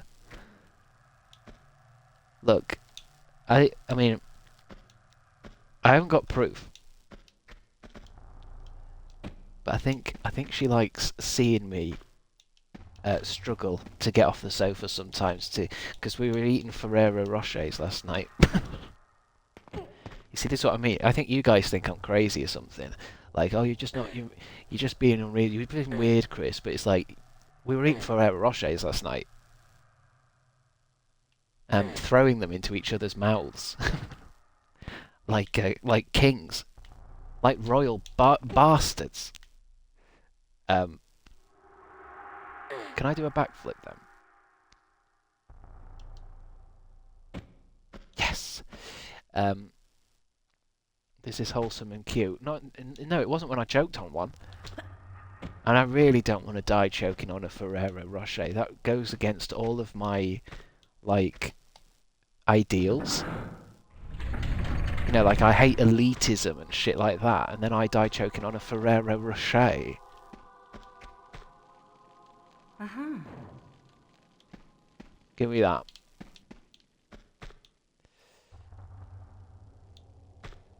You and Mum living the high life eating Ferrero Rocher.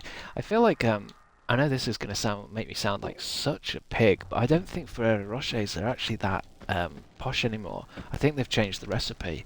It's all about Hotel Chocolat. It's all about the Hotel Chocolat now. He died doing what he loved.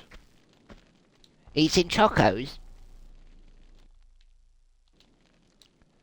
I think I want to go down here. Is there any reason for me to be here? Oh.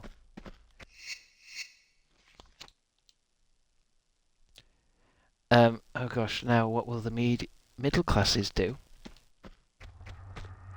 What? Let them eat cake. Let them eat cake. Who said that? Although I heard, what's her name, Marie Antoinette never said let them eat cake, ever. It's like Spock never said beam them up, Scotty.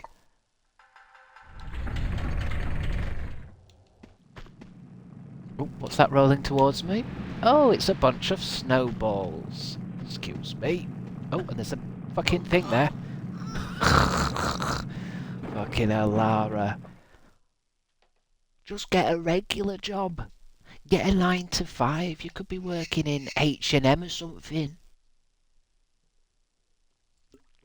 There's better ways to make money. They do say beam me up in Scotty in Star Trek. What? They do say beam me up Scotty in Star Trek. Are you sure? Because I heard they never did. I heard Sherlock never said, what's that thing everyone thinks Sherlock says, but he never said it? Kiss me, Watson. No, what's the famous Sherlock thing? The game's afoot. No, not that. Elementary, my dear Watson. Yeah, apparently he never said that ever in his life. He might have done in the news series as a cheeky reference, but apparently he never says elementary, my dear Watson. He did, I heard it. That's one of those things where you think you heard it, because that's like a classic thing. I was literally Watson. What? Oh shit, more balls. More balls! Oh, and tigers. Fucking hell, Lara, you poor woman. A fourth one? Shit, a fourth leopard. Fucking let me jump, cunt.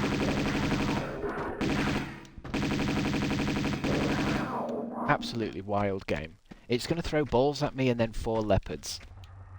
I swear to God, is this on hard mode or something? Give me a small medipack. And Darth Vader never says, Luke, I am your father. Yeah, that's true, isn't it? I thought that was a... What is it, though? Is it a Mandela effect where everyone swears down that he says, Luke, I am your father? But he actually says, no, no, I'm your papa. No, no, Luke, I'm your papa. Give papa a kiss. Please give papa a kiss. Doesn't he? He says something like that. But everyone swears he doesn't say it like that. But if you go back and watch Star Wars, even the old VHS one, the Disney one, he says, no, no, Luke, I'm papa. I'm your dad, love. People just mishear shit and then say it's a Mandela effect. That's not true. I think wasn't it down to, doesn't it say, I think people thought, Luke, I am your father, but he says, no, I am your father. I think the best one is, I'm going to ask you guys now, before you Google it, what does the Queen in Snow White say to her mirror? What does she say? Tell me, now. What does the Queen say to her mirror?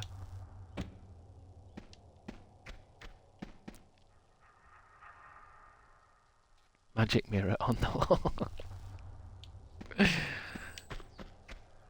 Magic mirror, not mirror. That's interesting. That's interesting. I like how they changed the Matrix, and you're all just going with it. You're not even going to question that they changed the Matrix. It was always mirror on the wall. Who's the fairest? It was always that. And then they come out and say, oh no, actually it's magic mirror, and you're all just going to go with it.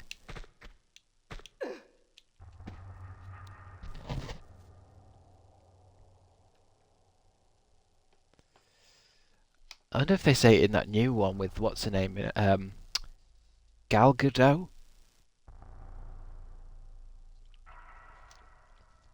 Although everyone seems to be hating that already, it's not even come out yet. I think it looks amazing. A live-action Disney film? What a hit! Turn a light on me! It just got really dark really quickly. Yeah, in the book or the original cartoon, they say something else. She says something else in that one as well. This mirror needs cleaning. Tell you. No. This mirror needs cleaning. Let's go up here. Live action Disney peaked with High School Musical 2. Was that Disney? Oh yeah, of course it was. It's all Disney shit, isn't it? Who in here loves Disney? I bet we've got a couple of Disney freaks in here. Disney freaks. Oh, what's this I found? It's a bus pass. Is that a bus pass? No, it's grenades. High School Musical 3 is the best and I stand by it. I don't think I've seen. I remember seeing the main one, which is all like basketball and shit, isn't it? And I remember seeing one where I wanted to say Troye Sivan. It's not. Is it a character called Troye? Well, anyway, Zac Efron is working in some kind of golf course. Shit. I'll save it. Is he called Troy? Troy Bolton. That's probably why I got it the wrong way round. Troye Sivan. Oh, I know Troy. I know what Troye Sivan is. Sorry that I got Troy Bolton and Troye Sivan mixed up. Sorry, guys. Sorry. What a faux pas. What a faux pas. I'll just hang up my Twitch profile now, shall I? Shall I just delete myself now? Can't believe I did that. It's a Mandela effect anyway. I'm sure it was Troye Sivan. That's a Mandela effect. I used to hate High School Musical. Not hate it, but like I always think like it's cheap as shit. It looks cheap.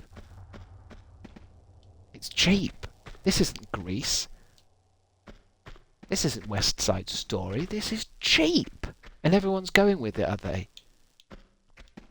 How our culture has fallen. Actually, this song's pretty good. But how our culture has fallen. Have I tried getting in that gap? Up and over. Oh, God, that worked. Where am I? Oh, some kind of icy cavern. But that looks locked up there, so... Open your heart, Chris. Is that one of the songs? That sounds like one of the songs. Open your heart. You can be anything you want to be. Oh, shit.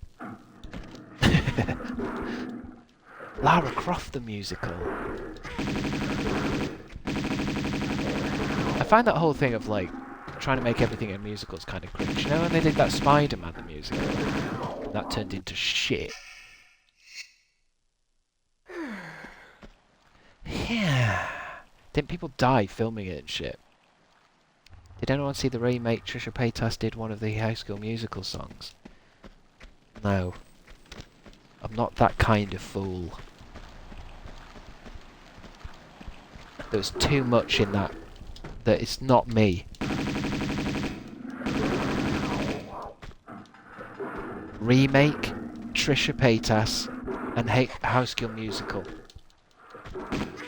That couldn't be any less me. I like monster trucks, energy drinks, wrestling. Yeah, somebody died doing the practical effects in the Spider-Man musical. God. I heard it was shit as well.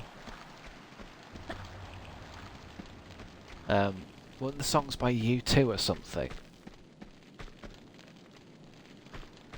WWE! Fucking leopards in here.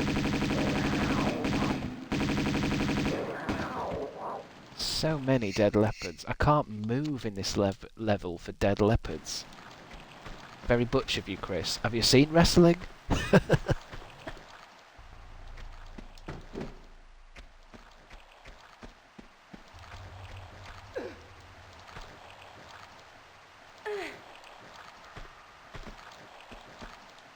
Wrestling is gay as fuck, can confirm. It's been confirmed. Well, I wouldn't say it's, there's a mask down there. It's very...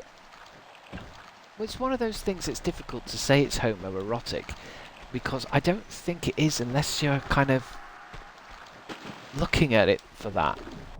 Because it is all like... Because I get it, you know, they're all greased up, they're wearing tight pants. I get that. But is that a gay? Well, it's like, if you look into the audience though, there's a lot of like... I don't know, it doesn't seem like it attracts a lot of gay people. But it's like if I put it on downstairs, my entire family will go, bloody hell, this is gay. This looks pretty gay. And I'll be like, well, I guess it does in a way. Using fighting words to mask the love. Well, there is a lot of love in it. There's a lot of like friendships and... But it doesn't seem... I don't know if it counts as being gay, just because they've got their tops off.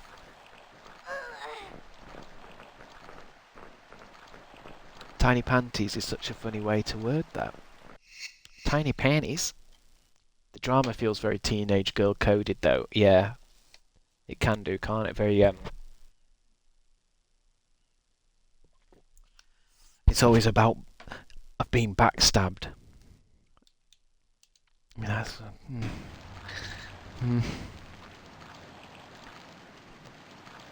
I mean, that's what I mean. I don't think there's actually any confirmed gay wrestlers. I think there will be. I know there's a famous lesbian wrestler that was like... I mean, she was... I can't remember. I think she's an old wrestler. But I think there's been gay wrestlers. But that's what I mean with, like, I think gay wrestlers wouldn't want to come out in WWE because I don't think it would help your career, because I don't think it has a big gay audience because of how kind of hetero it is, even though it isn't very hetero. John Cena's apparent last ever WrestleMania this year. Well, sometimes I want them to stop wrestling sometimes, because I feel like it might get dangerous for them. Because you've got to survive some pretty, you know, you've got to be able to take some blows. That sounds gay as well. It's almost like it's hard to talk about wrestling and not make it gay. I think they have a very homophobic audience, to be honest. Well, that's what I mean, Justin G. I think that's what I'm going for.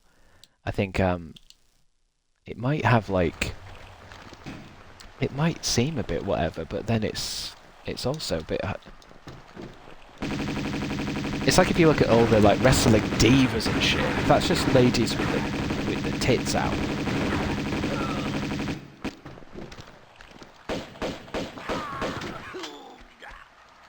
God, I can't do this. They're getting so fucking tricky now. I just don't want to die that much. I know they're there. See if I can get them from up here. It's just everyone's such a hard ass now.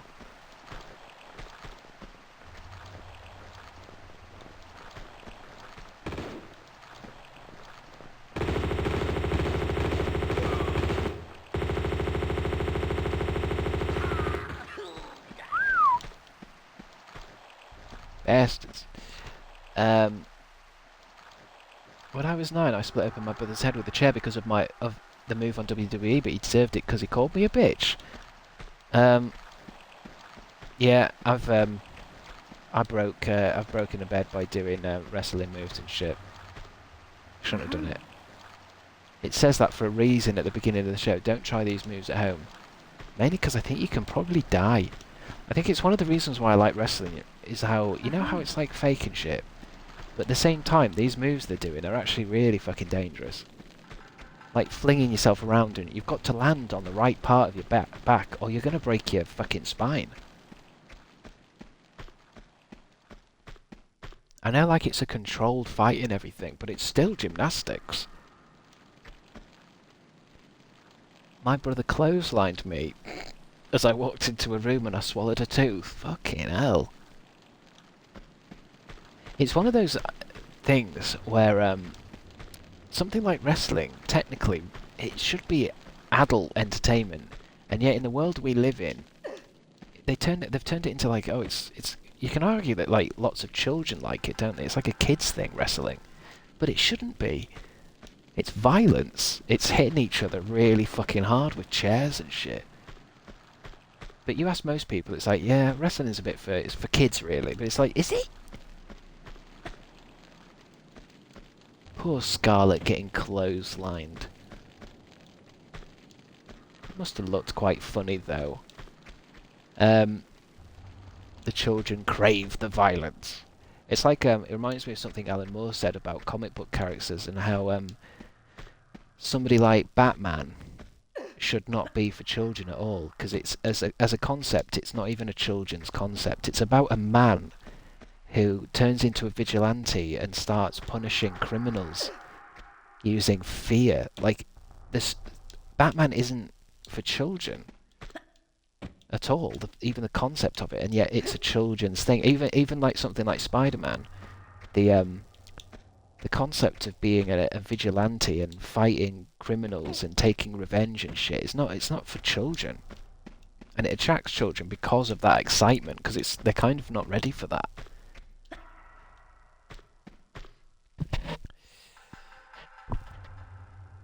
And isn't it just like petty criminals, not real baddies? Well, I mean, that's the thing. I mean, I think I'll have to try and find where I was watching this Alan Moore thing, but he was talking about like how, yeah, I mean, if you kidify it and turn it into like, you know, the bad guys just say like, I'm gonna get you, Spider-Man, and they're just like idiots. But in reality, he's going up against criminals, you know, drug dealers, murderers. It's quite a scary concept. You don't really want your children to be introduced to the world of crime fighting.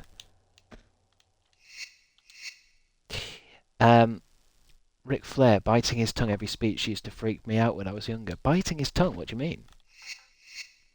There's lots of weird stuff in wrestling. I when I got into it a few years ago, I did like watching like all the clip shows, or the clips on YouTube that was like about here's all the stuff that's gone wrong, or here's all some weird shit.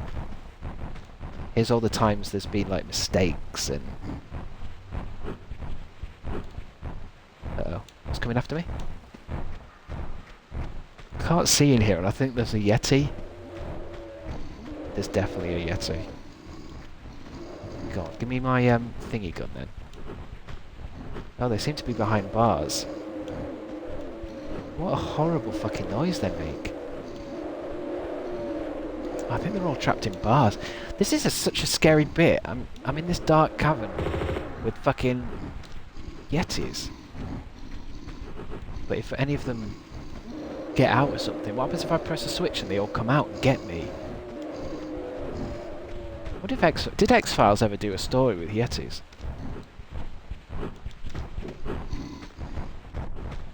God, look at this. I'm in the fucking dark here.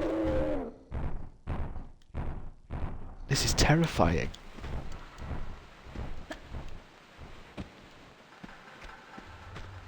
Okay, what's that? Oh, Medipack. Medipack, I can't see. For some reason when you go into camera mode it turns your flare off. You bastards. His ear got ripped off during a match. Whose did? Mick Foley, the craziest one. Yeah, he's great.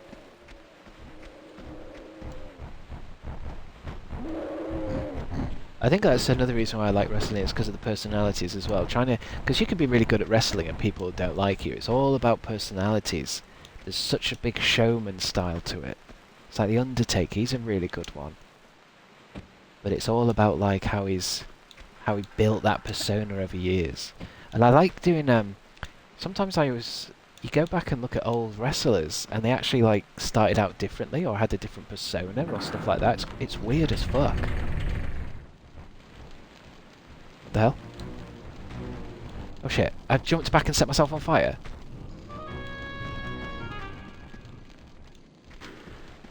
What's in here?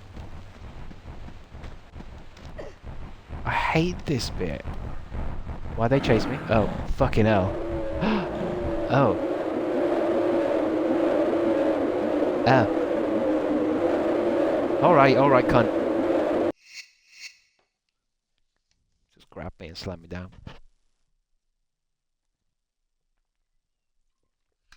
The Catacombs of Talion? Yeti jump scare.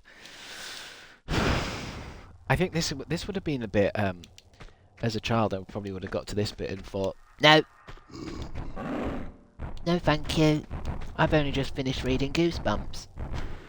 I'm not ready for this. Goodbye. I'm guessing this game's a 15. This isn't suitable for children. Although I guess children nowadays would look at this and be thinking like, this isn't scary. This is old. Can you get different skins in it? This is old. This is for old people. How do I get that down? Drop your flare. Oh, no, she can hold the flare. So why does that all come up? So the oh, fucking, this fucking, fuck. If I go far too... It's fucking fire everywhere in this fucking game. Load. One of the Mummy movies had Yetis. Yes, it did. I remember one. They get all covered in snow and shit. What is there? There's Mummy. There's the Mummy. Mummy Returns. Is there 4 Mummy movies, not including the Scorpion King? Easy. Easy.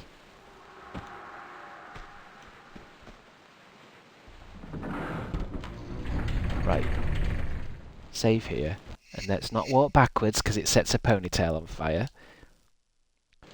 The new Goosebumps show is so bad I can't finish it. Goosebumps should be red. It's not a TV show. It should be red. Are they all coming after me? I feel like... Yep, they are. Fucking hell, they just come storming after you like that. That's terrifying. What were they thinking? It's just going to come charging at me like that.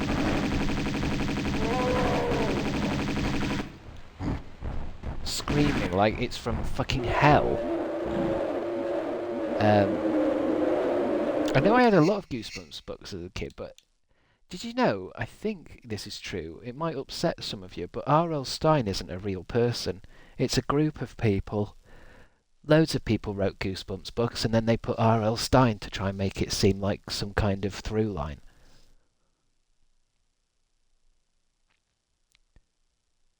Ghostwriters. Spooky. Wait, I didn't know that. It might not be true. Does anyone know? Can anyone confirm? Shaking and crying right now. Well, you tell me. What does R.L. Stine look like? TikTok facts again. I was going to get angry at you for saying that, Sophie, but then you put 2 kisses at the end, so that changes it. I'm fine with that. I mean, it's just one of those things that... It's one of those things where if you think about it, it's like, oh, that does make sense, actually, because it is a children's series. And they did bring out, I don't know, 800 of the fucking things.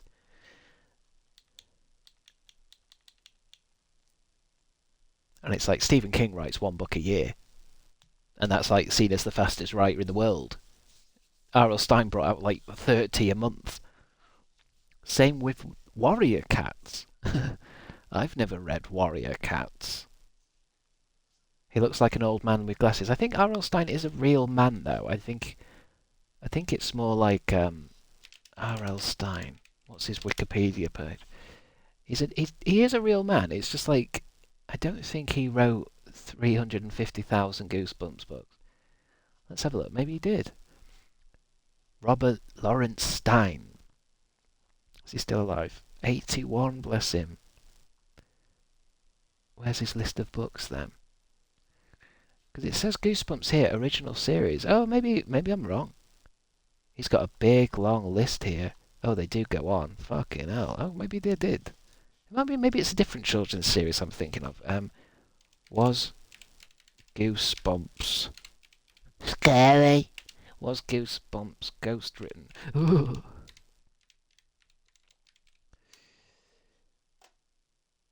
I hate to bring this up, but R.L. Stine, ghostwriters, he has said that the Give Yourself Goosebumps and Tales to Give You Goosebumps books were ghost written. Oh, so it might just be like the main Goosebumps lot was him.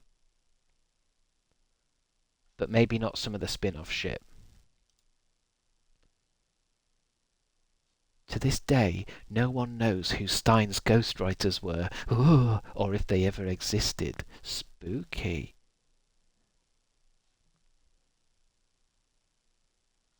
Yeah, so I think it looks like it's up in the air a bit. I think it must be just, maybe it's just, I think it's some of the series maybe, because there was some spin-offs. I remember having one that was like Choose Your Own Adventure. Actually, it's partly true, Scarl, actually. Addicted to lying. I'm addicted to trivia. I'm right, but also wrong. R.L. Stein is real. It wasn't completely made up. He's a real guy. But used to ghostwrite to do some of the other shit. Some of the spin-offs. I wonder what... I'm trying to think of my favourite ones. Although, to be honest, I know they're good in that, but it's one of those things where if you try and think back about them, can anyone remember any of them? Do you know what I mean? Like, were they actually good, or were they just good for kids? You know, just fun reads. Because they weren't too tricky. Because I'm trying to think of, like... I know there's, like... In my head, when you say Goosebumps, I think of that ventriloquist dummy. But then... That's kind of been done before. List of Goosebumps. I think, to be honest, it was more to do with me being a nerdy kid and wanting all the books in the right order on my shelf with the numbers. I'm missing one. Do you know what I mean? There was a nerdiness to it. Can I see with the pictures? I don't want the Wikipedia list. I want the pictures of the front cover. Pictures. But I also want the UK versions. Because I've noticed the American ones look stupid. Yeah, that's it. Them ones. Where it was like the picture would be... The front cover would just be goop. And it'd be something in the goop. There's something in the goop. Oh, I had that one. The Haunted Mask 2. God, they look so cool. They look so gnarly. Goosebumps. Oh, be careful what you wish for. I had that one. Goosebumps front covers are completely my aesthetic.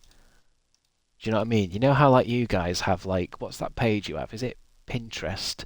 Where you build, like, lots of pictures of what you want your perfect house or wedding to be.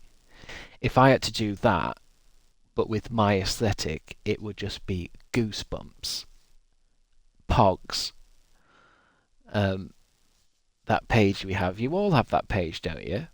Doesn't everyone have a page with all the things they collect? And it's like, this is where I put things that I find that's going to be perfect for my wedding. Goosebump fronts covers gave me mares. I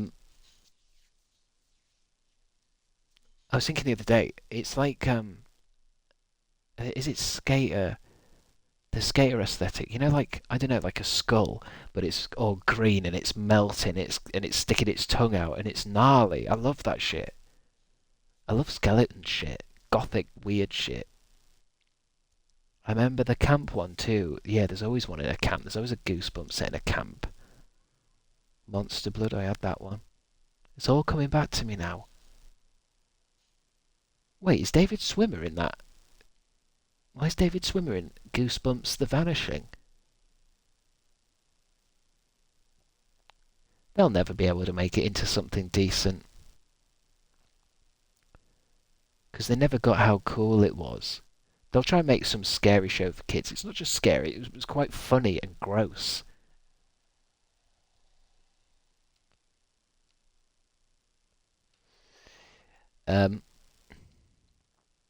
It's the new shit one, is that? Oh.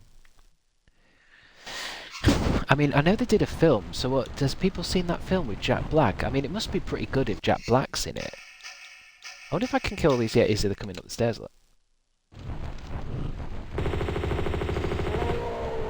Wait, there's two sets of stairs. Shit. Oh, fuck.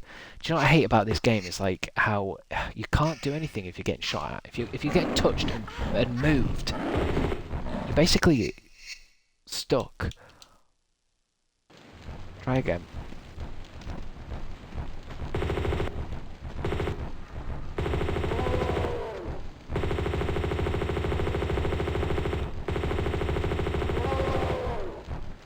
Where's the other one?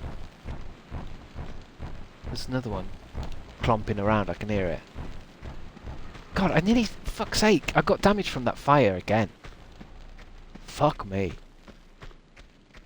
Just by walking too close to fire. I'm supposed to be a fucking Tomb Raider. Why am I so flammable?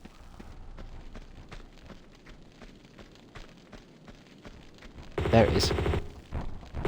Shoot the son of a bitch. I've gone right off Jack Black lately. I mean, it's crazy, isn't it? Because Jack Black, he really was like, he's the coolest guy. He's the coolest guy in Hollywood. He's the cool. If he's in it, it's gonna be great. But what's happened? Why has it gone all wrong for him? Why is he in like 20 shit films all of a sudden? It's like he's saying like, I'm gonna cash in now. Let's just try and do as many things as I can, take as much money as I can, and then I'm out. It's just that he used to be beloved. School of Rock, yeah, School of Rock. I mean, most of them, even bad films he was in, people would still love him in it. But then he just seems to be picking films where it's like, why have you picked that? Why do you want to do Minecraft?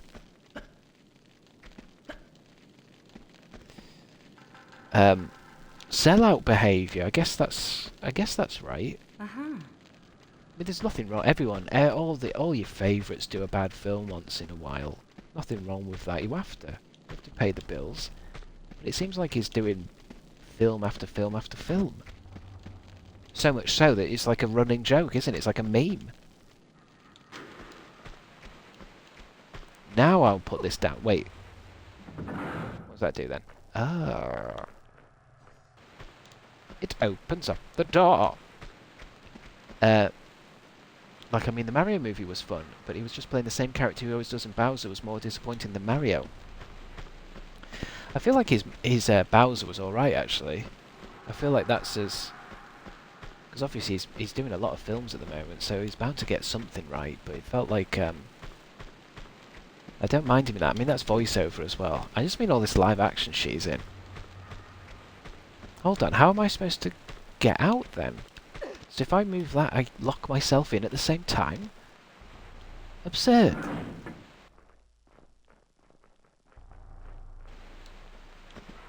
So what am I gonna do? Is that meant to happen? That means... I want to get back out of here. What does this do?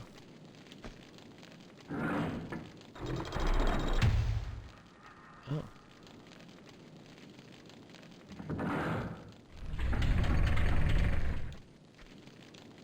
That does that. Uh-oh. I don't mind him doing bad films, he makes them better, but I wish he was in more good ones. I'm sure he does too. That goes down. That opens. But then I'm locked inside? Why? And surely that doesn't make sense, because that's not the switch that controls that. And it can't be timed, because it was closed when I got there.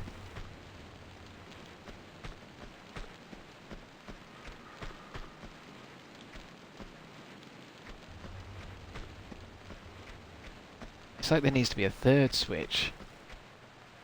I'm not sure that I don't know if this is broken. Because that doesn't make the sound effects of those doors. I feel like this is broken. This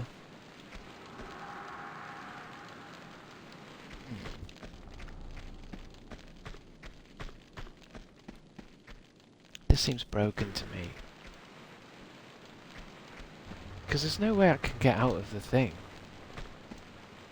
If it locks me in. But then it feels like it shouldn't be locking me in.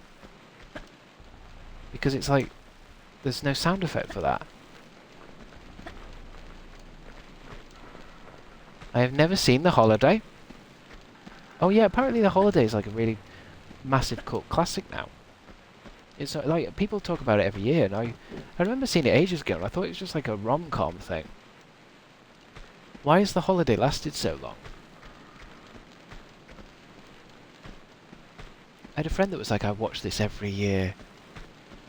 It just seems quite, when I watched it, it just seemed quite like, oh, this is another one of those Christmassy rom-coms. Jess the Wanted, why are you giving away your subs? Jess, are you drunk again? Are you falling on the keyboard? Can I refund you, please? Can I refund you, please, Jess?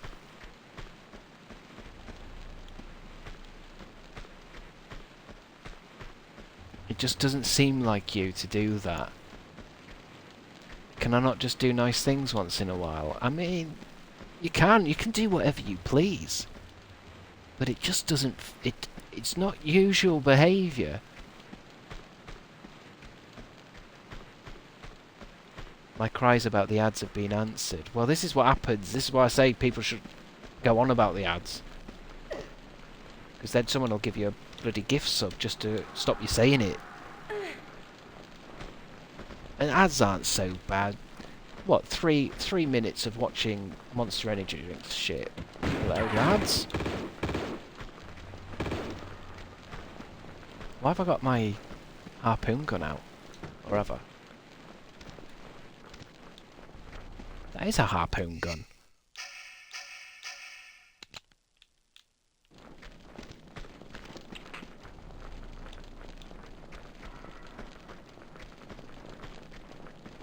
I'm going to try that in other streams.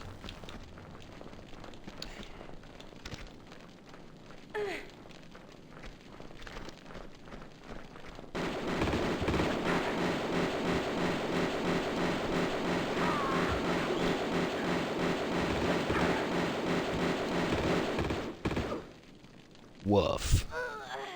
Who did you give them to? Fluffy Bunny Rowan and Amy the D and Bipolar Emma?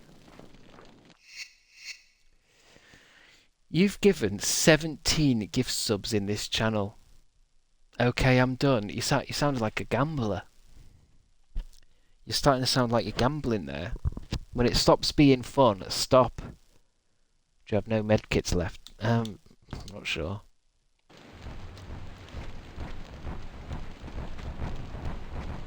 God, oh fuck, why am I back here? I don't want to be here.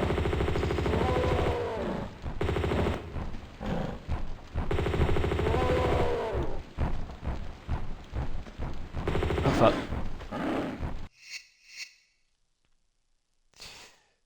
Jess is so amazing, we love her. Jess Slay? Damn, Jess is on one.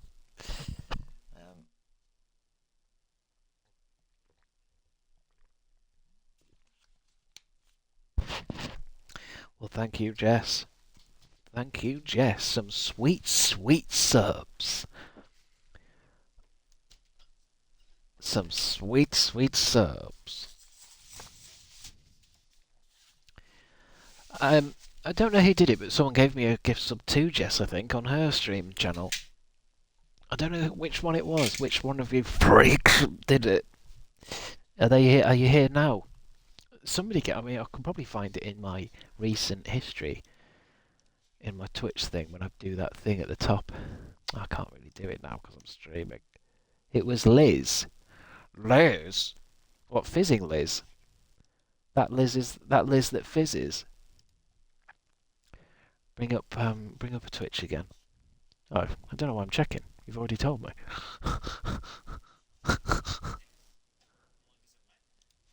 Ooh, someone's playing Marvel Rivals. Fizzing Lisby. It's weird. It's like I get a gift sub straight away when I go on like PJ's channel or I go on Jess the Wanted. Like someone straight away gives me a sub. It's brilliant, but I don't know why. My wife says hi to chat. Your wife? Famous privilege. Well, yeah, I guess it is. Let me try again. Catacombs of Talion. Talion. Right. So, first of all, let's shoot one Yeti over here. Wait till it screams. That one's down. That one's down. Save here, just in case. I just feel like watching a video to see if that's happening to someone else. I've just got a bad feeling about them gates.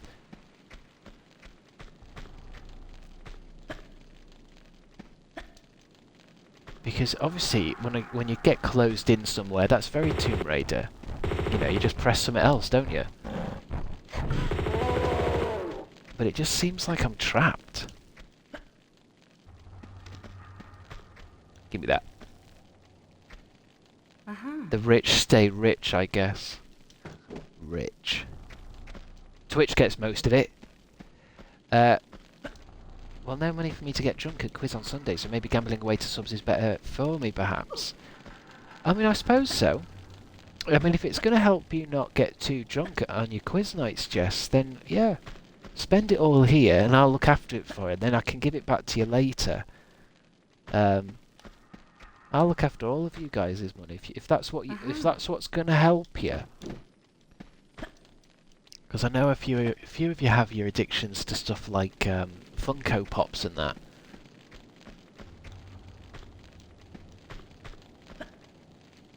I'll look after your cash. No problems. Uh-huh. Let me save. Because we've got some action going outside now, haven't we? I'm just going to have to come back here later. But I'm just confused.com. Uh-oh. Fuck. Just jumped too close to that burning fire. See, if I was remastering it, I would take that shit out. I understand if I jump on the fire, yeah, that's my fault, but not just go near it. What, am I covered in hairspray or something? What's my health look like? Is it that low? Give me another one.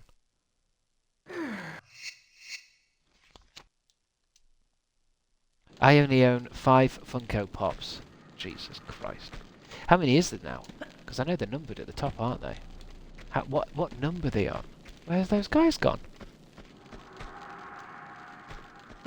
There was men in here. Unless maybe they're not coming now because I haven't done that switch thing. You see there? It opens that up there. Then if I can't keep it open... Let's see what happens. Maybe I'll just go with it. Maybe I'll press the switch, come out and see what happens. Maybe those men changed something. I just got a bad feeling about this. I was thinking then, is it something to do with lighting these fires or something? But they're all lit. They're well lit. It's, oh, easy, don't go near the fire. If I can't start, I need that down to open up this. And then I need this to open the door. Lovely. And then that sets the men off. But then I can't get out. I think it's because I can't use my camera either. There must be a switch on the wall. Maybe let me go into old graphics.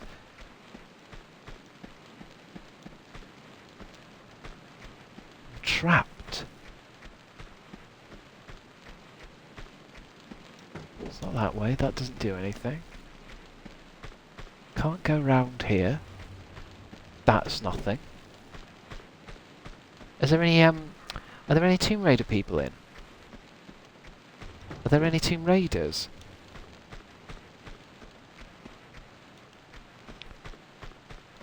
Thousands, I bet. 10 billion, probably. What, Funko Pops? My flare's going out! Okay, let me open up again and I'll have to go out again and see what happens. That closes the door.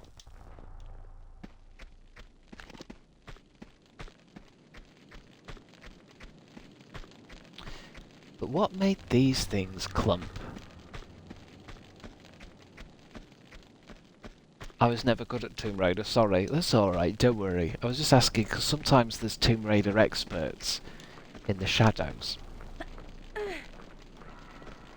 that might be watching thinking, what an idiot. Can't believe he's missed that. Oh shit.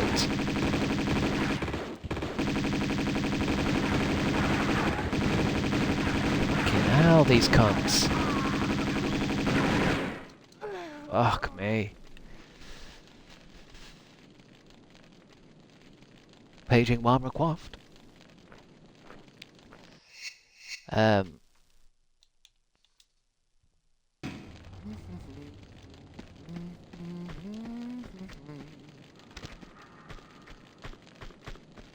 what's this level called? Give me a title again. Catacombs of the Talion. I just want to see, because I just don't want. I don't want to get annoyed by something that might need to be reset.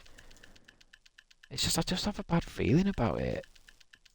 Because unless there's another switch I'm missing, and you have to do them in a certain order to keep everything open, it just doesn't seem right.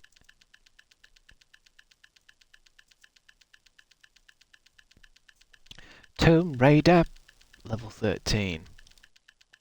Alright, enough of the ticking, please. Let me just get to that bit.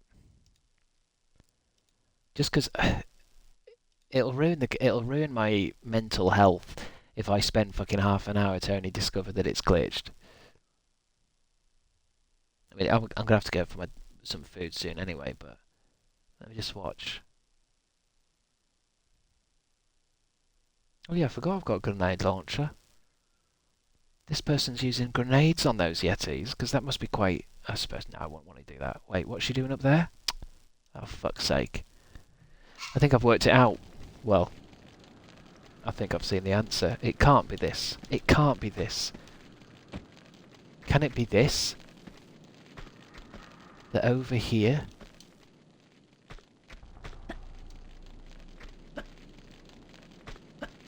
What's this? What's this here? A box? Bullshit. I swear to God.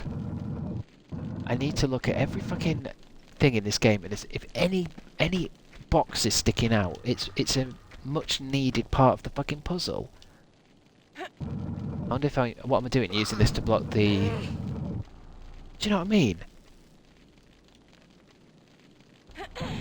That's a movable. A movable? It's not the first time this has happened either in this Tomb Raider game. Where it's like, hold on, you're expecting me to have seen that box in the corner that's shaped exactly like the wall? I'm not sure what I want to do with it though, but hold on. Is that gonna prevent these doors from coming down if there's a box there?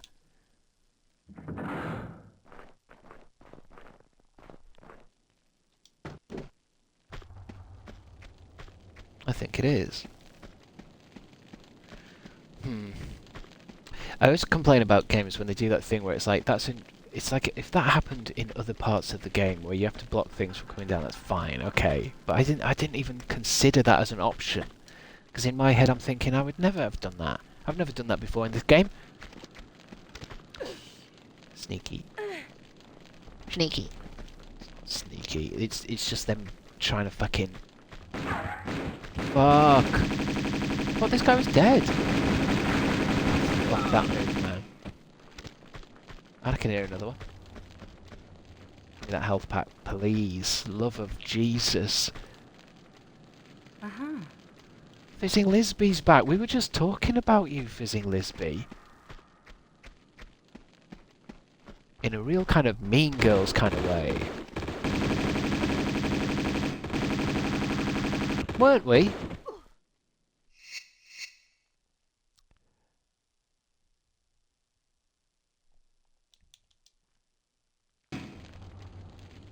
Right, where am I? Back here. So if I get my box moved, nice and quick, we'll do a save afterwards. The henchmen in this are just fucking brutal. Brutal. Buggers. Oh yeah, we were just... was it you that gave me a sub to Just the Wanted's channel? Y'all can't leave me in suspense like this. Sorry, I thought I got distracted by the tomb raiding. Yes, it was you. Yes, you're right. Because Jess is giving out some free subs to people.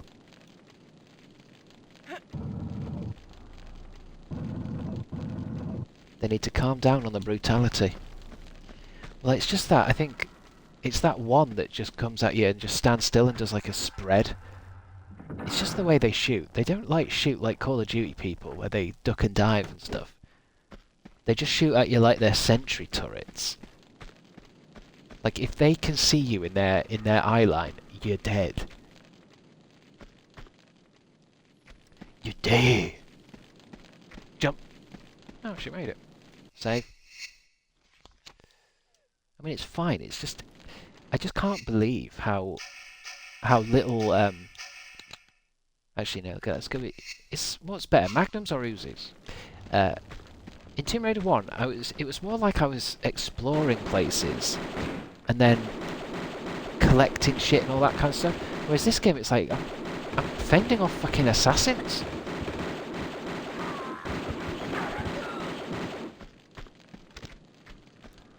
And at the end of Tomb Raider 1, I had 17 big medipacks and about 38 mini ones. And I had thousands of bullets. It's just whiplash. It's gone from easy to fucking hard. But I love it. Save game. I still love it. I'm gonna go. I've had enough of this crazy shit. She's got a whole mercenary group after her this time. Oh, and this is it. It's like I preferred shooting bats. Now she's got an entire fucking military group. Anyway. I think what I will do is I wonder if let me just, I'm going to Google it, fuck it. I'm going to Google how many levels is in this Tomb Raider 2. Just because I want to finish this, and then I might, how many levels? I might play Tomb Raider 3 after playing something else, if you know what I mean. How many levels in TR2? Actually, I better not put that. Google might not know what I'm talking about. Just because I don't want to rush it tomorrow, though. Tomb Raider 2 Golden Mask. What's Golden Mask? There are 48 now. How many levels are in Tomb Raider 2? 18. I think this is 13. I'm on 13, so there's 14. There's this level, 14, 15, 16, 17, 18. So it's quite substantial. So I want to play more of this, but I don't like that thing where it's like I don't want to rush it because I'm like I need to get to another game. I want to play it at a fun level. Oh, that's the DLC, is it? Oh, I see.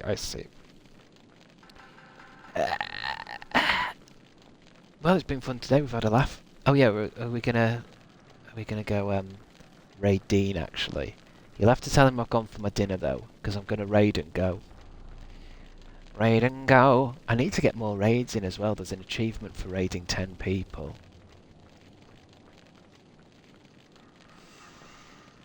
I haven't raided Dean since 1987.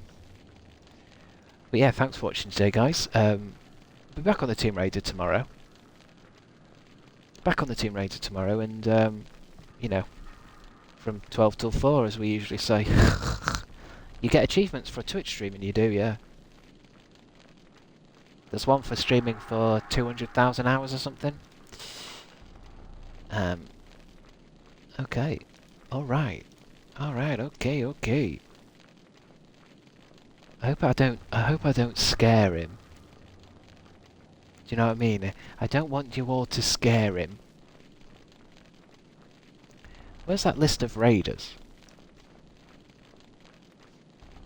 Where's that thing where it tells me who's ready?